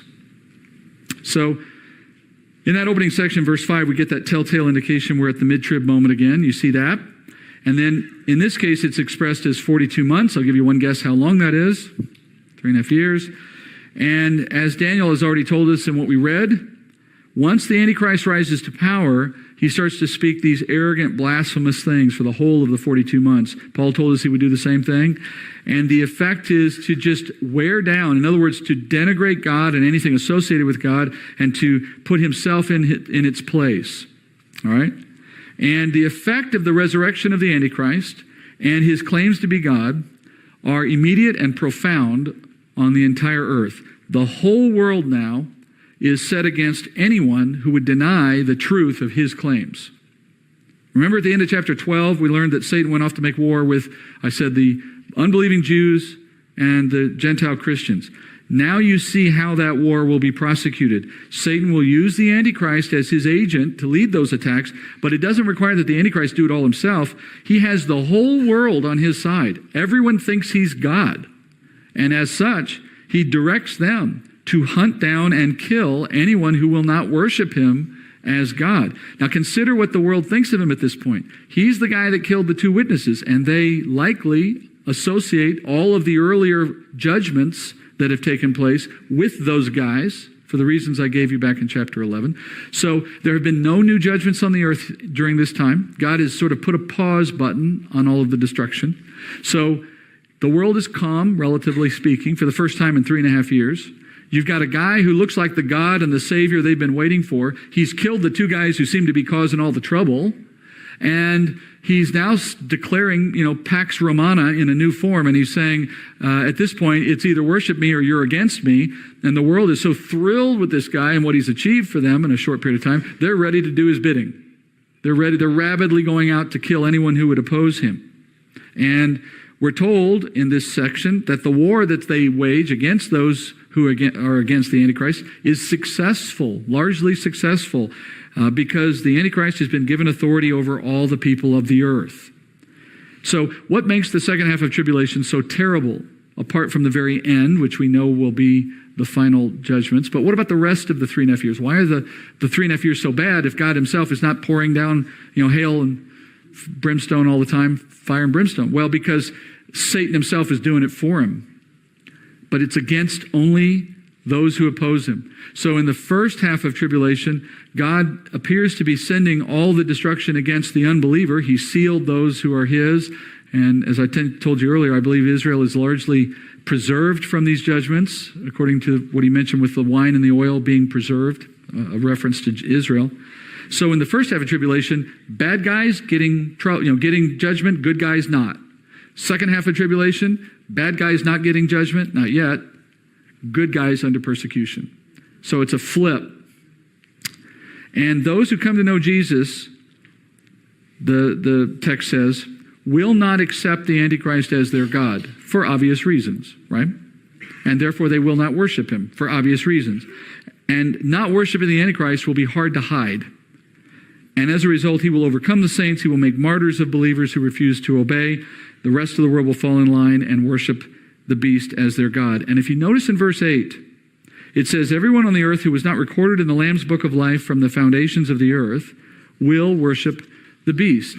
That is, those who are recorded in the Lamb's book, those the elect of God, those who are saved by grace, they will refuse to worship because they believe in Jesus and they know the difference. But consider what that verse is indicating. If someone begins to worship the beast at this point, they will never be saved. Look at the wording again. If they worship the beast, they cannot be saved, because it says that all who dwell on the earth will worship him if they're not in the book of the Lamb. And so those in the book of the Lamb are the saved. So by definition, at this point, at mid-trib, we stop evangelism. There's no new faith, no new believers as far as the world goes, with one exception which we cover later. But for the most part, that's the rule. At this point, the whole world will worship him, unless they're already in the Lamb's book of life, in which case that means they're going to believe, they're believing. So it's suddenly now at mid-trib, this defining moment, a division of all humanity. It's not just the division of the 7 years, it's the division of all humanity into two groups. And there's always only been two groups. It just becomes really clear now that there are only two groups, because there's only one religion on the earth that you can choose, and if you don't choose it, you're killed. And what we just read in verse 8 is, everyone will choose it, except those who have already chosen Jesus. So, from this point onward, everyone who worships the beast is unsavable, and those who refuse to worship the beast are largely martyred. There is no third option, because there's no hiding, there's no avoiding the fate. It's worship the beast and live, but be condemned in the end, or worship Jesus and die, but have eternal life. John sums up this truth in verse 9. He says, if anyone has a ear to hear the truth, that is, let him hear, let him believe. I believe that's a call to those who live in that period of history. As they pick up this book in the middle of tribulation and they read these words and they see the pattern of what they're reading fitting the pattern of what they're watching in their world, it'll be the final call to those on earth to understand, believe now or else. And we'll study this issue next week, because chapter 14 is all about this issue. And then in verse 10, It says in a sobering statement, if a saint is destined to be taken into captivity, that's where he or she will go. This is a strong statement of God's sovereignty. That is, if God has appointed you to go into captivity, you're going into captivity. It's not going to be any other way. There's no resisting the power of the Antichrist. I don't know if you read the books on the Left Behind series, but it's a fictionalized novel about these times. And I'm not saying it's altogether correct or not. But one of the things that it did not do a good job of portraying was the sovereignty of God, because it gave the impression that there's this armed rebellion or whatever out there that can kind of resist in the shadows. Chapter 13, verse 10 says that's not true. There's not going to be any rebel resistance. There's going to be submission at every level. And so there'll be no resisting. This ruler is one that God has permitted to have absolute control for 3.5 years, and nothing the saints will do will impede his rule. So John says, this then is the perseverance of the saints. And you can translate that, this is the patience, this is the endurance of the saints, which is to say, you need to read this and accept it. That's your perseverance. Your patience is to accept your lot, that you have found yourself in the great tribulation. Been nice if you had believed before rapture, but here you are. You believed at least. That's the key. And now whatever comes next comes next. And you cannot, you notice it says, if anyone kills with the sword he will be killed. You're not going to go out fighting your way out of this. You're just going to hasten your own death. That's not the way a saint responds to the work of God. We don't fight back with sword. So not in the sense of when God's appointed an outcome, you can't change it through that kind of mechanism. That's the point. So you will be a martyr when God chooses for you to be a martyr. Later in Revelation, as I said, we'll hear that it's a good thing when God chooses you to be the martyr in this period of history. All right, we got a few more things and then we're done. Look at chapter 13. Let me just give you a quick recap then of what we just studied, and then we'll move into the last bit here. Chapter 13 says that we have the Antichrist resurrected, and then one more piece. We have one more character. Verse 11, then I saw another beast coming up out of the earth. He had 2 horns like a lamb, and he spoke as a dragon. He exercises all the authority of the first beast in his presence. And he makes the earth and those who dwell in it worship the first beast, whose fatal wound was healed. He performs great signs, so that he even makes fire come down out of heaven to the earth in the presence of men. And he deceives those who dwell on the earth because of the signs which it was given to him to perform in the presence of the beast, telling those who dwell on the earth to make an image to the beast who had the wound of the sword and had come to life. All right. This beast has, we're not going to put any pictures because it's very simple. He's pictured as a lamb and a dragon mixed together. Dragon, Satan. Not hard to picture. We understand that already. And the lamb is a very consistent picture in Scripture as well. It pictures Christ in his ministry as the dying prophet sent to be sacrificed as the Lamb of God, right? So we know this isn't Jesus. So how do we put these two together? Well, he has the mouth of a dragon, so that would suggest he speaks for Satan. He's the mouthpiece of Satan. And he is in the form of a lamb, which might suggest he is like a prophet. That is, he is a God, he is a prophet that the Antichrist God, Satan, has raised up to be his spokesman. And you might commonly hear people refer to this guy as the second beast. This second beast as the false prophet. Have you ever heard that term, the false prophet? It's not mentioned here yet, but it's the title given to the second beast. John says in verse 12, he will exercise or bear the authority of the Antichrist in the Antichrist's presence. That's a really interesting phrase. It means he can only do power, supernatural things, when he's in the presence of the Antichrist. What you're learning here is that Satan raises up a second man, someone you have not heard of before, not in Daniel, not elsewhere in this book even. First time we hear about him is here. And he works hand in hand with the Antichrist to further the deception and prompt the world's worship of Satan. And he calls upon the world to worship the beast, that is, to worship the Antichrist. And he has the power to reinforce that message by calling fire down from heaven, doing some very dramatic supernatural things. But he can only do those supernatural things when he's in the presence of the Antichrist. If the Antichrist goes off somewhere for a day, the false prophet has no power while he's gone. And that's such an interesting detail because it reminds you that Satan is not God. He's not omniscient nor omnipresent, which means he can only be in one place at one time. He's a created being. Satan is not everywhere at once. He can only be one place. And guess where that one place is for the remainder of tribulation? In the body of the Antichrist. So now he's bound to a physical object. That physical object leaves the room, Satan's left the room. And when Satan leaves the room, he doesn't know what's going on in the room.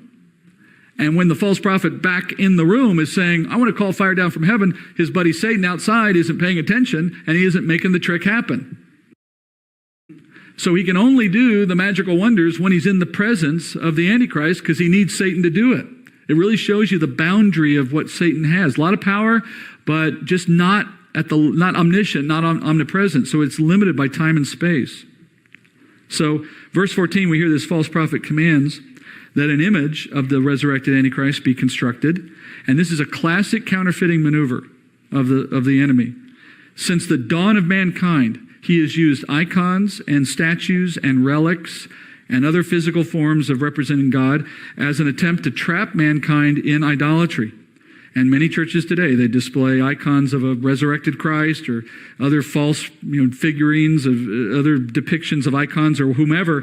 And they do all of this in contrast to God's forbidding of these things in the Ten Commandments, first of all.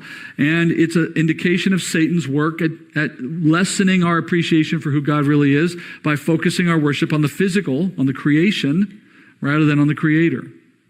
And he will do this again in the time of tribulation. The image he will cause everyone to worship will be an image of the Antichrist. And when the Antichrist himself is not present in the temple, they can come to the temple and see an image of him and worship that instead.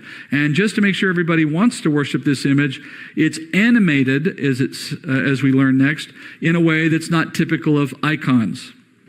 Verse 15, and it was given to him to give breath to the image of the beast, so that the image of the beast would even speak and cause as many as do not worship the image of the beast to be killed. And he causes all, the small and the great and the rich and the poor and the free and the slaves, to be given a mark on their right hand or on their forehead. And he provides that no one will be able to buy or sell except the one who has the mark, either the name of the beast or the number of his name.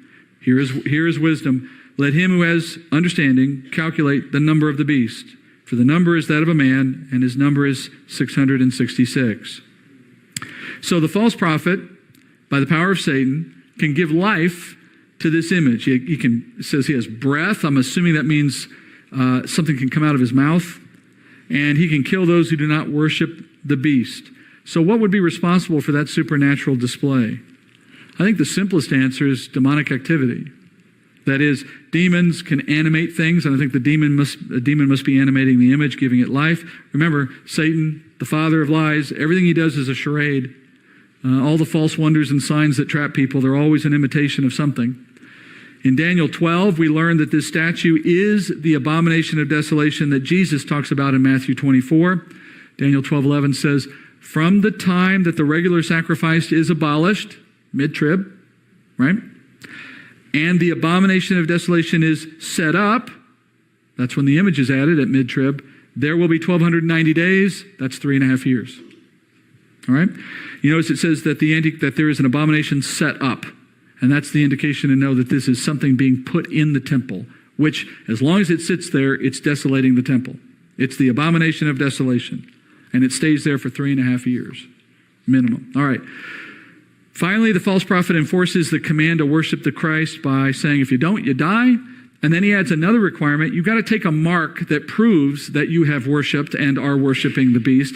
And to incentivize you taking this mark, you're going to die if you don't. And if you somehow evade us killing you, you won't be able to find anyone who will sell or buy from you because they'll see you without the mark, and that was not allowed. So it forces you underground without food, which is effectively going to kill you as well. Now, the mark is similar in a sense to what we saw in chapter 7. God sealed or marked 144,000 Jewish men as he sent them out into ministry. He gave them the seal of the living God, we were told. Now, here again, Satan, he's never had an original thought in his entire existence. So he is the great counterfeiter. He just mimics everything God does. So he says, you give your people a mark, I'll give my people a mark. And he gives them this mark, which allows them to buy and sell. And if they don't take it, they're killed. Later in Revelation 20, we find out that the way they're killed is by beheading. And this further confirms that after mid-trib, there's no more hiding or equivocating. I'm agnostic. No, there's no more of that. There is either you believe in the Antichrist or you're dead. The 144,000 of chapter 7 were sealed with that living seal. The mark here, though, is a number. The number of the name of the Antichrist. Now, let's explain what that means. Numbering a name is a uniquely Jewish way of turning a Jewish word into a mathematical quantity. And it starts by assigning numeric values. They have 21 letters in the Hebrew alphabet, and they assign each letter in their alphabet a numeric value. This is something that Jews have done for generations. Okay, it's not new.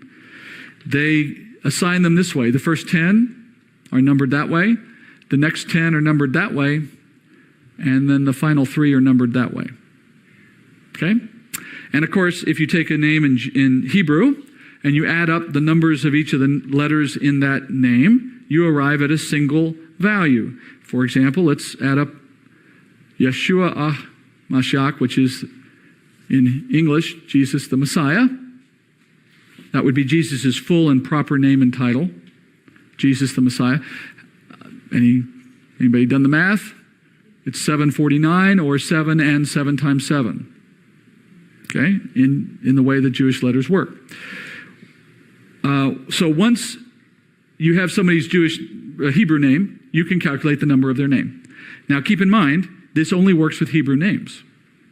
There's no other alphabet, there's no other language that numbers their alphabet the way the Jews do. I mean, we can give each one of our letters in our alphabet a number if we want to, but it's not a convention that we use. You couldn't tell me the number of your name in English. No one does that. But in Hebrew, it's commonly done. And it's interesting, by the way, if you go look at what David's name is in numbers or Solomon's name in numbers, there's interesting things there. Meanwhile, once a name is translated into Hebrew, and I know the name, I can then calculate its number.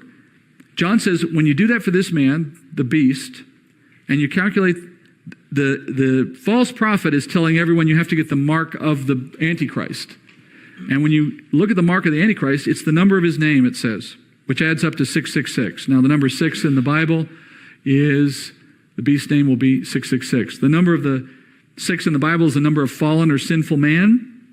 And in Hebrew, if you want to make something more, you double it. And if you want to say that something is the most, you triple it. So 666 would be the most sin, or the most sinful man, which of course is exactly who this guy is, because he's indwelled by no less than Satan. He is the most sinful man who's ever lived, by that definition. So he is 666. Now, only the world that is alive at mid-tribulation will be able to perform this calculation and confirm the identity of the Antichrist, because statistically, many, many different Jewish names could add up to the number 666. Almost an infinite number of variations could arrive at that total. So until you know the name, you can't back into it. You can't reverse from the number to a name, because it could be many different names. Only after you have the name in Hebrew can you move to the number. Furthermore, because it has to be in Hebrew, I'll give you one guess which group of people on earth are going to be able to calculate this number. The Jews. While the Gentile world will largely not know this or be able to do it even if they found out it's possible. They don't know the Hebrew alphabet. And you'd have to know how to translate the Antichrist name into Hebrew in order to even start the process. So it is a coded message to the Jew of that period of history to not fall for the Antichrist. To not be his. Not to the believing Jew. They're in Petra. They're not worried about the Antichrist. They know he's a fraud. To the unbelieving Jew, God is holding them from following after him by giving them this in their scriptures in the hope that they would understand it. All right, let's finish with a last bit of information. I know it's a little late, but I wanted to get this out. Satan in all of this we just studied is perpetrating perhaps the greatest counterfeit in all of his history. And this is what he's doing. First, we have a dragon, Satan, acting as God of the world, the unseen power behind everything. He raises up a beast, the Antichrist, who then becomes the focus of the world's worship. He causes death of that man and a resurrection of that man, and in doing so, he convinces the world that he is the Messiah of the world. And then he raises up a second man to display supernatural wonders, and creates signs and otherwise, and leads the world in worship of the Antichrist. Moreover, this false prophet also gives a mark to all those who worship that Antichrist. Do you see a pattern there? Let me compare it to something else you know well, and you'll see it clearly if you don't already. You have the Father, who is the invisible God above all, and Christ, his Son, who he put to death and then raised up after the third day, and now all worship is to be directed to the Son. And then we have the Holy Spirit, whose role is to lead the world in worship of Jesus, and he marks believers by indwelling us. So Satan has created a false trinity with the express purpose of mirroring the real one, because he doesn't have an original thought in his head. Everything he does is an imitation. Everything he does is a lie. And by definition, a lie is not original. A lie is the truth changed. A lie is a distortion of something that exists. So the Holy Spirit is being imitated by the false prophet, Christ imitated by the Antichrist, and the invisible Father behind it all who's orchestrating this is Satan himself. Satan has always wanted to be God, and he's constructing a little world for himself in which he has that for a time. So at mid-trib, back to this again, and we're done. The world now faces the prospect of choosing between the false trinity or the real one, and everyone has to make a choice one way or another. So we now have at chapter 13 the Antichrist resurrected and the false prophet and the image set up, and of course the persecution that follows. One more mid-trib chapter before we get to the one that takes us out, and that last one, chapter 14, deals with the consequence of all of this activity for the believers on earth. What is this going to start doing for those on earth? How does the world change in those last 3.5 years?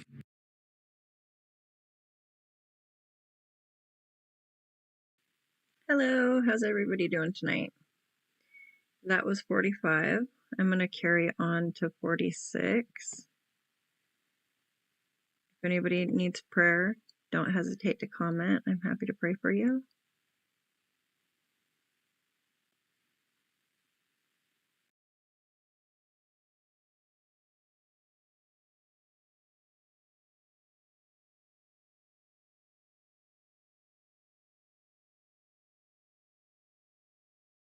Amen.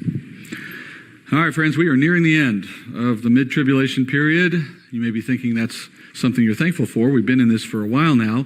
But as we do, I want to take a moment to stitch some things together. I think it's hard at some point when you've heard a lot of teaching to keep it all straight, right? Charts, slides, and the like, they help.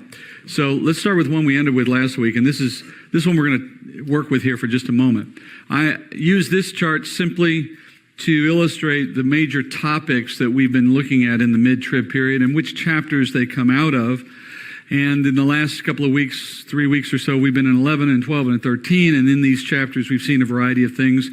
And we're about to see more tonight with the final chapter of mid-trib. But before we look at the final chapter and put it on top there, the capstone, let's go back into these first three, and I want to explore them with you in a little more detail. So the trigger for all of the mid-tribulation events that we've studied in these chapters, I would argue, has been Satan's casting down from heaven. That, in other words, what was the first thing that happened to move us from the first half of tribulation into the events of mid-trib? And I would argue it's when Satan was cast down. So Satan being cast down from heaven, having lost that war with Michael, that gave him an understanding that his time was short. And from there, I think he was a catalyst for everything else that followed. So Satan loses the war with Michael. He's bound to the earth at that point. And so his first response is to start lashing out. So he attacks the saints, he attacks the Jewish people. And of course, that requires then that the Lord take the remnant of Israel and put them in Bozrah. And that causes Satan to redirect. And from there, he seeks a new strategy. And he begins to orchestrate the death and the resurrection of one man, the Antichrist. He has him killed by those three kings in Jerusalem, and then he just as quickly resurrects him so that he can now indwell him and put him to work in the plan that he has to rule the world. After the resurrection of the Antichrist, the world is stunned. They celebrate him as a savior. And what does the Antichrist do now indwelt by Satan? His first act is to kill the three kings and to kill the two witnesses who stand in his way in Jerusalem. And then he walks into the temple and he declares himself to be God. And that there is now no one else to be worshipped. Eventually, he must leave the city. He completes his conquest of the world over a period of time and begins to persecute the saints. Now, before he goes from the city of Jerusalem, Satan raises up a second man who will be a false prophet. And when he's in the presence of the antichrist, because he has to be in the presence of Satan to have his power, he possesses great power. And he tells the world to worship the antichrist. And he sets up an image of the antichrist in the temple so that when the antichrist eventually does leave Jerusalem, as he will here shortly, there's still something left behind for everyone to focus their worship on. And then he institutes a new religious order for the world that says you have to take a mark of the beast. If you don't, you can't buy and sell. And if you refuse the mark, then you're executed. All right, so that's what we just studied in a nutshell. And it all lays out, I think, in a bit of cause and effect when you put it in that sequence.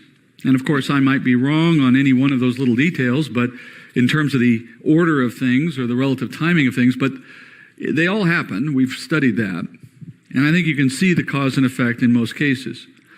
All of that happens in a relatively brief period of time. Whether it's a few days, a few weeks at most, it's not a very long time. It's centered on the midpoint of tribulation, as we've been watching. But obviously, in some cases, it takes more than a moment for these things to play out. Now, at this stage, we have one more chapter within the book of Revelation that is tied to the mid-trib. Now, I've been telling you all along that each of these chapters we know is part of mid-trib because they have that one marker somewhere in them that says it's either 3.5 years or it's in either time times half a time, 42 months, 1,260 days, etc. Well, chapter 14 breaks that pattern.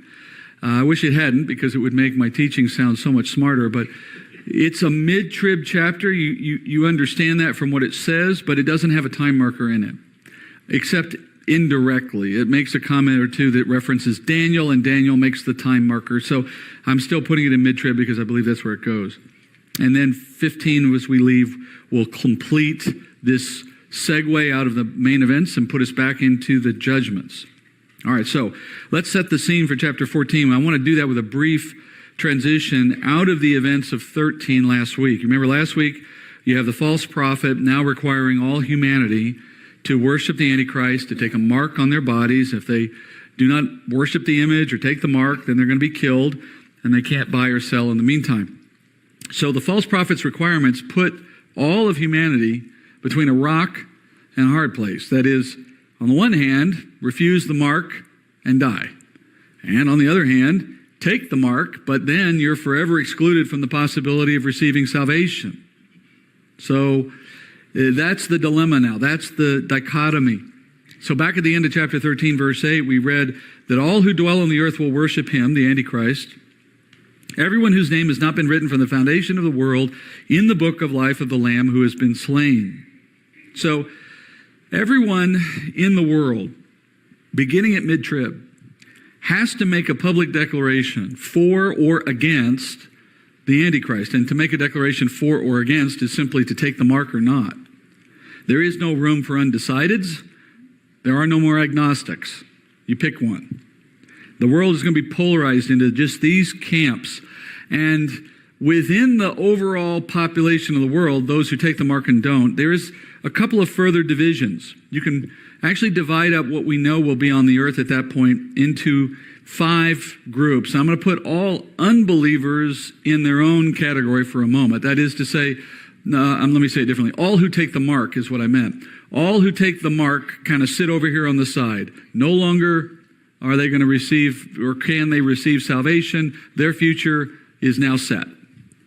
But of those who have not taken the mark, there are 4 groups. We looked at this a little bit last week. So let's start with the one that we know the most about. That is, of those who choose not to worship the beast, you will have both Jew and Gentile, starting with the believing remnant of Israel, the Jews who have been ushered into the wilderness by God to protect them in Bozrah, right? We remember that group. So they're under protection. And then you have, secondly, a believing remnant of Gentile, not a believing remnant, but believing Gentiles. Believing Gentiles are not in Bozrah. They're not being protected. They're not the woman who flees in the desert. And so as a result, they're going to experience persecution. Most of them are going to be martyred. There will be some left at the very end of tribulation who survive. We'll see that later. And then thirdly, there will be unbelievers who are Jewish and as a result holding to their orthodoxy, do not take the mark. They still believe in Yahweh, the God of Israel, and they will not bow their knee to any other God. They too will be persecuted, and many of them will die, but as well, some of them will survive until the very end of tribulation. But there is one more distinct group. I mentioned this last week. And this fourth group never takes the mark of the beast, so they too will be persecuted. But unlike the earlier two groups I mentioned, believing Gentiles and, actually all three groups, unlike all three of these, none of this fourth group will live to the end of tribulation. In fact, none of them live past mid-trib. And that fourth group are the 144,000 Jews of Revelation chapter 7. They all die by mid-trib. And we see that in our study tonight. Chapter 14, verse 1. Then I looked, and behold, the Lamb was standing on Mount Zion, and with him 144,000, having his name and the name of his Father written on their foreheads. All right, we're going to stop there. That's the opening scene, and that gets us started with a conversation about these 144,000. John's vision transitions out of what he had been seeing earlier in chapter 13 to that now of the Lamb standing on Mount Zion. Now we know from earlier chapters in Revelation what the Lamb of God is, and even if you hadn't read the book of Revelation, you would know the answer to that question. We saw Jesus earlier described this way. So we know this is Jesus, and now we're told he's standing on Mount Zion.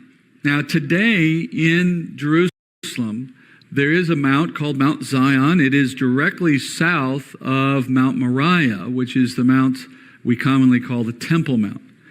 So the Temple Mount and Mount Moriah, they're part of the same little rise or range of hills in Jerusalem, but they're different peaks. Mount Zion is just the southerly peak, slightly lower in altitude or in height than Mount Moriah, which is slightly higher and to the north.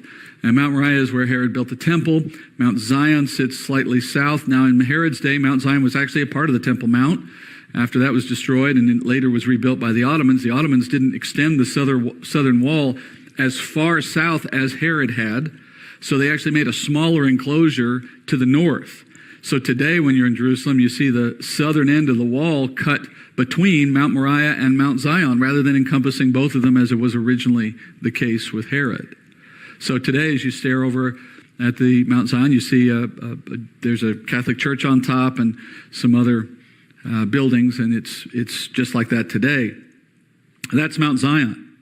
So if you hear John saying that he sees Jesus on Mount Zion, well, at first you might wonder, does that mean he's now come back to earth and he's standing in Jerusalem? But there are problems with that view, beginning with what we see here in the rest of this chapter. Now think about this. The last time you saw the Lamb standing anywhere, it was in chapter 8 when he was still in the throne room of God breaking the seventh seal. Now at that time, we know he was in heaven. That was part of the same scene that began in chapter 4. And then if you fast forward from here, the next time you see Jesus being described as taking part in any action at all, he's in heaven, in the throne room still, preparing to return to the earth in chapter 19. So logically, if before this scene he's in heaven, and after this scene he's in heaven and hasn't returned for his second coming yet at that point, well, it makes no sense to assume that somewhere in the middle he just slips out the window and goes down to earth for a little while, on the side. No, this is not Jesus returning to earth. It would be an interruption of the scene, and it would actually be contradictory to what chapter 19 tells us about his second coming. So logically, we would expect the Lamb to have remained in heaven this whole time. So what is it that it means? What do we take from the text then when it says that he's standing on Mount Zion at mid-trib, not at the end where we expect to see him, but still in the middle of the 7 years? Well, before we answer that question, just take another look at what the scene shows you. You have 144,000 there standing with Jesus, having the name of the Father written on their foreheads. Now, that group is also equally obvious. It's the ones that we saw mentioned back in chapter 7, where they were sealed on their forehead with this name and commissioned by God to be evangelists. They went out as a result of that, and they brought an uncountable multitude to faith back in chapter 7, which we now understand was the work of these men for the first 3.5 years of the time of tribulation. Now, since that chapter, we haven't heard anything about these guys. We know the effect of their work, but they haven't been mentioned. Now you get into the mid-trib chapters, chapter 14, and here you see them again. Now they're standing with Jesus on Mount Zion. Back to the question then, Are we to say that Jesus and these 144,000 are standing on the literal Mount Zion that we're looking at on that photo? No, because if that were so, it would mean that they're on earth with Jesus standing on earth, and as such, it would defy the timeline of Daniel, which says that the rock doesn't come to destroy the statue and set up the kingdom until the end. And when he comes, he puts an end to all other kingdoms. Well, if he's standing on Mount Zion, then the Antichrist wouldn't be alive. But it's quite the contrary. The Antichrist is just getting going. So this cannot be a scene on earth. Where is it then? Well, if we just move a little further in the text, it becomes pretty clear. Verse 2. And I heard a voice from heaven like the sound of many waters and like the sound of loud thunder. And the voice which I heard was like the sound of harpists playing on their harps. And they sang a new song before the throne and before the four living creatures and the elders. And no one could learn the song except the 144,000 who had been purchased from the earth. These are the ones who had not been defiled with women, for they have kept themselves chaste. These are the ones who follow the Lamb wherever he goes. They have been purchased from among men as firstfruits to God and to the Lamb. And no lie was found in their mouth. They are blameless.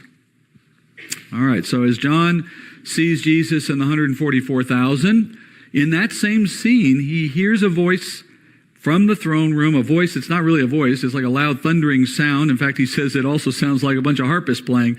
I think if a bunch of harpists playing sounds like thunder, they're not doing it right. But whatever. He comes from the throne, which would indicate this is the voice of God. So John says the 144,000 then begin singing before the throne of God in response to this voice of God coming from the center of the throne. And they are singing before the throne of God, before the creatures of the throne, before the elders. And they are the only ones singing because they're the only ones who know this song. It's something unique for them. So look, if you got 144,000 men singing a song and they're the only ones singing and it's before the throne room of God, it's not hard to understand where they are right now. They're in the throne room of God, which makes sense because that's where the Lamb has been this whole time as well. And they're with him. So then we just flip the question around. Well, we know they're in heaven, but why did he say Mount Zion then? Well, because Mount Zion is a common term in the Bible for the kingdom of Israel in glory.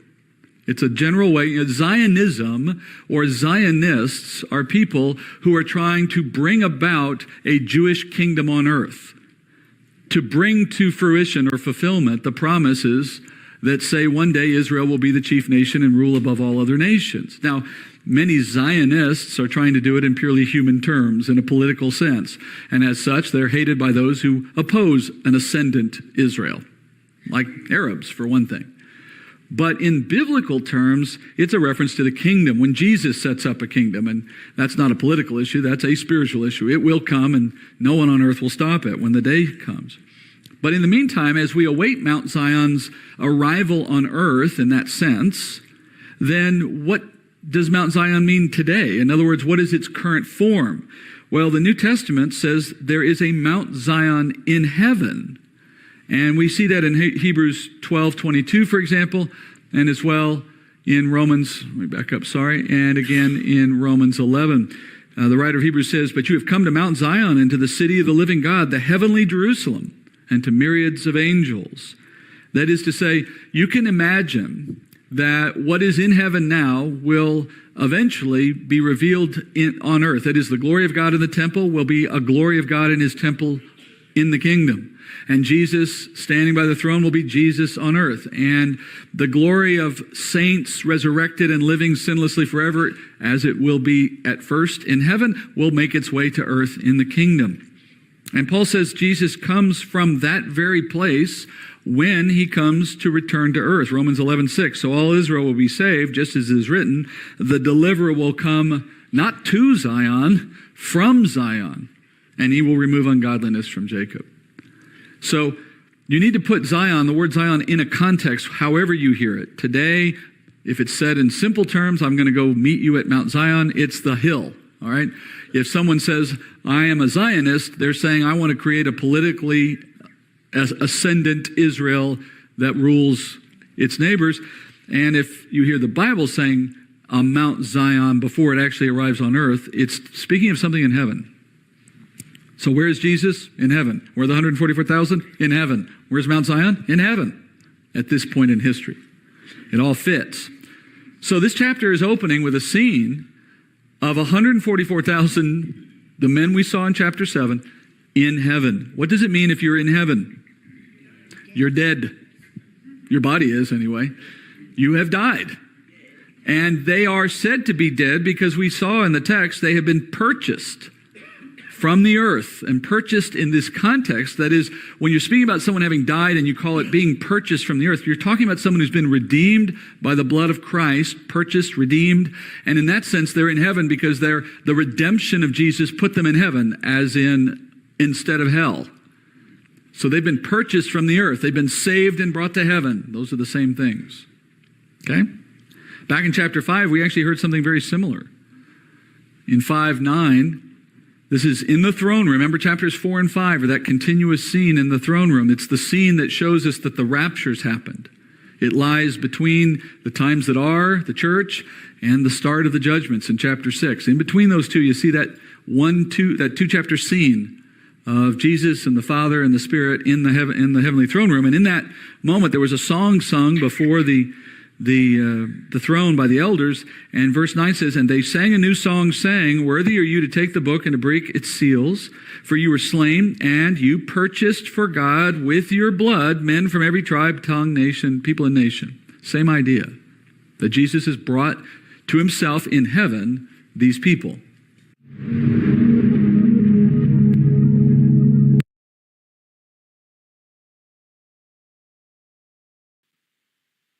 Okay, so I am going to call it there for tonight. That was session 46. Yes, so we will pick up again. I may be on tomorrow afternoon, but maybe not. Our regular prophecy study night is Tuesday at 8 p.m., so I will be on then, and we'll be jumping ahead from this.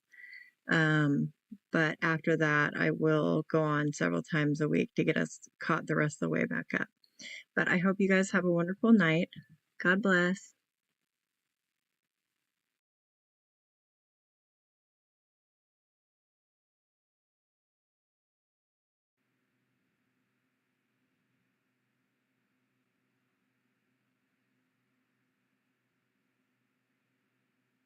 Okay. Let's see. One of them is live. The other one so far doesn't have a picture. There it is. I see some people here already. How are you guys doing today? We're going to be starting at 47 today. If anybody has any prayer requests, please don't hesitate to ask in the comments, or questions, or anything you want to talk about. And without further ado, here we go.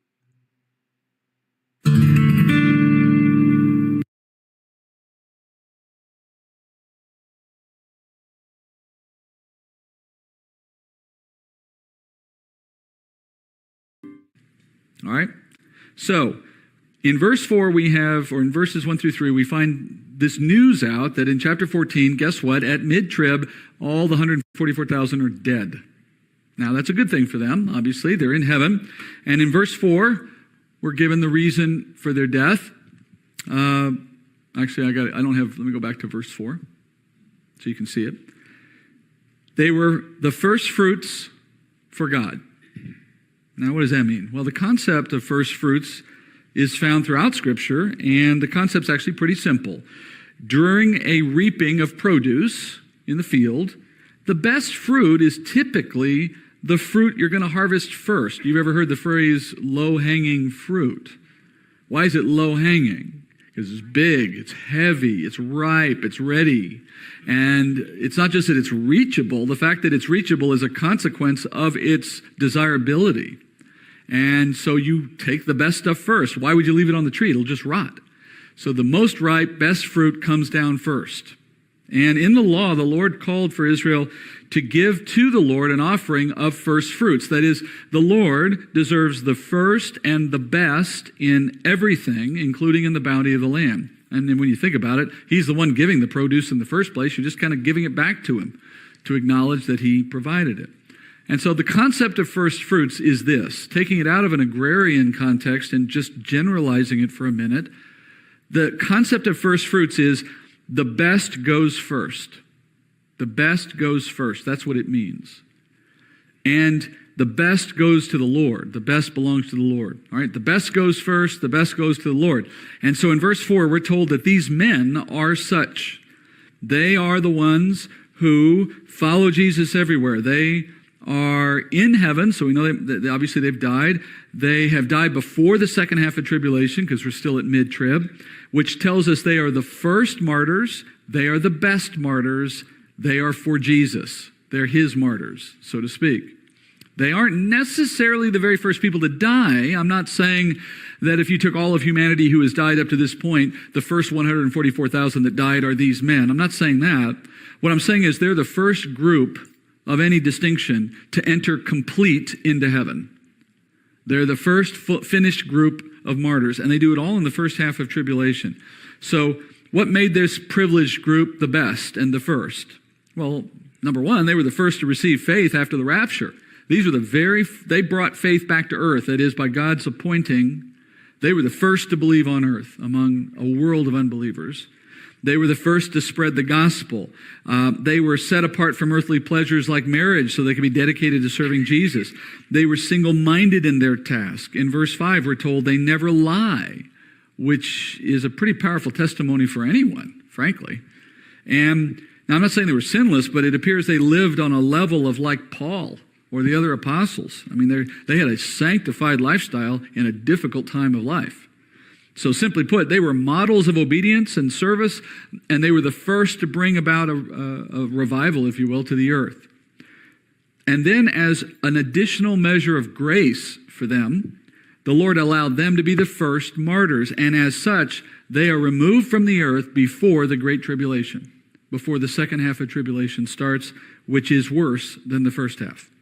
So, although I suspect they were probably being killed throughout the first half, maybe at different points along the way, that probably reaches a crescendo once you get to the point of people having to take a mark. I'm sure we know these men did not take the mark, obviously. So at that point, they're probably quickly killed at the very end of the first half of tribulation. And now that all have been martyred, they're standing with Jesus in the heavenly Mount Zion, awaiting the end of tribulation. So a question arises at this point, especially if you remember chapter 7. If the 144,000 were sealed in chapter 7, you remember that? Then how is it they're being killed if they were sealed? Wouldn't that sealing have protected them? Wasn't that the whole point of the sealing? Back in chapter, let's see, where am I going here? Chapter 7. Here we go. Verse 2. It says, I saw another angel ascending from the rising of the sun, having the seal of the living God, and he cried out with a loud voice to the four angels, to whom it was granted to harm the earth and the sea, saying, do not harm the earth or the sea or the trees until we have sealed the bondservants of our God on their foreheads. And what we said back then was that sealing, based in the context there, would indicate a supernatural prevention of harm from the disasters that were coming. I mean, it wouldn't make any sense, right? Save a bunch of guys, and then immediately all hell breaks loose on earth, and they all die, and there goes your evangelistic plan, right? It wouldn't have made sense for God to let that happen. So he is protecting them. Now, if you also remember, I told you from what we read in Revelation 6:6, when God said, as he's breaking the seals, he said, do not harm the oil and the wine. You remember I told you back then, those are classic pictures in Scripture of Israel. Olive oil, grapes for wine. And as such, it's a bit of a coded message. It wasn't intended to be as easy to understand to the plain eye. It was meant to be a coded message to someone who understands the depths of Scripture, to make clear that Israel, the land of Israel, will be excluded from the natural disasters of the first half of tribulation. It will be a safe harbor for the people of Israel while the rest of the world's being torn asunder. And what we're learning then is the 144,000 were sealed individually, while Israel itself was protected geographically, so that if the 144,000 had to venture outside the land of Israel, they would maintain their personal protection wherever they went. But Jews who stayed in Israel were protected in the land. Much like what God did to Goshen in the time of the Egyptian plagues, where Goshen was kept from experiencing the plagues during that period. All right, so now, though, the time has come for them to be martyred. And so by logical deduction, God removes the sealing. That is, he now permits their death. It's the same analog to the two witnesses. For 3.5 years, nobody can touch them. As soon as the Lord was ready for that to end, the beast is able to kill them. It's the same thing here again. I mean, these guys were not going to live forever. They were going to die at some point. So the whole point is to make a use of them to a point and then to see the end of them when it's ready, when God is ready. What would it say to us then that God is ready for 144,000 evangelists, the chief evangelists of earth for that matter? What does it say to us that he's ready for them to die? What it tells us plainly is that the time for evangelism has come to an end. That it's a highly symbolic move. It's telegraphing God's intent. If these guys all die, it must mean he's done with that phase. He's done with that work. Remember back in chapter 13, we read this. If anyone is destined for captivity, to captivity he goes. If anyone kills with the sword he must be killed. Here's the perseverance and the faith of the saints. That is, God has purposed to allow believers to experience, among other things, martyrdom. And the first fruits of that martyrdom will be the 144,000. And by their example, and you see this now from front to back, by their example of faith, they became evangelists for the rest of the world. By their example of martyrdom, that is, going to death in faith, going to death in perseverance, they set the example now for the second half of tribulation. They set the example for the first half by coming to faith. They set the example for the second half by dying a good death and not trading their faith, recanting as it might happen for some out of fear.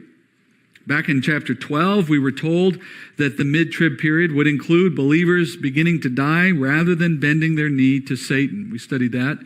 Here, verse 10, this is from chapter 12, I heard a loud voice in heaven saying, now the salvation and the power and the kingdom of our God and the authority of his Christ have come, for the accuser of our brethren has been thrown down, he who accuses them before our God day and night. And they overcame him because of the blood of the Lamb and because of the word of their testimony, and they did not love their life even when they faced death. That will be the new reality. So the martyring of 144,000 is one of several signs we've seen and we'll see again that tell us that the opportunity to be saved by the grace of God has come to an end on earth. You are a believer at this point, or you are not. The ones who are believing will be martyred, most of them. The ones who are not believing will take the mark and never have an opportunity to believe. There are only some very small exceptions to that, which we will cover later. So the undecided column is quickly dropping to 0 at mid-trib. So who is left to save at this point? That is to say, if you believe, for argument's sake, that evangelism hasn't ended, as I'm telling you that it does, well, all right, play that out for a minute. Who's getting saved at this point? Who is being evangelized and who is doing the evangelism? The saved at this point who believe are now being persecuted mercilessly, and many of them are dying. And to make yourself known as someone who has not taken the mark is to basically put a bullseye on your back, more so than it has ever been true on earth before. And who are you trying to reach even if you are going out? Everyone who does not believe at that point has been told take the mark or die. How many of them do you think are still floating around yet to take the mark? I'm not talking among those who have a strong religious opinion like Orthodox Jews. I'm saying put aside those. I'm talking about among those who have no dog in the fight. Why would they not be taking the mark?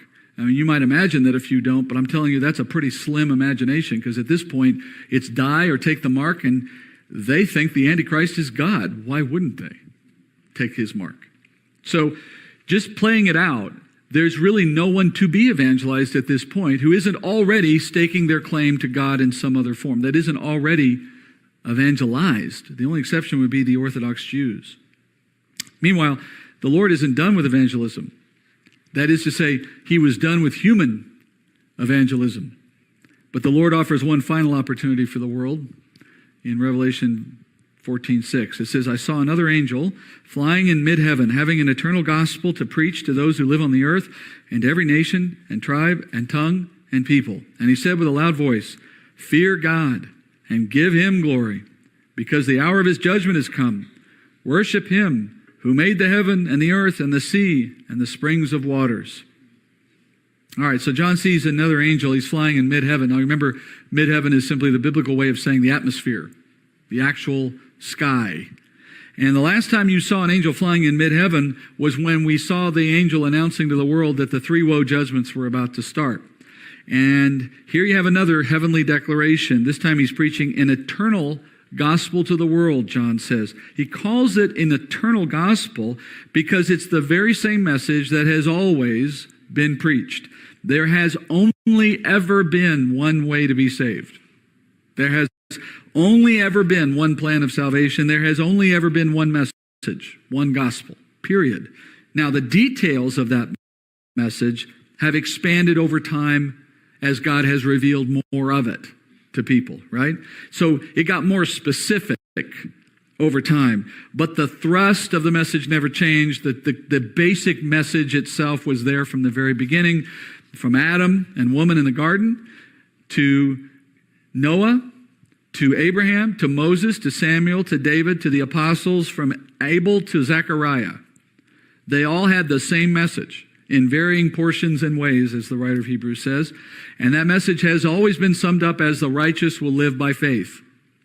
And here you have an angel delivering it one last time to the world of this age. And in this case, he declares that the window's closing, salvation train is leaving the station, time's running out, the hour of judgment has come. And when you see the word hour used in a context like this, it just means a very short time. It's not literally 60 minutes. It just means the time of salvation is very short now. So don't fear the antichrist, don't fear physical death, fear the Lord, and trust him who made all things. And then that angelic declaration, having now been given, is the final presentation of the gospel to the entire world by anyone prior to Christ's coming. This is it. And it's further proof that there is no longer any human evangelism taking place. Why? Because once God has made a pronouncement, you notice, to every tribe, nation, and tongue, it says in the text, no one was excluded from this, and it came from the mouth of an angel directly. There's a principle in Scripture that typically, or I would say generally, God does not allow a lesser messenger to find success with a message when a greater messenger has previously failed at that same effort. So when Jesus delivers the gospel to someone in their hearing, then that person will not be able to receive the gospel from an apostle later. And when an apostle sends the gospel to somebody, typically you will not see that same person receive it from a lesser messenger later. Now, I'm not saying there aren't exceptions, but what I am saying is that's a general principle, because it dishonors the greater for the sake of the lesser. And in this case, you now have God speaking through an angelic messenger to literally every human being of the gospel. What more do you want?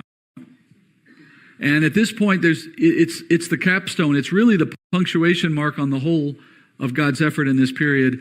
And that's why the angel says the hour is short. This is it. Take it or leave it.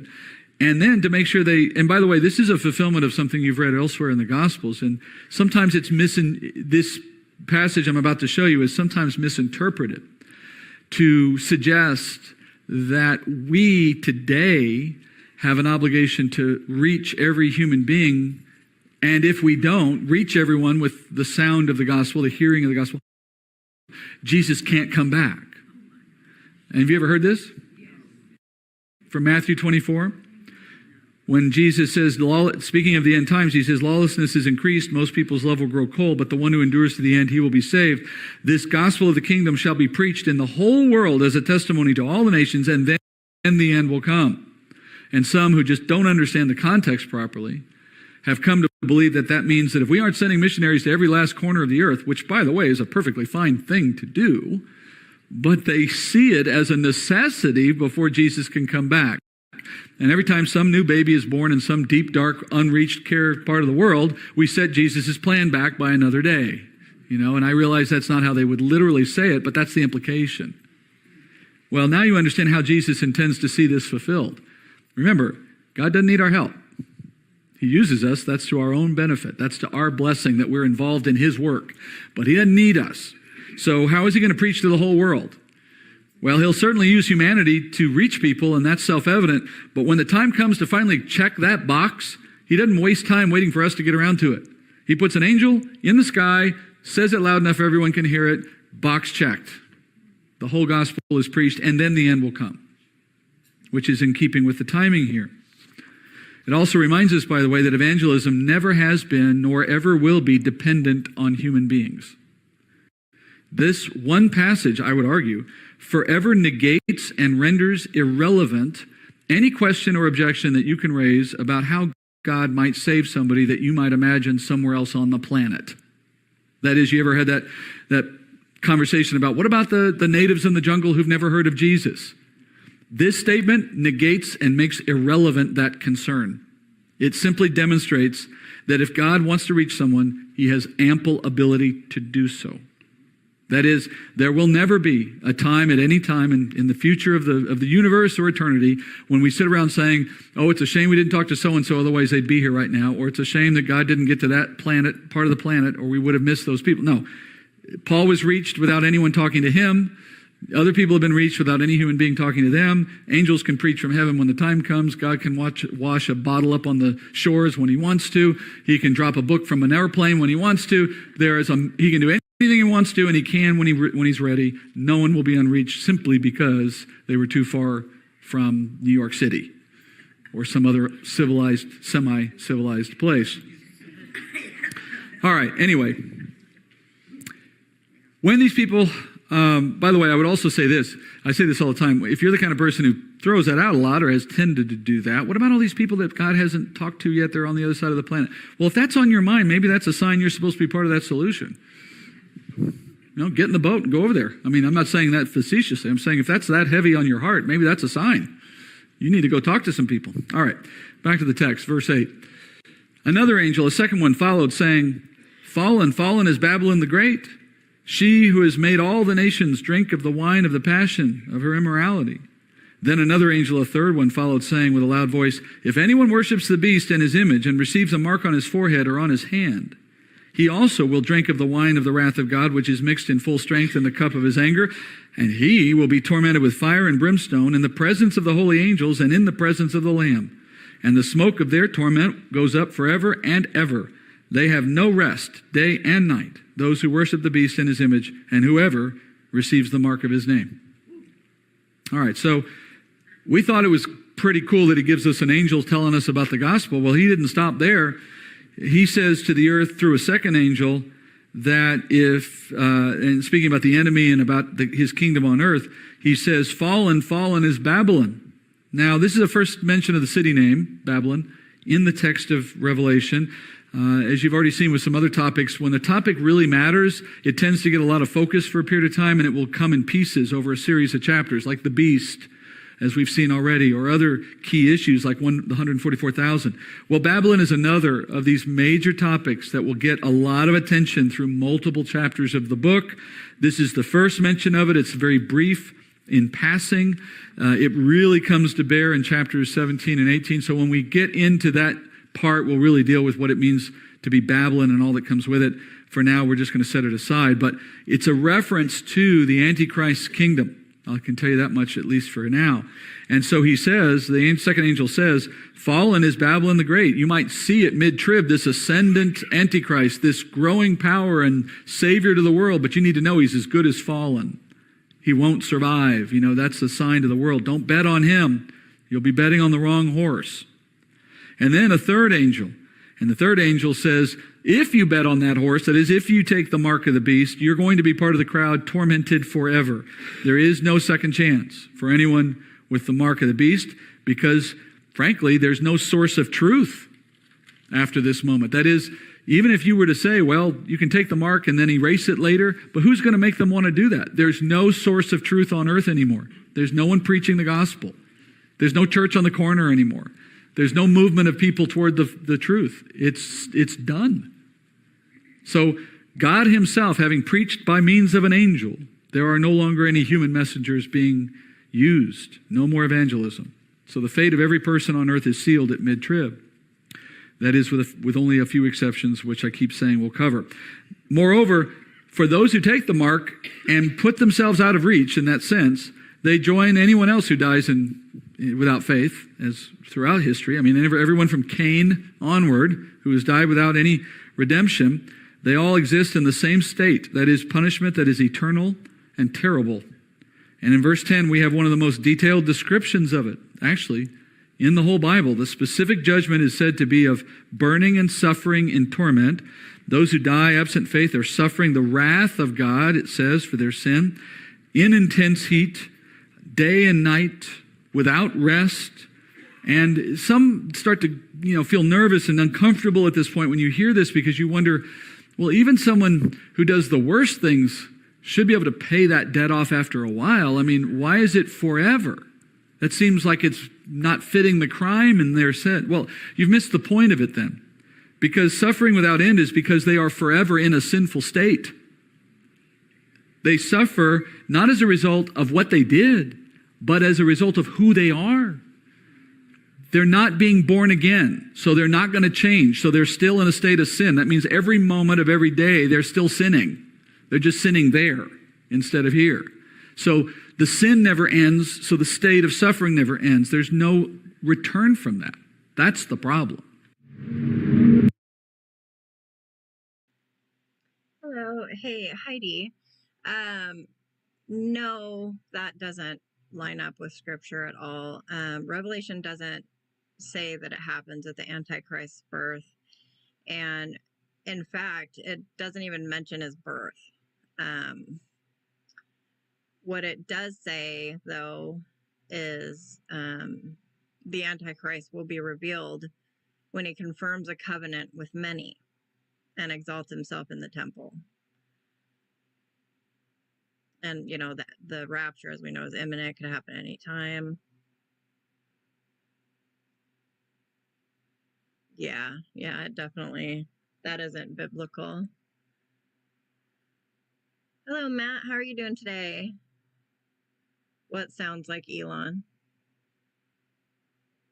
I'm going to get the next one going. That was session 47, so we'll be carrying on to 48.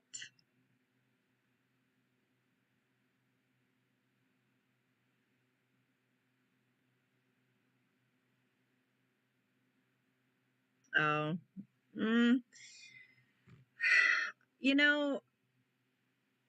I thought that was kind of silly, but then I thought, maybe. But actually, I don't think he would have ever. There's been interviews where he's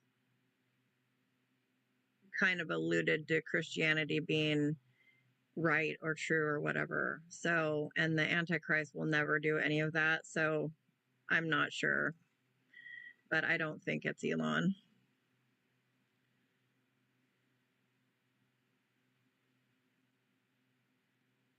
And for anybody who's confused, I have 2 live streams going and I am responding to one in one of them.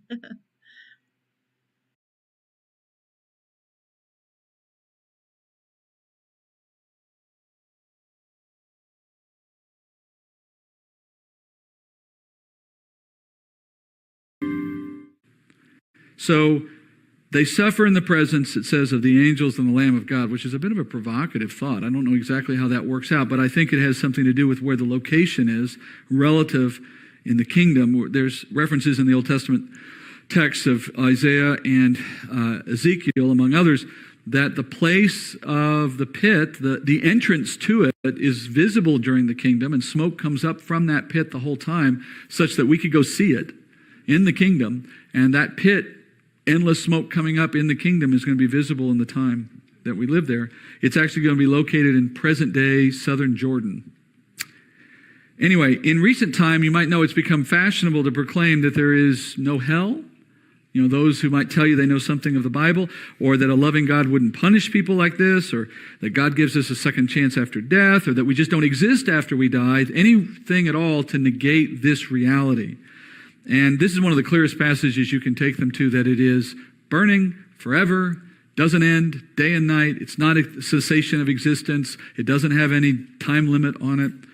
And while I might be willing, I guess, to empathize with someone who feels like this just feels too strong, too bad, too hard to imagine, the reality is Scripture is abundantly clear.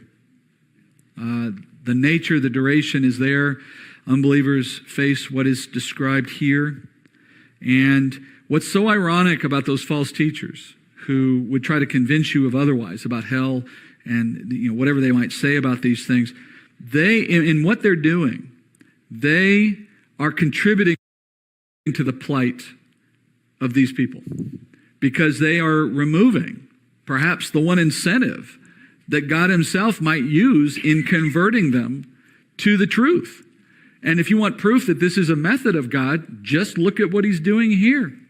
One of the statements he makes through an angel is, believe, and another statement he makes through another angel is, or go to hell. And if we're so worried about what hell must mean for somebody who's there, the right response to that is not to diminish the reality of hell. It's to incorporate that message in an appropriate way in the things we say to people who don't know Jesus. So I take it as a very clear sign that a false teacher is not saved when they say that hell doesn't exist, because they're actually working against the gospel itself at that point. They're removing the need for it. And as such, I think they've told you more about their heart than they're telling you about your future. All right, Peter says this about such people, and then we'll move on. Peter says, false prophets also arose among the people, just as there will also be false teachers among you who will secretly introduce destructive heresies, even denying the master who bought them, bringing swift destruction upon themselves. Many will follow their sensuality, and because of them the way of the truth will be maligned, and in their greed they will exploit you with false words. Their judgment from long ago is not idle, and their destruction is not asleep. How ironic that hell's very purpose in existing is to accommodate those who tell you today that it doesn't exist. All right, back to Revelation 14, verse 12. Here is the perseverance of the saints who keep the commandments of God and their faith in Jesus. And I heard a voice from heaven saying, right, blessed are the dead who die in the Lord from now on. Yes, says the Spirit, so they may rest from their labors, for their deeds follow with them. So in verse 12, now I want you to notice the text here for a moment. Verse 12, John says, here's the perseverance of the saints. But now notice, this verse is not a quote. And then before that you had an angel speaking in verse 11, speaking to the world. And then in verse 13, you see a voice from heaven picking up again. So in verse 12, it's not either an angel or a voice from heaven, it's John. So it's commentary by John on what is happening around him. And the commentary is, he's saying the perseverance of saints is this, that is, the way a saint will maintain their hope in the circumstances that they're facing, this difficult time that's now about to start. How do they maintain their hope? John says, here's how you maintain your hope during the last 3.5 years.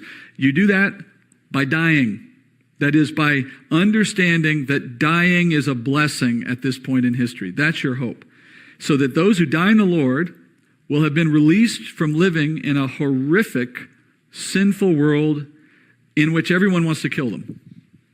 And they will have rested beyond that from the burden of trying to escape the enemy. And think about this, they're resting from surviving on meager supplies of food and water because they can't buy anything, and they're hiding. It's miserable for whatever time they live, of dealing with sickness, of dealing with weak bodies, of whatever uncertainty lies around the corner, the fear of the next morning. All of that is gone when they die. And the hope of all believers in that day will be the rest that death brings. And I should add, by the way, that though our life here might not seem quite so bad as theirs, and certainly it isn't, in effect, that's the same for us. That is the hope. When you hear the Bible talk about the hope of the believer, modern teaching and its vapidness and biblical illiteracy tends to put its own thought into words. What does faith mean? What does hope mean? They make it what they want it to mean. But the Bible has a clear meaning in everything it says. And the hope of the Christian is not some ambiguous desire that you can make whatever you want. It's a very specific thing in the Bible. The hope of the Christian is resurrection. When the Bible talks about our hope, it's in the knowledge that the death of our body is not the end of us. That's a real hope in the face of the alternative. So what is it to have a hope of Christianity? The hope of Christianity is I get to live again forever. All right. So what is the perseverance of a saint? The perseverance of a saint is to maintain a hopeful, faithful witness when the world is making that harder and harder and harder, even at the threat of your own death. How do you persevere against that and not retreat? That is, recant or hide or do something to dishonor your witness. Well, you persevere by knowing death is not my enemy. I don't have to fear it. It's a good thing. That turns the whole thing 180 degrees. Rather than let the idea of death draw me away from a good witness, death being a blessing draws me toward a better witness because I don't mind it. It's not a bad thing. It's a good thing. And then there's this mention of their deeds follow after them. And this actually raises a very interesting aspect to why death is a blessing for them. Now, the mention of deeds should trigger for you immediately an understanding of what that's a reference to, right? That's a reference to eternal reward. That in persevering during difficult times, you are earning treasure. And conversely, do poorly in those same circumstances and you lose opportunity for something that God may have appointed to you as a reward for your perseverance. So persevering has a reward. But here's the interesting thing. When do you get your reward? Well, not until you're in the kingdom. That is, you know of what it will be when you move into the heavenly realm, but you don't actually receive it till you get back here on earth with Jesus because it has material form. It's part of something on earth. You get it in the kingdom. So before they die, they're suffering in a world they have nothing in, and they're being persecuted. After they die, not only are they escaping the burden of it and receiving rest in those things, but they have entered into a resurrected state. When the kingdom begins, they will be resurrected, as we will be also, because we'll have already been taken from the earth at the rapture. But when you're resurrected, it means you're in your eternal form. You're done. You're finished. You're set for all eternity. And you'll be entering into a kingdom as a resurrected body, which means, among other things, you receive your reward. And on top of that, because you're resurrected and glorified, you participate in the government, which we'll talk more about. But let me just give you a flavor of this. I'm going somewhere I need to help you understand with this verse. In Revelation 20, and again, we're dropping into the middle of this, so just hold that. We'll come back to the whole context later, but just look at this one moment.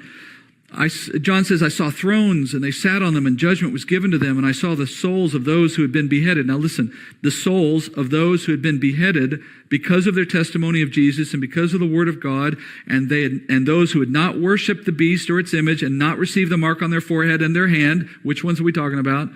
The perseverance. These are the saints who persevered into death, okay? And what was true about them, he says, they came to life and they reigned with Christ for 1,000 years.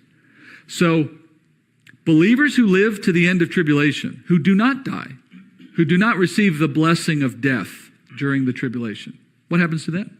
Well, they live to the end. They're believers. They will go into the kingdom, but they go in with their natural bodies, the same ones you and I have right now. They haven't died. They haven't been resurrected. They just walk right in. We'll talk more about that later. That's not the only time I'm giving you a preview of some of these things. But the consequence of that is they don't have their reward yet.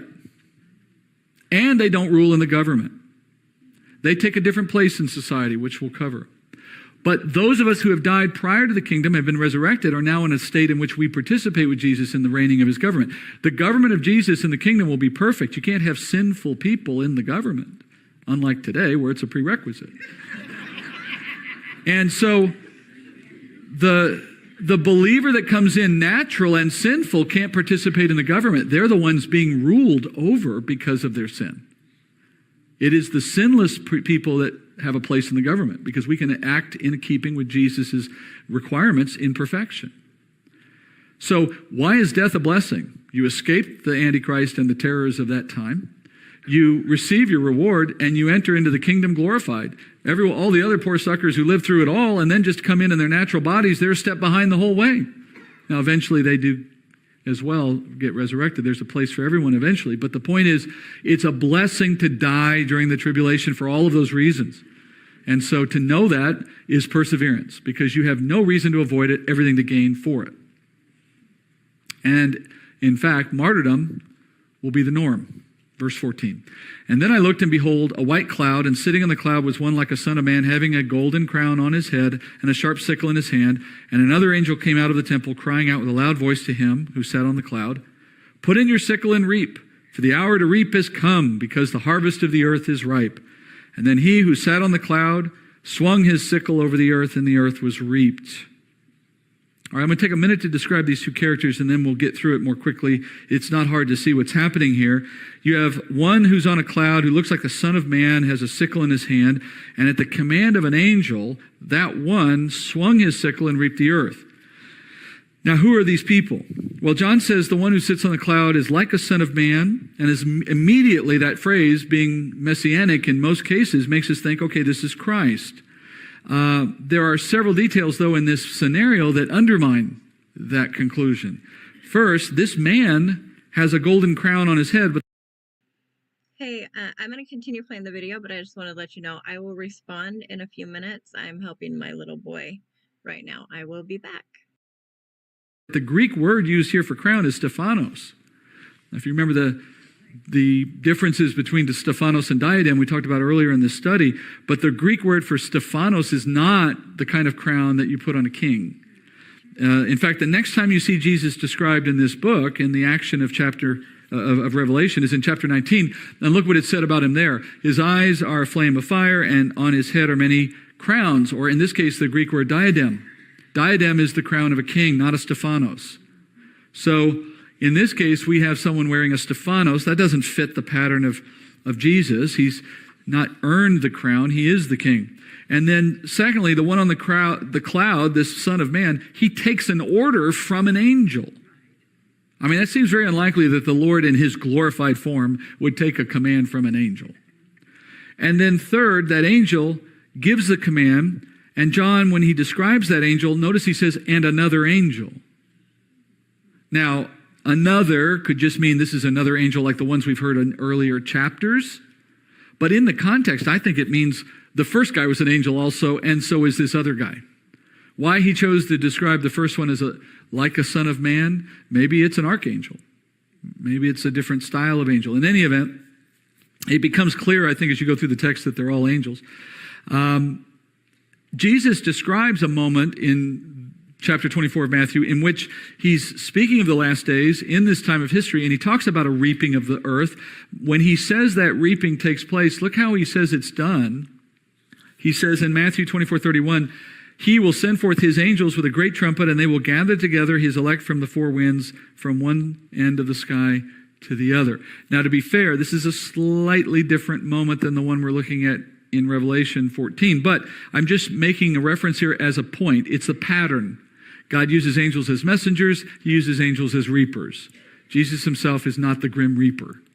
So it appears as though these are angels in both cases. Okay, so the angels are reaping here. And by the way, there's also a confirmation from Luke 16, now that I think about it, because in Luke 16, Jesus describing Lazarus and the rich man both dying, the believer is brought to the good place, escorted by angels. So that would seem to indicate that when we die, when believers die, angels move us from this world into the heavenly realm. All right.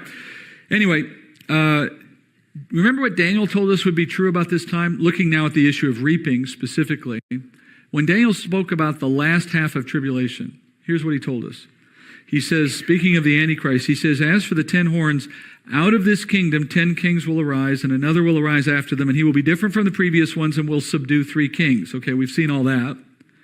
Verse 25, he will speak out against the Most High, and here, notice, and wear down the saints of the highest one. And he will intend to make alterations in times and law, and they, meaning the saints, will be given into his hand for a time, times, and half a time. Now, this is that external reference that I'm using to tell you that this is a mid-trib chapter. Because I believe what Daniel's describing here is the same reaping that we are now seeing described in chapter 14. And Daniel says this reaping will happen for 3.5 years, which is my way of saying, or my indication that we're looking at something starting here at mid-trib for the second half. In other words, the second half of tribulation is martyrdom. Martyrdom, martyrdom, martyrdom. And what you have is the Lord, by agency of angels, collecting all of those who he says are now ripe for gathering. And the mechanism of their death is the Antichrist and his minions. But the point is, it's God in heaven saying, time to start collecting these people. And they start coming up to heaven in a mass martyrdom phase, 3.5 years of the Antichrist just wiping out believers. They've been given into his hand for a time, times, and half a time. Okay? But as the angels go about their reaping, we get a little sign here at the end of Revelation that it's not a one-sided story or a one-sided battle. Chapter 17. And another angel came out of the temple, chapter 14, verse 17. Another angel came out of the temple which is in heaven, and he also had a sharp sickle. And then another angel, the one who has a power over fire, came out from the altar. And he called with a loud voice to him who had the sharp sickle. Notice two angels, one calling to the other, just like we saw before. Again, further evidence that this is all angels, right? He calls and he says to him, put in your sharp sickle and gather the clusters from the vine of the earth because her grapes are ripe. And so the angel swung his sickle to the earth and gathered the clusters from the vine of the earth and threw them into the great winepress of the wrath of God. And the winepress was trodden outside the city, and blood came out from the winepress up to the horses' bridles for a distance of 200 miles. All right, so there's imagery here in both cases. A reaping of a harvest, which is classic biblical symbology for believers, and a reaping of vines for a winepress, which is classic symbology for wrath being poured out on unbelievers. So you have two gatherings of a sort, one first, then the other. They're both described here at mid-trib, but you need to understand that they're both a bit looking ahead. Like this is a summary in both cases of what's going to happen in the second half of tribulation. And they come in an order. First, you're going to see the death of the believer in time passing over 3.5 years. But that's the first phase. During those 3.5 years, life for the unbeliever is pretty good. Their boss is in charge and he's having his way. Believers are the ones who have the trouble. But as it comes to the end of the 3.5 years, the roles reverse. And at the very end, you're seeing described here in symbolic terms, in poetic terms, if you will, you're hearing what God is going to eventually do at the very end. They're not happening at the same time. So this is a description of the death. Hear me on this. This last piece, verse 20. This is a summary description of what we will study more of in the future chapters, but it summarizes the death of the world's entire population of unbelievers in a moment at the end of tribulation.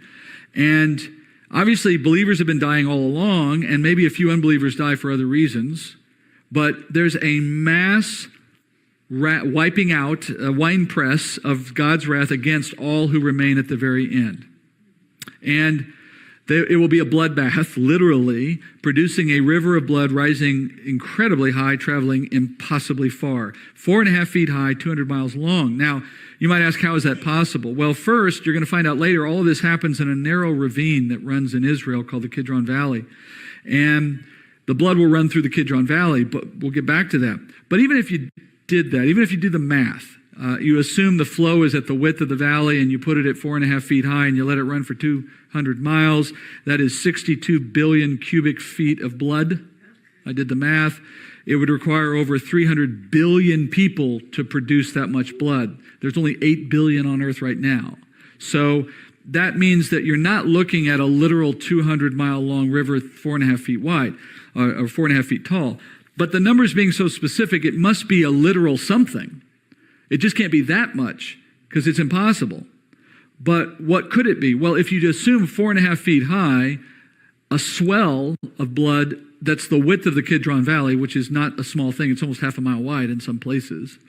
But 4.5 feet high, and imagine it more like a tsunami wave. That if the winepress of God crushes the world's population of unbelievers in an instant and releases the blood in that instant, and it just moves like a flood down the river. It flows for 200 miles. It's not 200 miles long. It moves that far because it's got so much force and so much size and momentum. But it's 4.5 feet high of a swell of blood through a valley. It still would be unbelievable, obviously. So let that scene settle in your mind and balance any concerns you might have had for what the believers experienced during the 3.5 years. To quote Paul, vengeance is mine, declares the Lord. Right? He'll take care of it in the end. All right. So as we end chapter 14, you're seeing described there at the very end the eventual fate of the unbelievers upon the return of Christ. But we got to get from mid-trib to that moment. So the specific moment happens at the end of tribulation. So this is a bit of a foreshadowing of the bowl judgments which culminate in Christ's second coming and immense bloodshed. In the meantime, this is what you have to imagine for the next 3.5 years. This is a relatively peaceful time on earth for the unbeliever. Only at the very end of tribulation does the turmoil kick up again. So let's do a quick review as we finish. We're going to do this to kind of get us out of mid-trib, because after tonight, we're in the last half of tribulation and really at the very end. Because if you're kind of expecting 3.5 more years of activity, I hate to break it to you, but we're going to end up jumping, as the book does, from the mid-trib events to the very last piece of the 3.5 of the 7 years. Because what happens in between, you just learned. Believers dying, unbelievers okay. That's 3.5 years summary right there. And then you end up at the very end where things kick up again, and that's where the book goes. But in the meantime, what do we learn? Well, obviously, we just learned another chapter on our stack here, which is that there are martyrdom of the 144,000, angels preaching, and then from that point forward, you have evangelism ending, and things just settle in. All right, now, remember this from earlier tonight, right? So from that scene, we're going to now add the last of the 144,000 die. Whatever previous ones may have died, they all finish dying before we get out of mid-trib and have entered heaven. And then the last 3.5 years look like this. All right? So you have martyrdom for believers, relative peace for unbelievers, and then we get to the very end. And you remember this from last few months ago, probably. The 7 seal judgments end with the 7th. And the 7th of the seal judgments was what? It is all of the trumpet judgments. Breaking the 7th seal is all of the trumpet judgments starting. And then the same pattern. The 7th trumpet judgment is all of the bowl judgments happening. Where we last left off before we got into mid-trib was God had done the 6 seal judgments, then the 7th one opened, and that led to the 6 trumpet judgments. And then we were told, as we got into that transition chapter, before chapter 10, we were told that there was one angel left waiting to blow his final trumpet, which is then going to lead us into the 7 bowl judgments. That's the last thing we heard. Then we got into all the mid-trib. Then we're going to come back next week, and we're going to see that 7th angel again, still cooling his heels with that trumpet, saying, when do I get to blow the trumpet? And then the trumpet is blown. And then we move into the final stages of the 7 years, which is the War of Armageddon. So we will study the War of Armageddon over the next several weeks, because it is a multi-stage war, and we'll go through every stage of it as it plays out. And the bowl judgments are pushing that war along.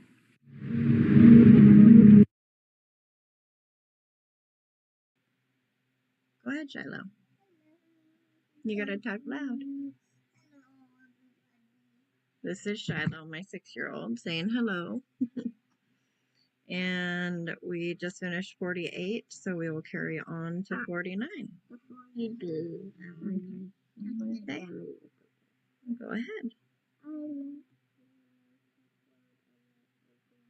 you want to talk about your Minecraft world, huh? Okay.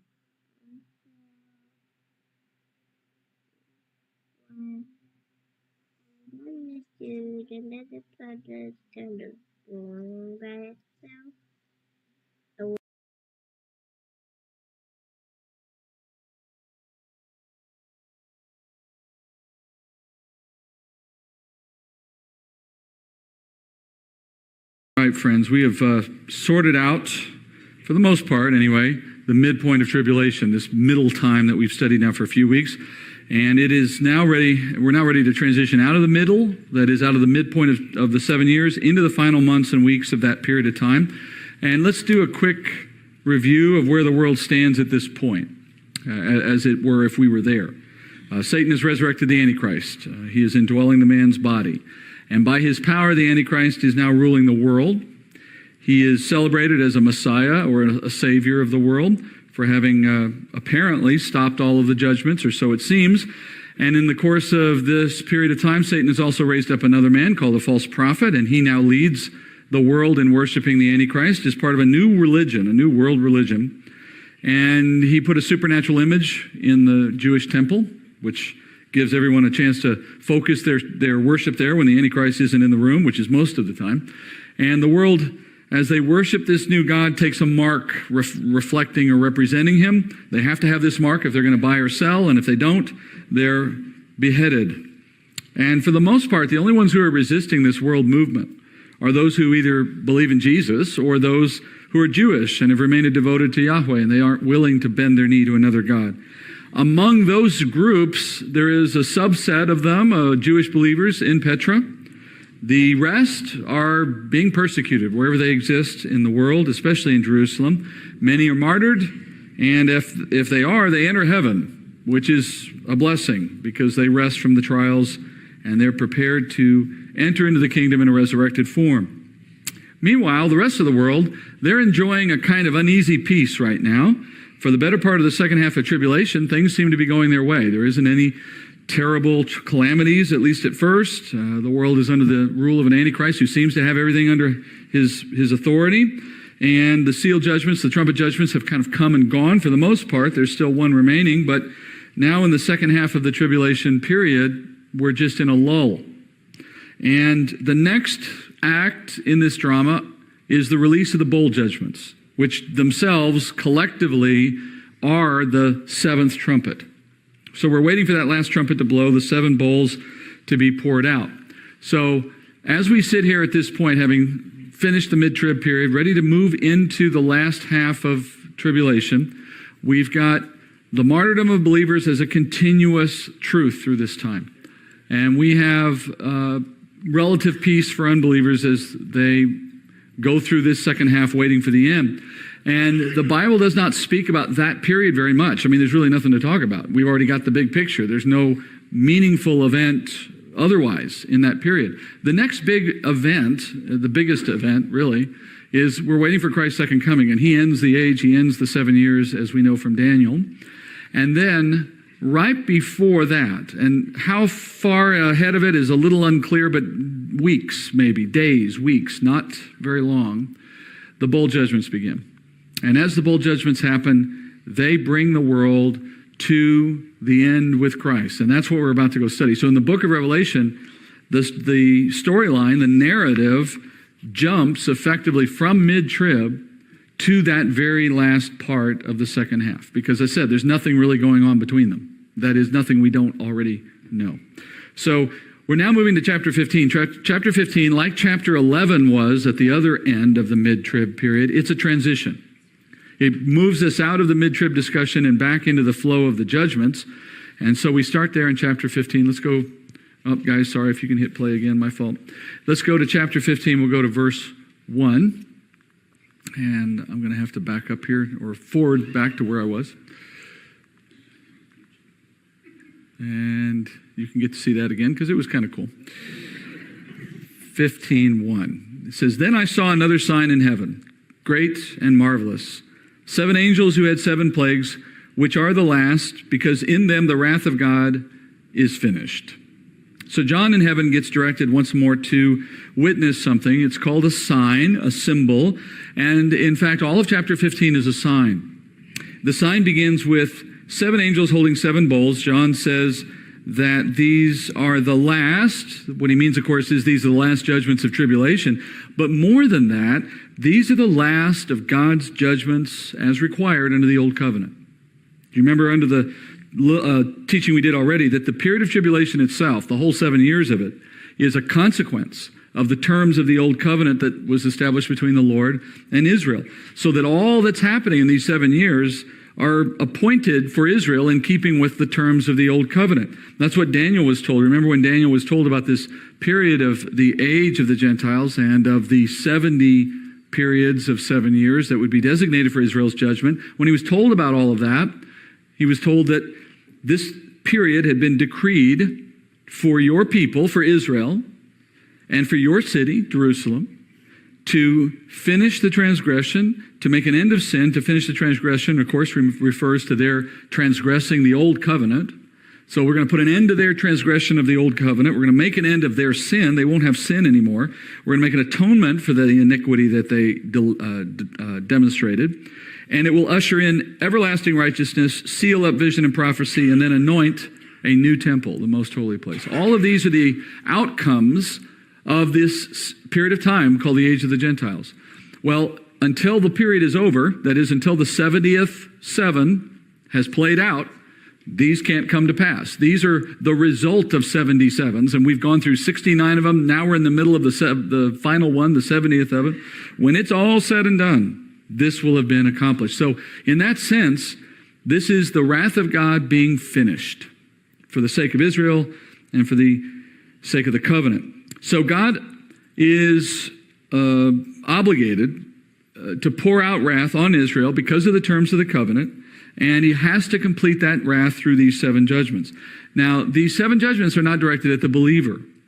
And we've studied this already, but this is not a series of judgments. This is one of the reasons why we know that the removal of the church from the earth doesn't wait until some moment during the 7 years, because if that were to happen, it's directly contradictory to the whole purpose of the 7 years. The 7 years are not appointed to the church, they're appointed to Israel and to unbelieving Israel, which is why we've already seen the believing remnant be set aside in Bozrah for a period of time, so they're protected. This is, again, in keeping with the principle. These judgments are not for the believer. They're for the unbeliever. So unbelieving Jews and the rest of the world are experiencing this, but the good effect of it, the purpose of it, is ultimately for Israel. So Zechariah gives us a good example of that. I'm reviewing this because of what we're going to see as we get into the text, but in Zechariah 13:7, Israel is told, "Awake, O sword, against my shepherd and against the man, my associate, declares the Lord of hosts. Strike the shepherd that the sheep may be scattered, and I will turn my hand against the little ones. It will come about in all the land, declares the Lord, that 2 parts in it will be cut off and perish, but the third will be left in it. And I will bring the third part through the fire, refine them as silver is refined, and test them as gold is tested. And they will call on my name, and I will answer them, and I will say, they are my people, and they will say, the Lord is my God." All right, so this testing of Israel, the third that's left in the land, produces in them ultimately a salvation that brings them to God at the end.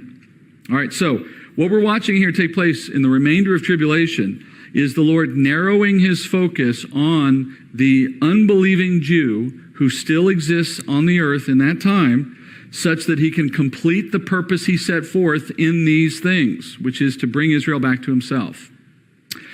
And he delivers the judgment in that way after having delayed it for a very long time. Isaiah says this in Isaiah 48:8, "You have not heard, you have not known, even from the long ago, your ear has not been open, because I knew that you would deal very treacherously, and you have been called a rebel from birth.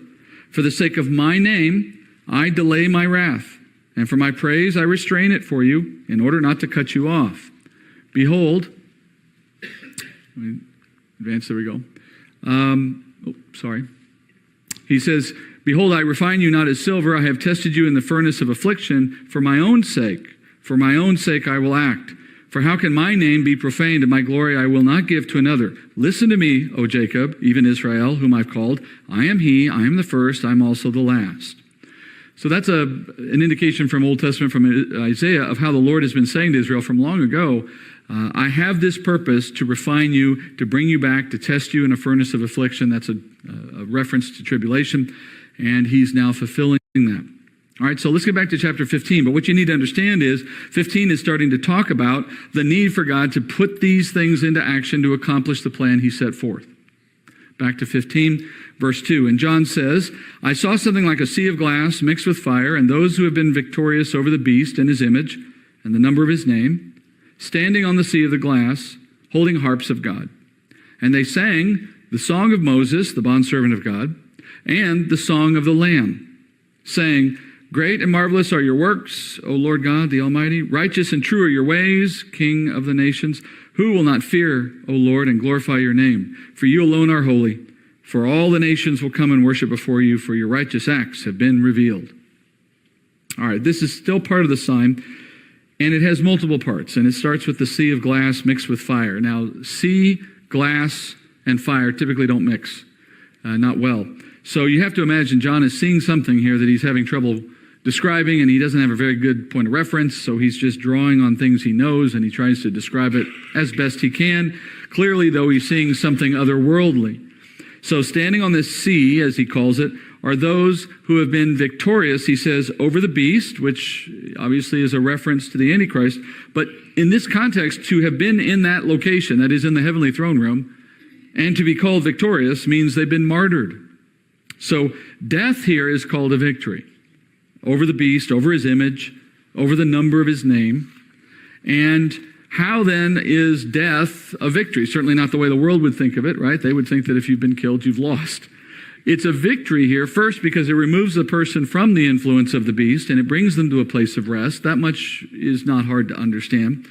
But it also means that once a saint dies in this period of history, they pass from the dominion of the enemy. Remember, he's bound to earth now. He can't go back and forth anymore. So they have passed from the dominion of the enemy to the dominion of the Lord. And here's the key. Since they have left the world behind, they are no longer within the reach of the enemy. They have overcome him in that sense, and they've overcome the mark in the sense that they never gave in to the demands to worship him or to take the mark, and now that they're free from the earth, they'll never have to worry about doing that or about being made to do that. So they have the time, they've run out the clock so that now the game is over. They don't have to worry anymore. They've died without giving in to the enemy's demands, and in that sense, they've passed a test of sorts. And they've overcome the enemy. It says that they never loved their physical life more than they loved the Lord. And that is exactly the kind of eternal perspective that every believer is supposed to maintain, right? That, as Jesus said, the one who seeks to gain his life will lose it. The one who loses his life will gain it. Speaking about this trade-off. All right, next, in the sign, you see tribulation saints singing with harps the song of Moses and the song of the Lamb. Now, these are two different songs that are being sung in that place. The song of Moses first, then the song of the Lamb. Now, the song of the Lamb is given to us here because it doesn't exist anywhere else. We've never heard of it before. So here in verses 3 and 4, you see the song of the Lamb being given to us, but they don't give us the song of Moses here because it's given to us elsewhere in the Bible. Let's talk about the Lamb first because it's the one we have in front of us. We know this is a praise to Christ, and of course we know that because though his name is not mentioned, we know the Lamb is Jesus. And the singers here declare Jesus is the righteous King of the nations, that he will soon be the one worshipped by all nations. And the point is obvious, that we're at a time now where tribulation is coming rapidly to its end, and that means Jesus' second coming is soon to happen, and at that, the kingdom will soon appear. And so the singing of the Song of the Lamb is simply to emphasize we're just about ready for everything we've been waiting for all this time.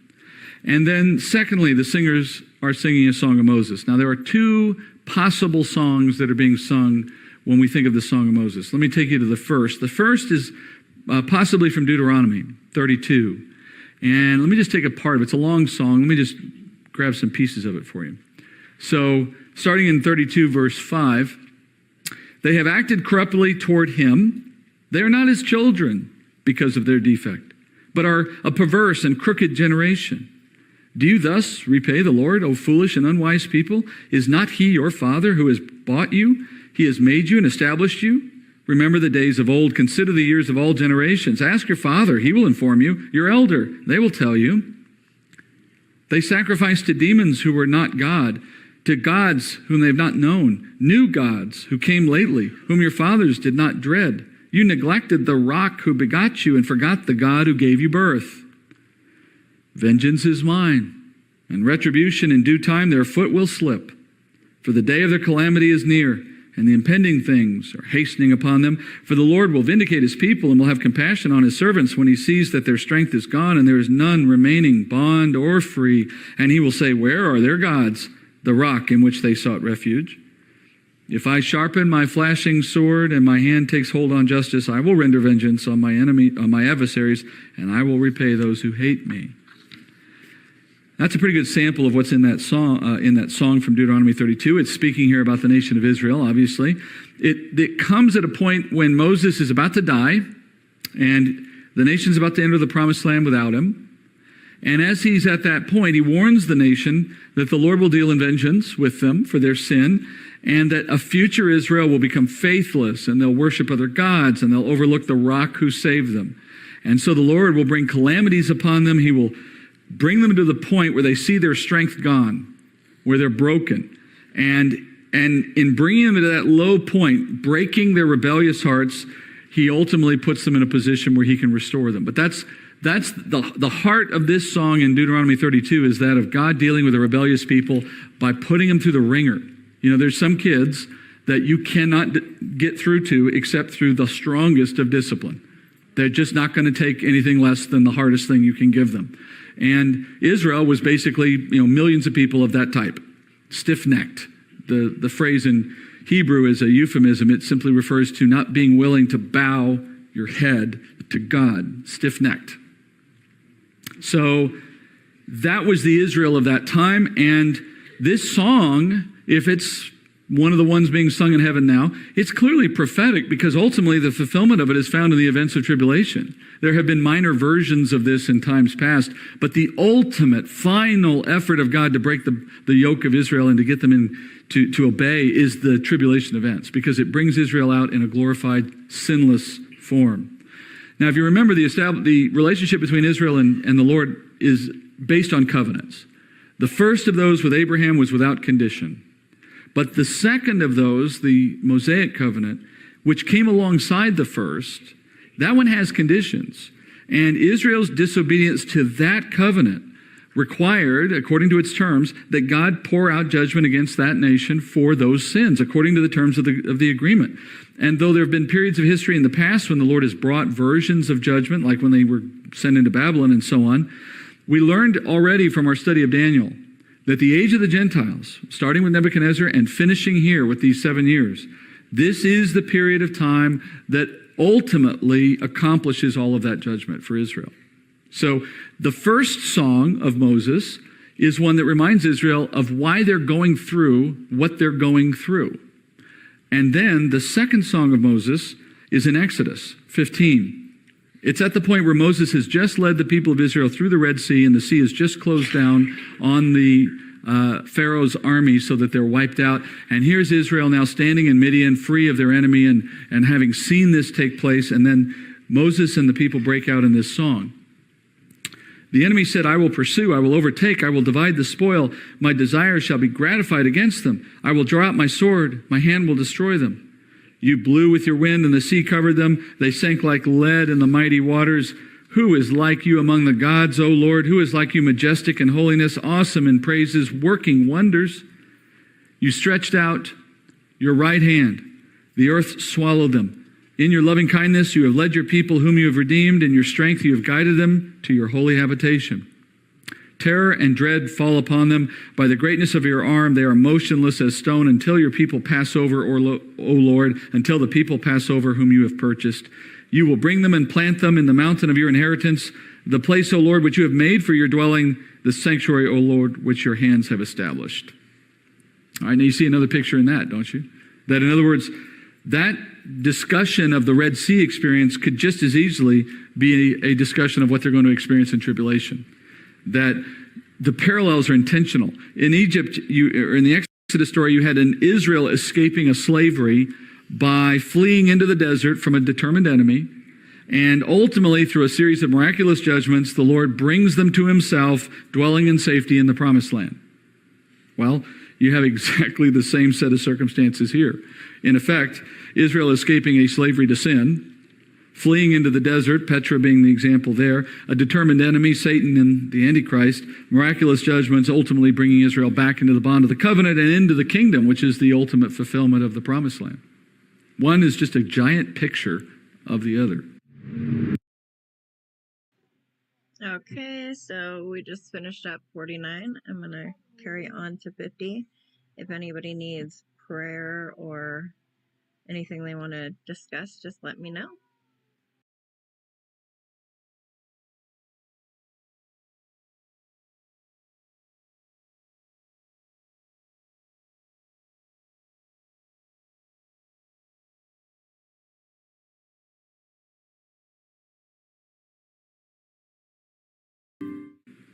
So you have a heavenly choir, and they're singing the Song of Moses, which I would argue would probably include elements of both of these songs, because both are relevant.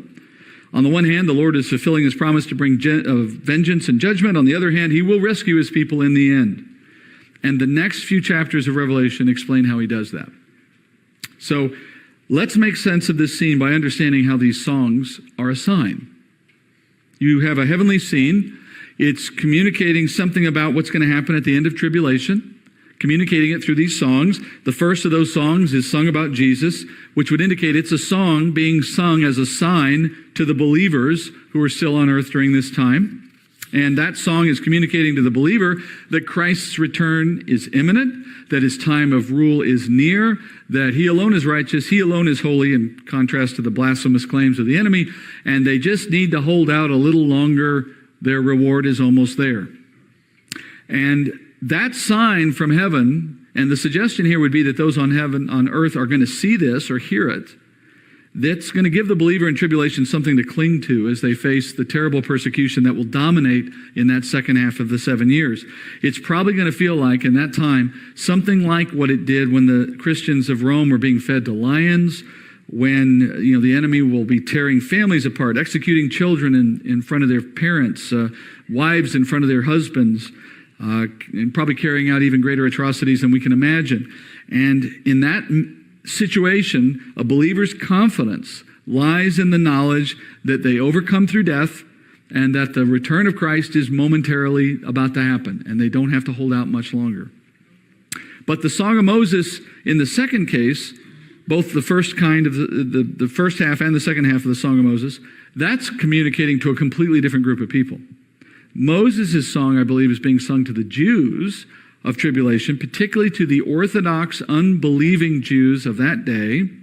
The first part of that song from Deuteronomy, reminding them that you're in the middle of all these circumstances because of your old covenant.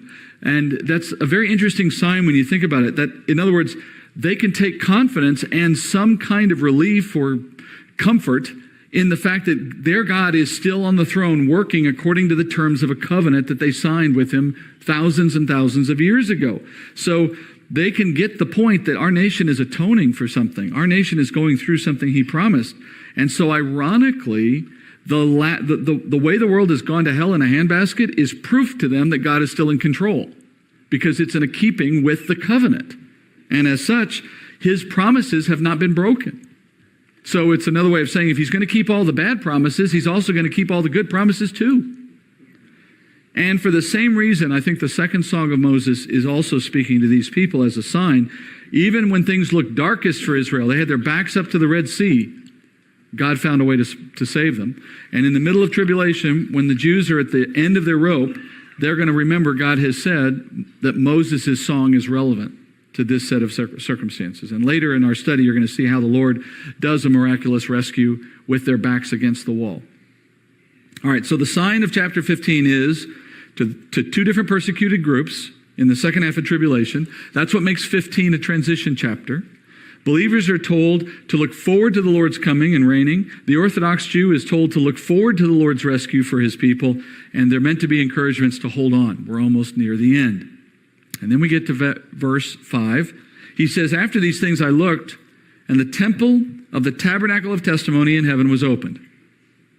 All right, now the next part of this sign transitions to the temple in heaven and to the opening of a tabernacle in heaven. Now, in the heavenly realm right now stands a tabernacle. It is, we assume, similar to the one that Moses was instructed to build for Israel in the law, because the writer of Hebrews tells us that the earthly tabernacle was patterned on the one that's in heaven.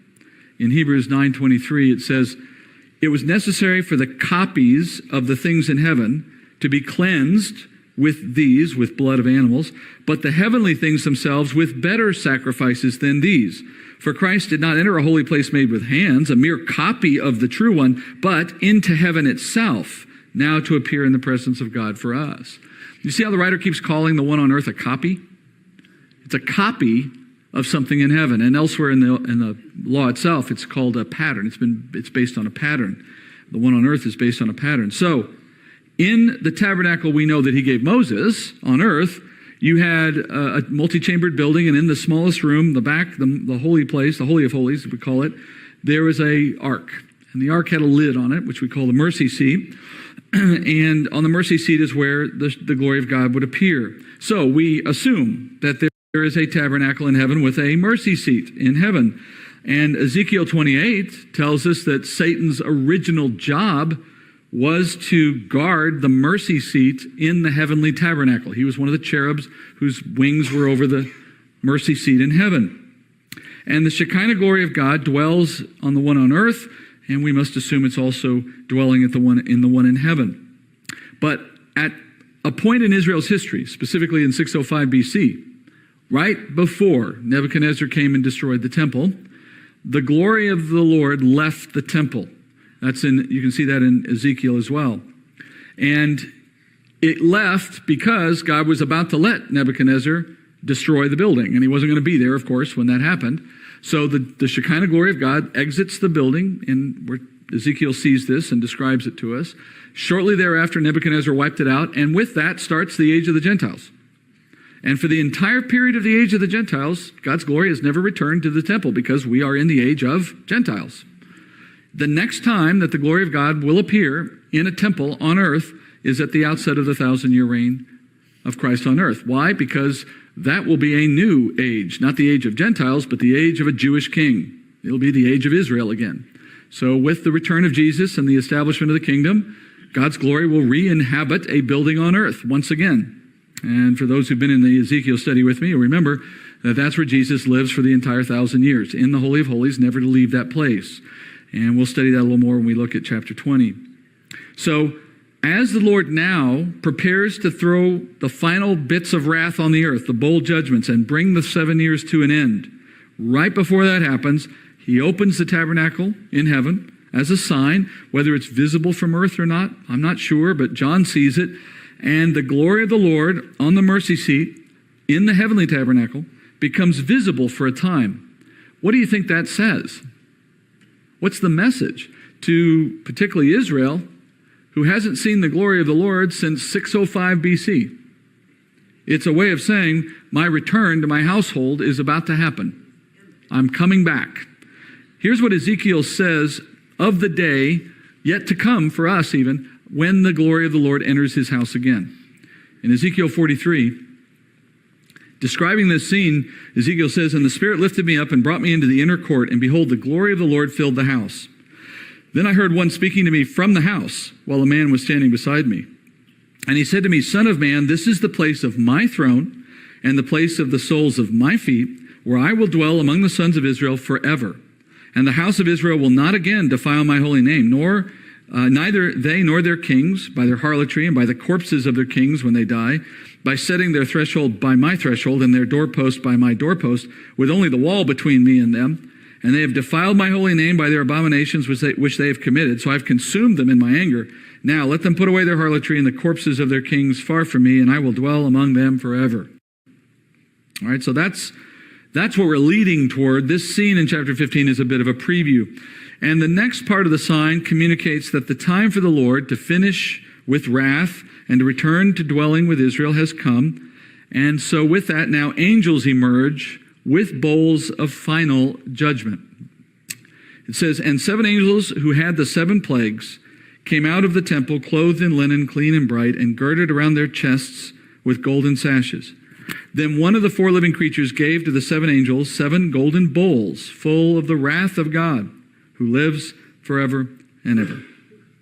All right, so now we're getting into the last judgments. You can see 15 is just teeing us up for where we're going. And the 7th trumpet judgment, which, as you remember, is now these 7 bowls, is about to be fulfilled. We heard the trumpet blown earlier in an earlier passage, but now we're waiting to see it all play out. Here it begins. And the bowls have been handed to the angels. Now, wrath, God's wrath, is commonly depicted in the Bible as something that can be poured out, obviously figuratively speaking.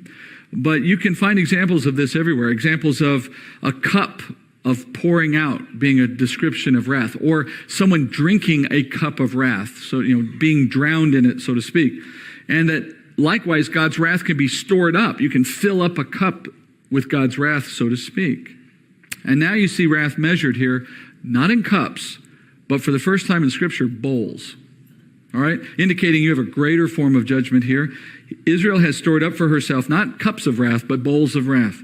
And it's going to be poured out in full measure. Paul says in Romans chapter 2, verse 5, "Because of your stubbornness and unrepentant heart, you are storing up wrath for yourself in the day of wrath and revelation of the righteous judgment of God, who will render to each person according to his deeds." Now, believer, this is what we've been saved from. All that wrath that you had stored up has been poured out on Christ, right? That's the gospel. But it is interesting to see that there is a quantum, a measuring of wrath. I don't believe this is entirely euphemistic. It's figuratively written, but I don't believe it's entirely euphemistic in its meaning. I believe there is more wrath for some than for others, which is the indication here. And then, back to 15, there's an interesting moment in chapter 15. It says, "And the temple was filled with the smoke from the glory of God and from his power, and no one was able to enter the temple until the 7 plagues of the 7 angels were finished." All right, so the temple in heaven is filled with the smoke that represents his glory and the power of the Lord, and then everyone, it says, is barred from entry into the temple. Now, ask yourself this: who normally enters the temple of God? And in the case of Israel, it was, under the law, it was the priests, right? They were the only ones who could enter. And in the case of the Holy of Holies, only the high priest could enter. So if we assume that the heavenly tabernacle is operating under similar principles, remember, the one on earth was patterned after it after all, then we must conclude that when it says no one may enter the temple, what it says is no priest will enter the temple. And what priests are in heaven? Well, there's only one that we know of, Christ, the high priest, right? So the indication is that the Father has barred Jesus from entering the temple until after the 7 bowl judgments. Now ask yourself this: if Jesus can't enter the temple, then he cannot go before the Father for intercession. And if he cannot make intercession, then there can be no grace. Which is to say, this is a further indication that during this last part of the 7 years, it is not possible for new faith on the earth. It is not possible for salvation. There is no intercession available at this point. Back to what we said in weeks past, once you move past mid-trib, you have the mark, you're done. You don't have the mark, you're persecuted, but there's no new people joining one or the other group. Everyone picks a side at the beginning, and you're set for 3.5 years. So chapter 15 is a transition chapter. It leads us out of mid-trib. So technically, as we get out of chapter 15, we're still at about the mid-trib point. We're just leaving that scene. So the indication here is that as you enter into the second half of tribulation, the bowl judgments are poised, and Jesus is outside the temple for that period of time. And now as the bowl judgments start, which is near the end of that 3.5 years, the pace moves rapidly. We come through this in a fairly short period of time. Again, based on what we'll study, I would argue it's probably no more than a matter of a few weeks. All right. Now at the end of chapter 15, we officially have done the mid-trib part of this study. Now we start with chapter 16. And with chapter 16, we're going to continue to build our understanding of how we get to the end of the 7 years. There, just like with mid-trib, as you get to the end of tribulation, a lot is happening. The sequence is tough to follow because the chapters keep talking about similar things that are all happening at the same time. So we have to understand the cause and effect. We have to build a sequence. You're going to get lots of charts. It's all going to be laid out. So in some ways, the end of this 7-year period is similarly complex to the middle, because as the bowl judgments are poured out, a bunch of stuff happens. All right? Let's start with the first 5 of the bowl judgments. Chapter 16, verse 1. "Then I heard a loud voice from the temple saying to the 7 angels, 'Go and pour out on the earth the 7 bowls of the wrath of God.' So the first angel went and poured out his bowl on the earth, and it became a loathsome and malignant sore on the people who had the mark of the beast and who worshipped his image. The second angel poured out his bowl into the sea, and it became blood like that of a dead man, and everything in the sea died. Then the third angel poured out his bowl into the rivers and the springs of waters, and they became blood. And I heard an angel of the waters saying, 'Righteous are you who are and who were, O Holy One, because you judge these things. For they poured out the blood of saints and prophets, and you have given them blood to drink. They deserve it.' Then I heard the altar saying, 'Yes, O Lord God, the Almighty, true and righteous are your judgments.' The fourth angel poured out his bowl upon the sun, and it was given to it to scorch men with fire. Men were scorched with fierce heat, and they blasphemed the name of God who has the power over these plagues, and they did not repent so as to give him glory. Then the fifth angel poured out his bowl on the throne of the beast, and his kingdom became darkened, and they gnawed their tongues because of pain. And they blasphemed the God of heaven because of their pains and their sores, and they did not repent of their deeds."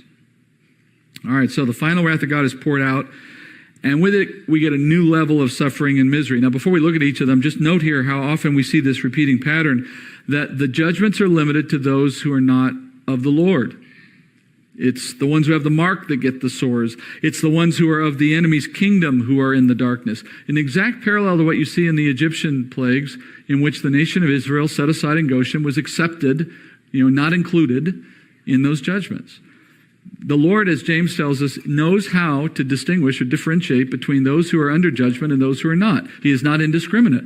And as a result, it's more proof to add to what we've already studied that you do not have to think that someone's going to enter into the tribulation, much less any of us, because the whole thing is meant to be some kind of last series of disciplinary moves on God's part. That's not what this is about. This is wrath poured out. It's wrath poured out against people who don't know him for a good purpose in the end, but we're not there. All right, so let's go through each of these. First, you have a bowl that results in a physical outcome of loathsome sores. The word loathsome is from a Greek word that means wretched and malignant. It's literally the word for evil or wicked. So if these sores are vile and wicked, that must mean that they disrupt the flesh in some kind of unimaginable way. You might even imagine the way Jesus' own body was ripped to shreds by the scourging. This might be doing something similar to the bodies of humanity. And then we have the second bowl. God puts an end to all sea life by making all seas turn to blood. Now, besides an uncountable number of dead and rotting fish, and we're talking about seas after all, the blood itself would begin to congeal and putrefy, and that's going to shut down the water cycle of the planet, if it's even still been going on at all, right? Stopping all rain. And you have this unimaginable environmental disaster, but you also have the impossibility of sea navigation now. So that's now, that comes back later. Then you have a third bowl now, making freshwater sources also turn to blood. Obviously, the angel explains these are as a repayment for what's been done to the saints, pouring out the blood of saints. And I love that phrase, they deserve it. Now, this judgment is one of the indications we have that I would point to as support for saying that the bowl judgments happen at the very end of the 7 years. As some might imagine these, they would tell you that they're kind of sprinkled across the 3.5 years, but I think that really is inaccurate for a number of reasons, but here's one of them. How long can someone survive without water to drink? I mean, a few days, right? Now, maybe the world's stockpiled a little bit of water in some places and they can survive for a time, but look, they were not talking about 3.5 years. You can't go 3.5 years on the planet with no fresh or salt water, right? So this is at a point where things rapidly move to an end.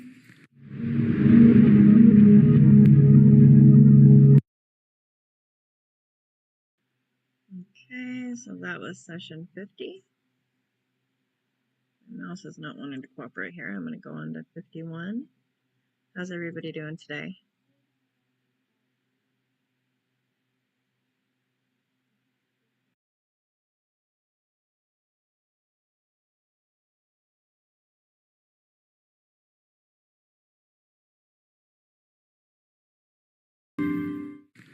And then fourth, you have the sun increasing in intensity to the point that it burns men.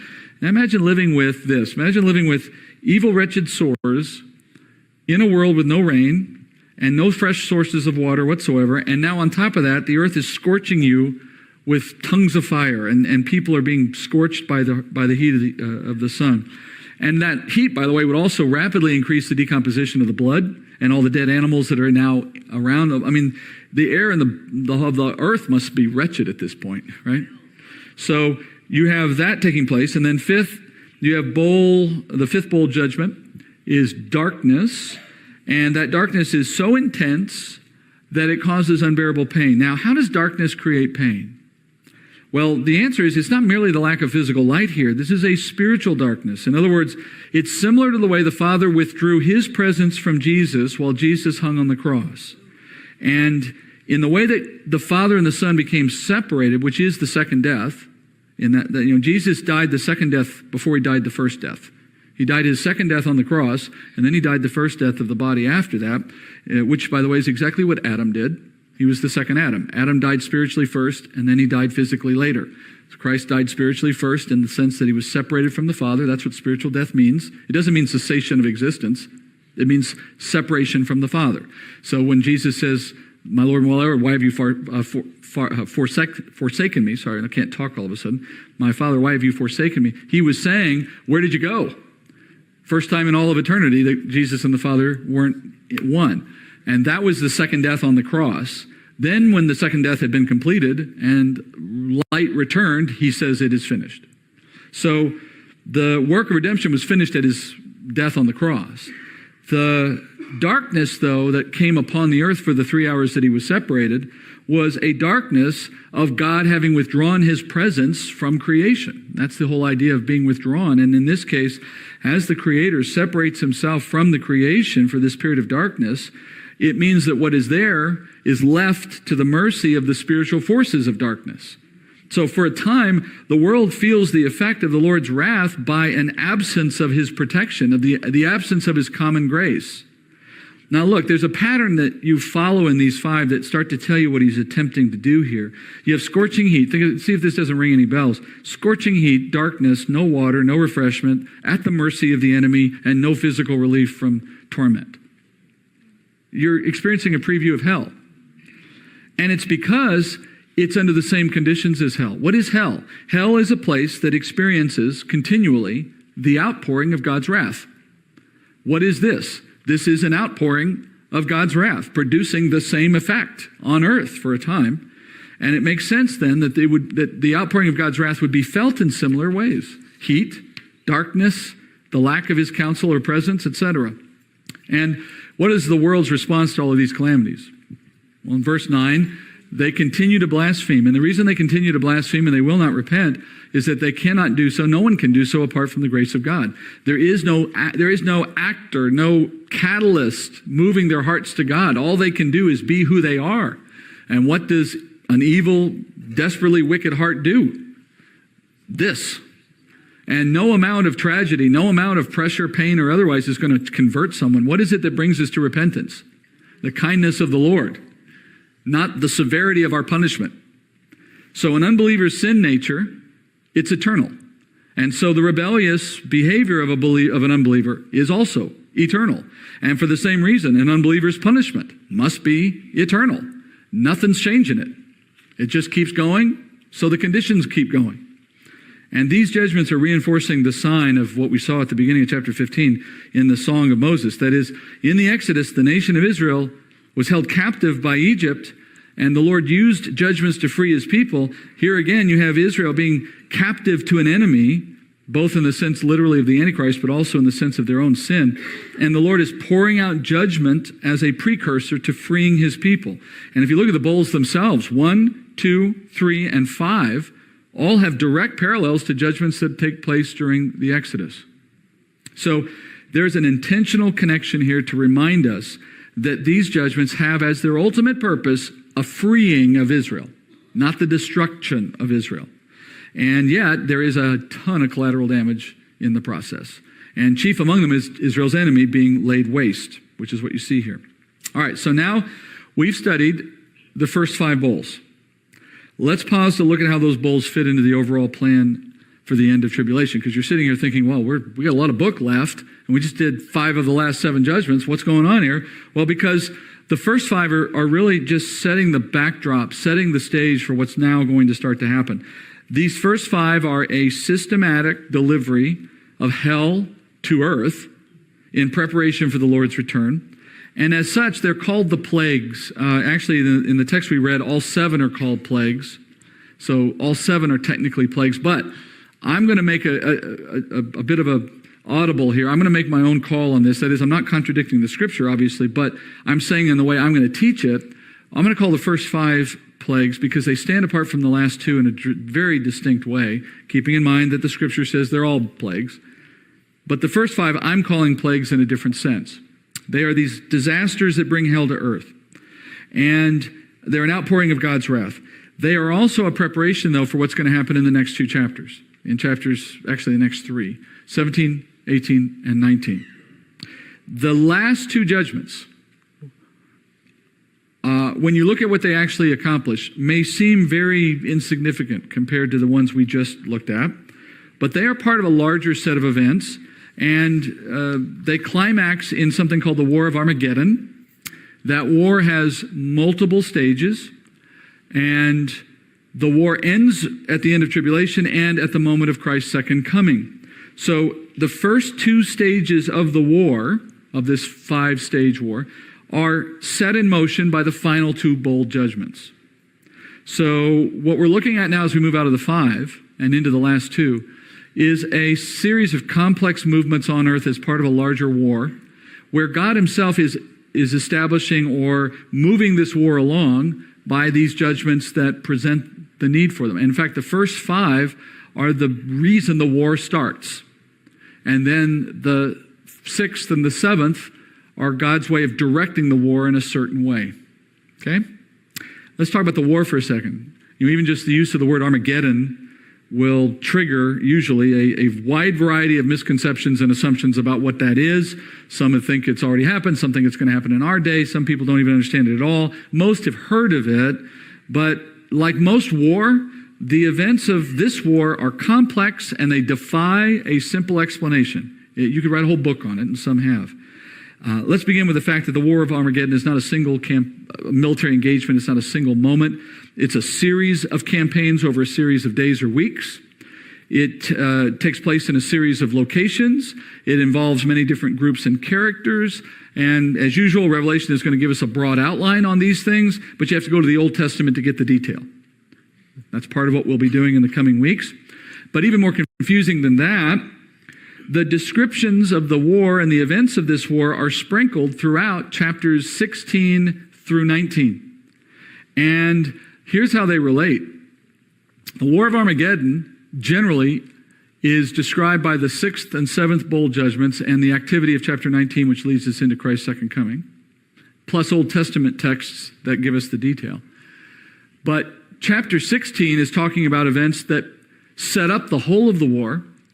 Chapter 17 is talking only about the events of that last judgment. Chapter 18 goes back to talk about things that were going on when the earlier judgments were happening. And chapter 19 is talking about the very last stages of the war. So knowing that is important to putting the whole battle plan together. And now we're going to have maps. We're going to have little tanks moving around on maps. We're going to have all kinds of stuff. You're going to figure it out with me. It's not that hard, but once you see it. But we have to do this in stages. That's why we have a lot left to do, even though we're at the end of the, quote, judgments. All right? We're going to dissect all this in the coming weeks.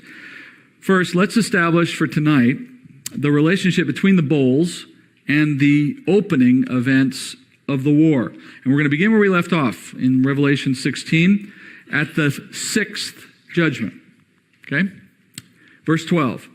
The 6th angel poured out his bowl on the great river, the Euphrates, and its water was dried up, so that the way would be prepared for the kings from the east. And I saw coming out of the mouth of the dragon and out of the mouth of the beast and out of the mouth of the false prophet 3 unclean spirits, like frogs. For they are spirits of demons, performing signs which go out to the kings of the whole world to gather them together for the war of the great day of God the Almighty. Behold, I am coming like a thief.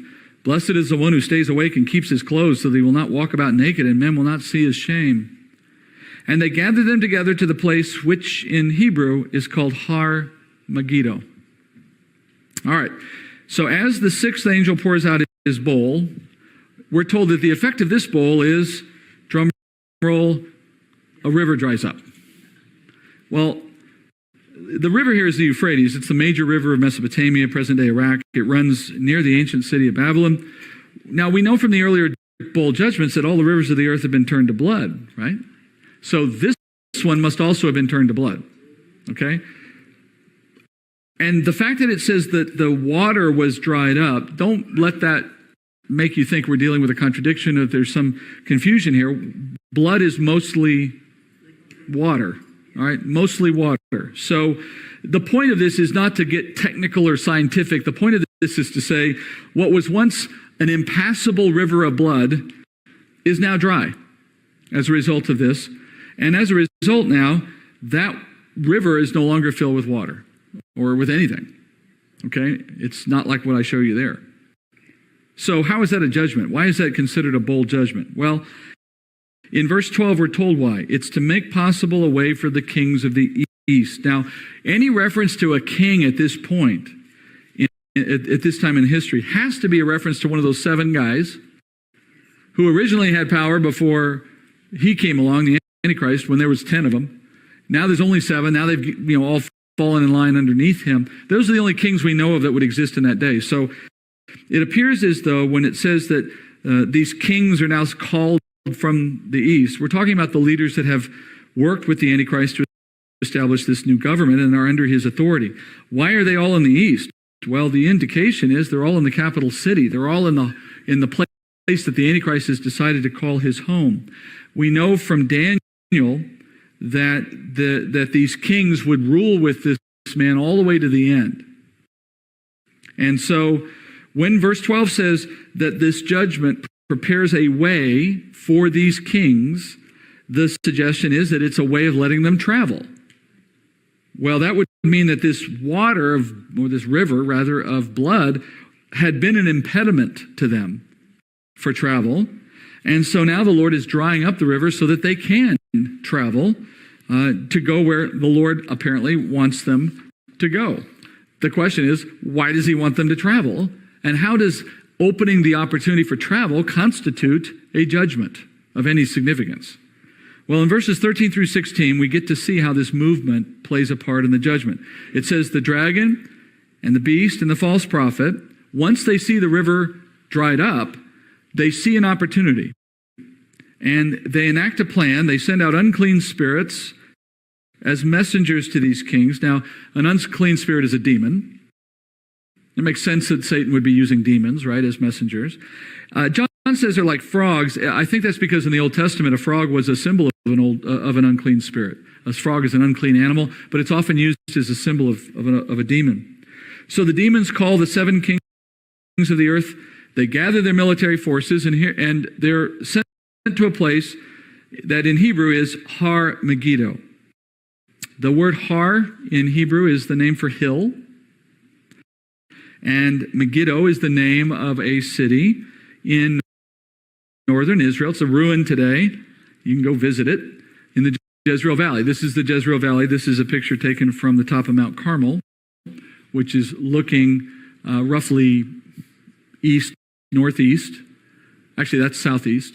And if you were to, you can't see it very well, but right here in the distance is Megiddo. And so Megiddo is one of a series of hills that surround the valley of Jezreel. It's a very wide, open, flat area in northern Israel. And that valley is where they're all going. They're not going to the little hill that's next to the valley. They're just going to the valley, but the hill is sort of the reference point.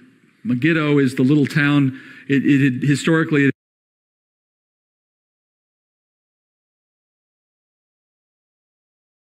had been a place that Solomon set up to guard the pass into the Jezreel Valley, so it's a fortified location. But they're all going into that valley. We'll learn a lot more about this later. So Har Megiddo is the hill of Megiddo, or Tel Megiddo. And when you transliterate that from Hebrew into English, people start saying Armageddon. So the word Armageddon comes from Har Megiddo. This is the location that the kings will move to in response to the call of the demons once that judgment has dried up the river. So what we're saying is this, that out in the east, there is a location in which these men have headquartered and had their forces. It has to be east of the river, otherwise the river wouldn't have been an impediment to get to the Jezreel Valley. So Babylon being on the east side of that river, we learn later in future chapters that it is in fact at Babylon that they are headquartered. And as these 5 first judgments come to the earth, the ones we've already studied, life now has become unlivable. And not just unlivable, think of it in human terms this way. Just as when Satan was cast down from heaven, he knew his time was short. Once the earth has no more water, time is short. At that point, you got nothing to lose. You're about to die. The whole world is about to die. And in the midst of that, Satan and the world with him realizes they've got to do something desperate. God has put them in a position for them to act out of desperation. And what Satan does through the Antichrist and the false prophet is send messages to the kings and their forces, essentially all that's left of their army and who they are on earth. And I would assume the message includes something of hey guys, look at our situation. We don't have much time left. We need to do something here.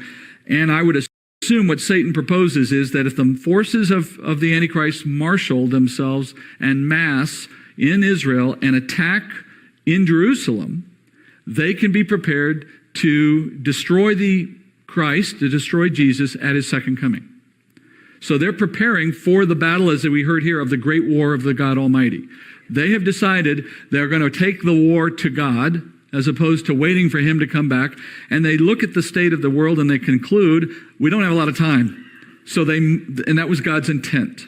So he puts them in under time pressure. They begin to respond as he expects, and they begin to move to where they know his return will happen, at the Mount of Olives, according to Scripture, and at the return of Christ to Jerusalem. Moreover, there's another aspect to this. The enemy is going to target the remaining Jews that are holding out in the city of Jerusalem, hoping that if he could destroy all of them, then Christ's reason to come back wouldn't exist. We'll talk more about that later. So here's how they move. They come from Babylon. I assume they follow the Fertile Crescent. Traditionally, that's what people do. You don't drive across the desert. And they end up in this northern area of Jerusalem, in the Jezreel Valley. Ironically, we talk about the war of Armageddon, but there's actually no fighting in that area. That's just an area of massing of forces before they move down to Jerusalem, where the actual battle happens. This is just a wide enough valley that you can put a bunch of people and a bunch of armament. And so the first stage of the war, stage 1, which is created out of the first 6 bowl judgments. The first 5 give urgency and incentive, and then the 6th gives opportunity by drying up the river. That stage 1 involves the movement of the Antichrist forces out of his capital city toward Israel, massing them in an attempt to hold off or destroy the return of Christ. But what they've actually done is they've put themselves all in one place so that Jesus can destroy them all at one time. Now, as I said, we haven't heard the name of his capital yet in the text, but we'll hear it soon enough. It's on the chapters to come. It is Babylon. And Babylon itself becomes a major topic as we move into the rest of this study. That, in other words, in verse 15, if you notice there at the end, the Lord inserts that parenthetical statement to the believer who lives during these difficult times. It's similar to the statement he makes in Revelation 3 to Laodicea when he warns that church. He says, I'm coming like a thief. He says to them, though, you need to be ready for my return for the church, which we know is the rapture. Here, Jesus is talking to those who are on the earth, but it's from the same general perspective. That is, here he's saying, you better be ready for my second coming, because it's about to happen. When you see these events happening, it's about to happen. This is your last chance. So just as the unbeliever in the church today will not recognize who the Lord is, and she will not be taken by the rapture. Similarly, the unbeliever in that day will not recognize that the second coming of Christ is right about to happen, and they will not be ready for that moment either. All right, that's the end of our study tonight. When we come back one more week before the break, we'll move into the next stages of this battle, moving into chapter 19 ultimately. But chapters 17 and 18 are 2 chapters talking about the destruction of something called Babylon. And it's an in-depth discussion that involves a lot of detail, a lot of things from the Old Testament, which we'll get into. Okay, and that was session 51. And to be caught up to where the regular Tuesday night prophecy study is at, I'll be going to 59 today, and then we'll be all caught up. Let's see, that was 51, right? Terrible with my memory. Here we go. If anybody needs prayer, don't hesitate to let me know, and I'm going to get this going.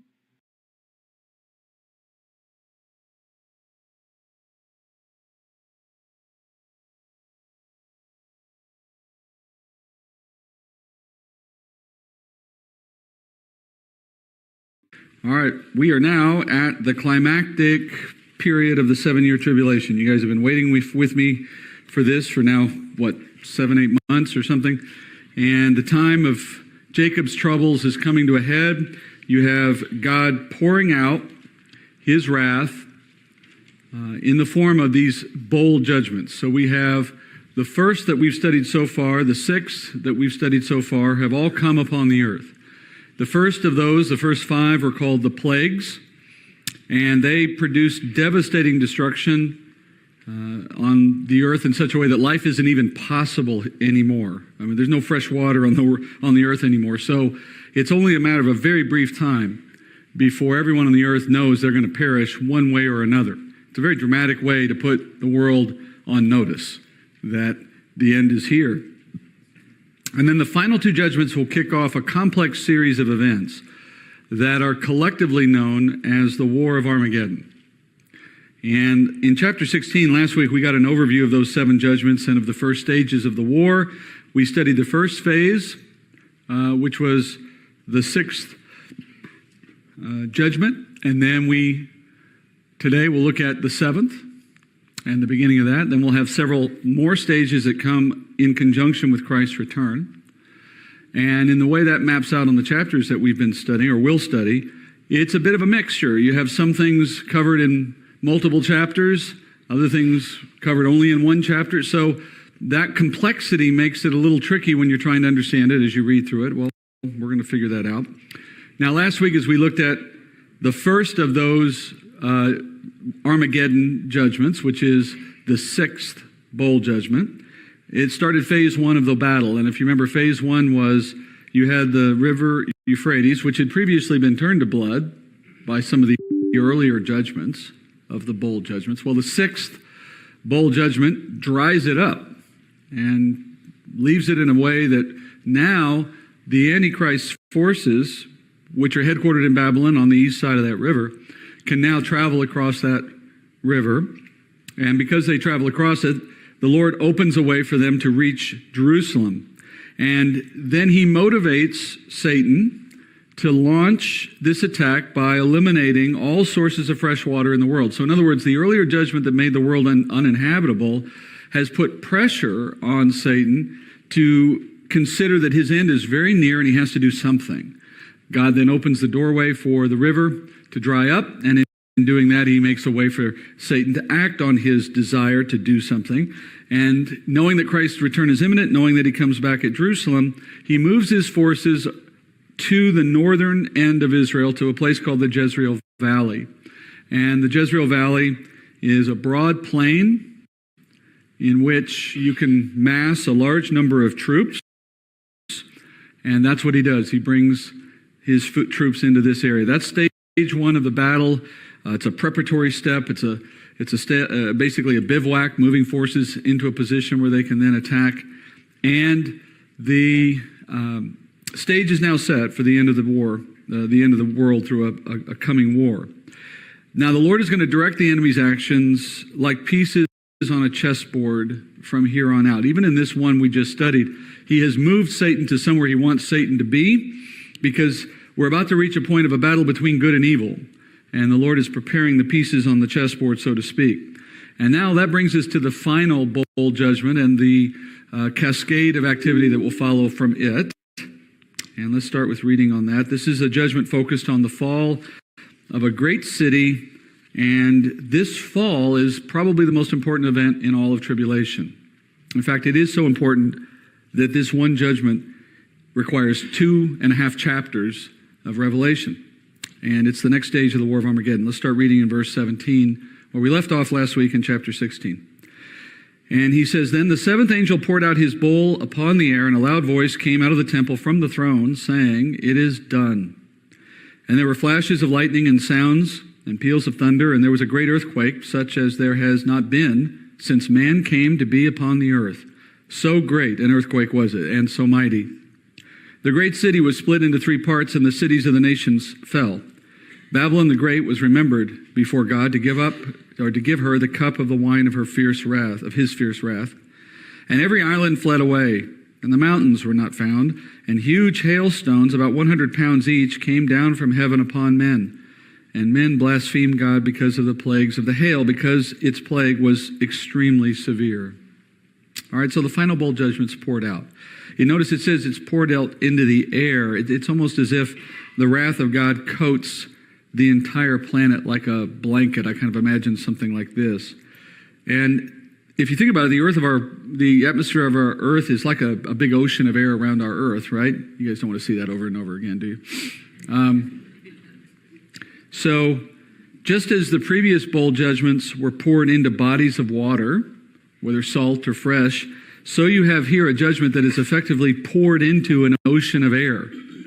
And it's like a dye being poured into a pool. It just mixes thoroughly so that every part of the pool is touched. So this is symbolic of God's wrath going everywhere on earth. Now, in literal terms, it's an earthquake, starts with an earthquake, but it's not unlike we've ever seen, he says. And it produces a devastation that's probably on a par with Noah's flood, just without the water. So you have mountains gone, islands gone. Even the continents appear to be ripped apart. Now remember, mountains and islands, geographically speaking, are the same thing. They're peaks of mountain, peaks above water or peaks on the ground, same thing. So it seems as though he's saying that any high place on the earth is sinking into the crust of the earth. Anything built on a mountain, therefore, would be gone. Anything on an island is gone. The only cities that would remain at this point are those that are built on plains, that is, off of the mountains. But even those are leveled, it says. And as this judgment happens, you hear this statement, the final judgment has come, it is done. And the Greek word for done can also mean accomplished. So what it's saying is this: the wrath of God and his purposes in the tribulation have come to an end, have been met by the final outpouring of wrath through this last bowl. Revelation 15, verse 1, I'll skip past my little demonstration again. It said this. When we were in chapter 15, we read this. Then I saw another sign in heaven, great and marvelous, 7 angels who had 7 plagues, and he says, which are the last, because in them the wrath of God is finished. So it is done, reflects that. As promised, these judgments bring an end to God's wrath. You remember also when Jesus was on the cross, he said something very similar. Do you remember that? He said, when Jesus had received the sour wine, he said, it is finished, and he bowed his head and gave up his spirit. So on the cross, Christ was taking the wrath of God upon himself for our sake. And once he had received God's wrath poured out for sin unto him, then he declared the wrath of God against the elect is finished. So the wrath of God is poured out one way or another. It's either poured out upon those who will bear God's wrath themselves, or it is poured out upon Jesus, who took our place in receiving that wrath, which is why John says, he who believes in the Son has eternal life, but he who does not obey the Son will not see life, but the wrath of God abides on him. So you could think of it this way: in heaven, there's a quantity of wrath that everyone deserves. And it's poured out in one of two places, on Jesus or on you. And that's effectively the message of the gospel. Let him take it for you. Moving on, it says there was a hailstorm to end all hailstorms, bringing 100-pound hail falling on the earth. Now, when you think of hail, you think of ice, but in biblical terms, hailstorms are not ice. A hailstone in the Bible is a stone, a rock. So we're talking here about 100-pound rocks falling. Now, 100 pounds of a rock is probably not that big. I mean, you get 100 pounds pretty quickly when you have a stone. But moving from the sky to the ground, that thing's a missile, leaving nothing intact. That would mean complete devastation upon the earth. Everything is gone. I mean, this is basically the end of the world. So you would think at this point, with an earthquake like that and with hailstones like that, you would think people on earth would realize this is from God, and they do, but at the same time, they just blaspheme him for it. You know, it's kind of like the guy who was the thief on the cross. He's about to die, and here he is blaspheming Jesus. You'd think, like the other thief told him, why don't you have any fear of God knowing where you are right now? You're moments from seeing God. Why aren't you fearing him more? Same thing here. All right, so let's ask the fundamental question. What's the purpose in all these disasters? Well, verse 19, we're told, all the cities of the nations fall. But the Greek word for nations, ethnos in Greek, it's the word for Gentiles. It's a term for Gentile nations, because from a Hebrew point of view, and the Hebrews wrote the Bible, from a Hebrew point of view, there's Israel, and there's the nations. So in biblical terms, the term nation means everyone but Israel. So when it says all the cities of the nations fell, it means all Gentile cities fell. And therefore, the purpose of the seventh bowl judgment is to eliminate all Gentile cities everywhere on earth. Nothing is left. Between an earthquake and 100-pound stones, there's nothing. Only Jerusalem exists at this point intact, excluded from these judgments. And since Jerusalem stands on a mountain, we must assume that one mountain has not been destroyed either, for if it had been, Jerusalem as well would have been. And we'll know later as we get further into this study that I'm right, because Jerusalem will later show up in the text. So it's alone, it's still intact, it's still there. That's where Jesus is coming back. And because it's on a mountain and there are no other mountains, it is now the highest city on the earth. The highest mountain on the only mountain on the earth. But there is still one other Gentile city remaining, at least to some degree. In verse 19, we're told that a great city was split into three parts. And now at first glance, you might think, well, gee, a great city, that must mean Jerusalem, right? Well, when we reference our rules for interpretation, that is, you have something that's not defined, you go look for its definition elsewhere, this is what you find. The great city, the term great city, appears in only 8 verses in all the Bible, all of them in Revelation. And in every instance, it refers to the same place, Babylon. For example, if we jump forward to chapter 18, you find one of those occurrences. In chapter 18, it says, "Then a strong angel took up a stone like a great millstone and threw it into the sea, saying, 'So will Babylon, the great city, be thrown down with violence and will not be found any longer.'" All right, one of the 8 references. Now, if you are a particularly observant Bible student, you might be looking at this right now saying, "I remember one earlier, Steve, that seemed to be talking about a different city." And I'm sure you were all thinking this, so I'll just take you right back there now. Revelation 11:8, when it was speaking about the 2 witnesses dying, it said, "Their dead bodies will lie in the street of the great city, which is mystically called Sodom and Egypt, where also their Lord was crucified." And so at this point, we know verse 8 there is talking about Jerusalem, because that's the place Jesus was crucified. That is a unambiguous reference. There's no other choice for that city. And so in that context, we know that verse 8 is talking about Jerusalem. And yet there you see the great city mentioned in that verse. But if you'll notice more carefully, Jerusalem is actually described using 4 different terms in that verse. It is called the great city, it is called Sodom, it is called Egypt, and then also the place where Jesus was crucified. Now, the last of those 4 tell us definitively that this is Jerusalem, but the other 3 are clearly euphemistic. I mean, Jerusalem is not Sodom, but it was like Sodom in that day. It's not Egypt, but it was like Egypt in that day. And neither is it the great city, but it was like the great city in that day. So the reference to great city there, similar to the other ones, is simply euphemistic. They're calling it like Babylon, like Sodom, like Egypt. But it's the place where Jesus was crucified, so that you don't misunderstand. So the term great city is always a reference to Babylon, whether literally or euphemistically. And now that city becomes the focus for the next 2 chapters in the book of Revelation. In verse 19, we're told that Babylon will receive the cup of wine of God's wrath. Now remember, we've said this before, bowls and cups are commonly used as symbols for the pouring out of wrath, the storing up of wrath to later be poured out upon some deserving object of God's anger. And that is now the fate of Babylon. But the concept of Babylon is exceedingly complex. And that's why it requires 2 chapters to deal with her in Revelation, and that's why it's going to take us a while to get through it. Because the destruction of Babylon is one of the 2 major themes of the Bible, the other being the redemption of Christ, the redeeming work of Christ. So the 2 major themes of the Bible are the role and destruction of Babylon and Jesus in his plan of redemption. And those 2 themes play against one another throughout all of Scripture, from Genesis to Revelation. And Babylon, in that sense, serves as the antagonist to Jesus' protagonist in this story of the Bible. Now, just as Jesus' identity was slowly revealed, not fully known until the Gospels, well, similarly, the identity of Babylon is slowly unveiled in Scripture. In fact, the word Babylon in Scripture carries multiple meanings.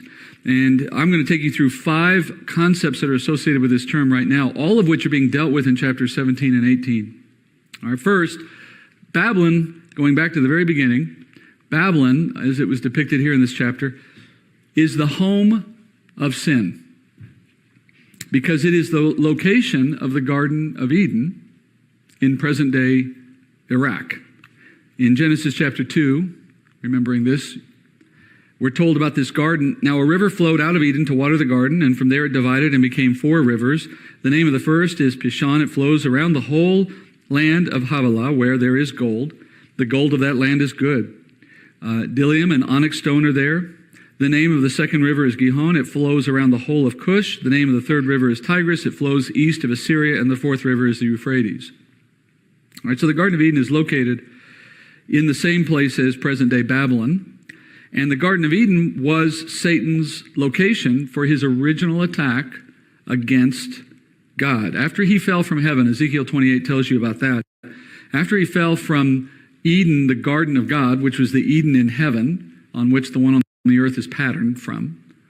Once he fell from the garden of God in Eden, he ended up on the earth. And God made an Eden for man, and presumably Satan became very jealous at the prospect of God creating something in his world, in creation, that could compete with the beauty and the wisdom of Satan. And so he attacks. The jealousy leaves him in a position to go attack man through woman, and you know the story.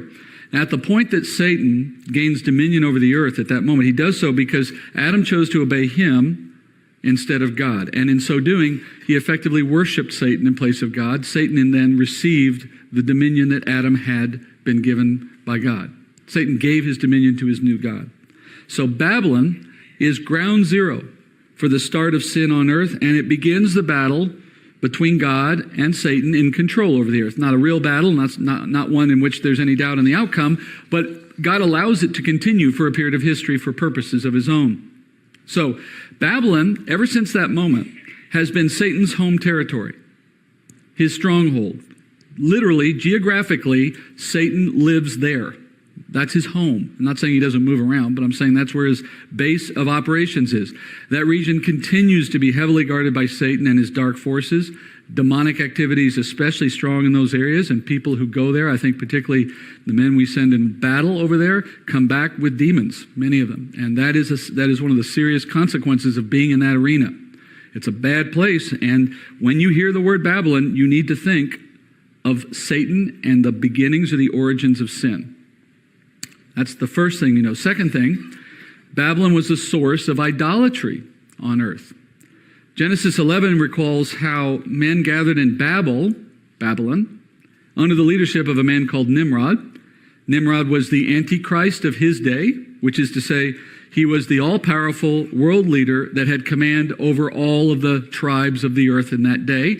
And as such, his story is actually a picture of the Antichrist.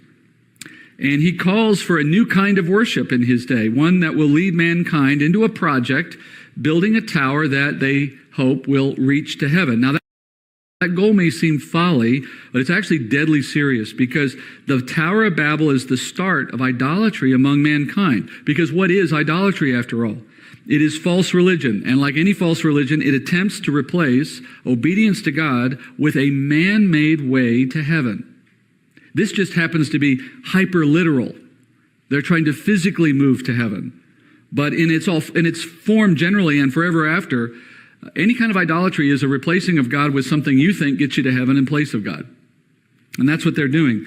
They try to reach heaven through mud bricks, and even though it was a foolish act, the heart behind that act was attempting to make their own way to God and believing it was possible. That building, the Tower of Babel, who do you think was behind the idea of it? It's in Satan's backyard, right? Satan used Nimrod to establish the thinking that men could define their own way to heaven. The idea of that started here. And the Lord responded by scattering them, by confusing language, and he did so to ensure that a rebellion like that couldn't get very far. But since that time, with languages being different, men have been put in a position where we fight each other more often than we're working together, and so that's been a governor on the sin of mankind. We can't get too far because we can't get together too easily. Until recent times, Western culture and the internet have increasingly reunited the world under a common language. The pressure and desire to learn English is worldwide now because so much of what people want access to through the internet is in English.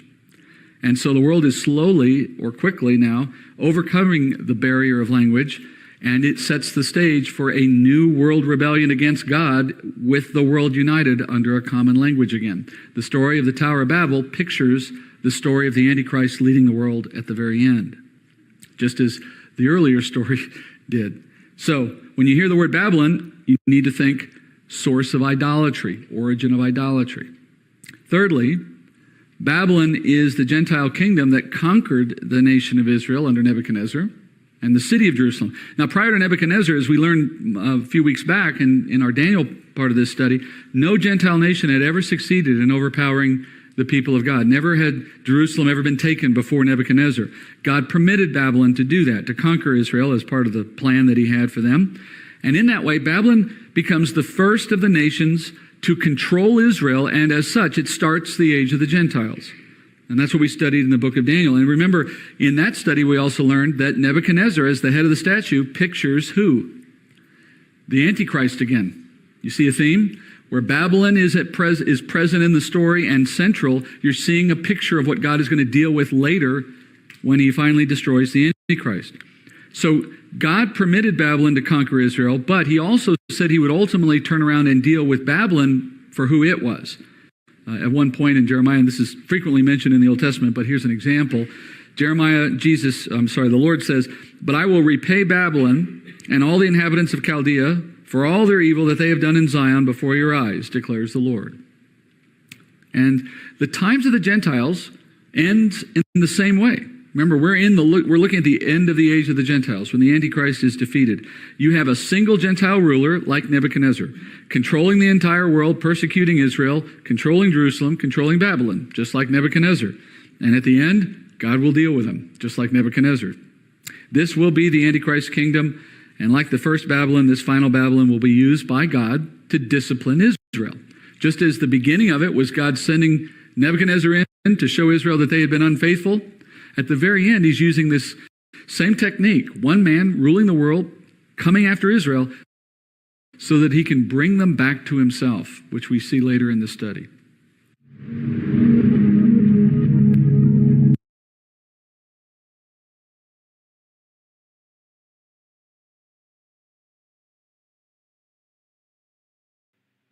All right, going to be carrying on to 53. I hope everybody's doing well this afternoon, or I guess it's almost this evening now, isn't it? God bless.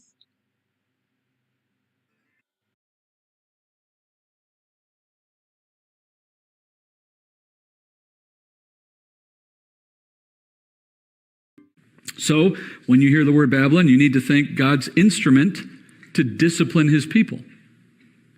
And then fourth, Babylon is the seat of power for the Antichrist during the time of tribulation.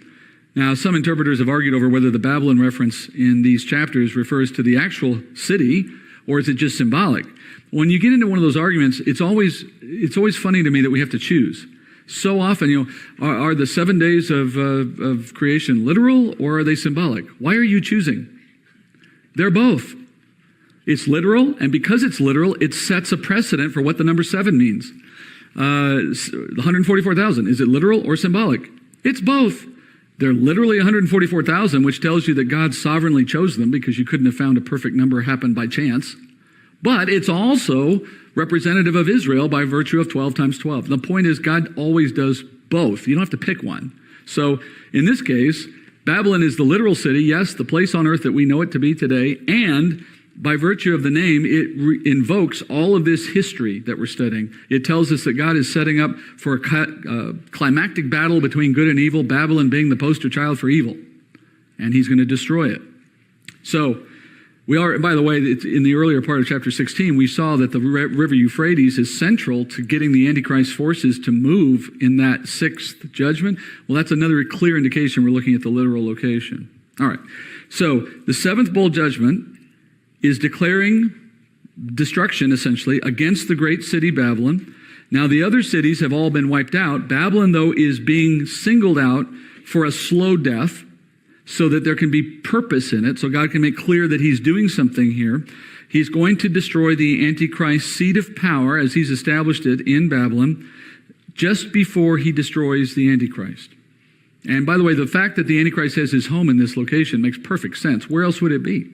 There's virtually nothing else left on earth at this point. It's not going to be in Jerusalem, that's for sure.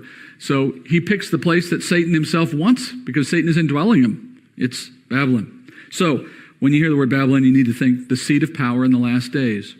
And then finally, Babylon is the home of the father of lies and the seat of power for the Antichrist during tribulation. And in that sense, it is the center for false religion. It stands for false religion. Babylon does not just represent one specific kind of false religion. All false religious systems that have ever been invented have been invented by Satan. They're all the same.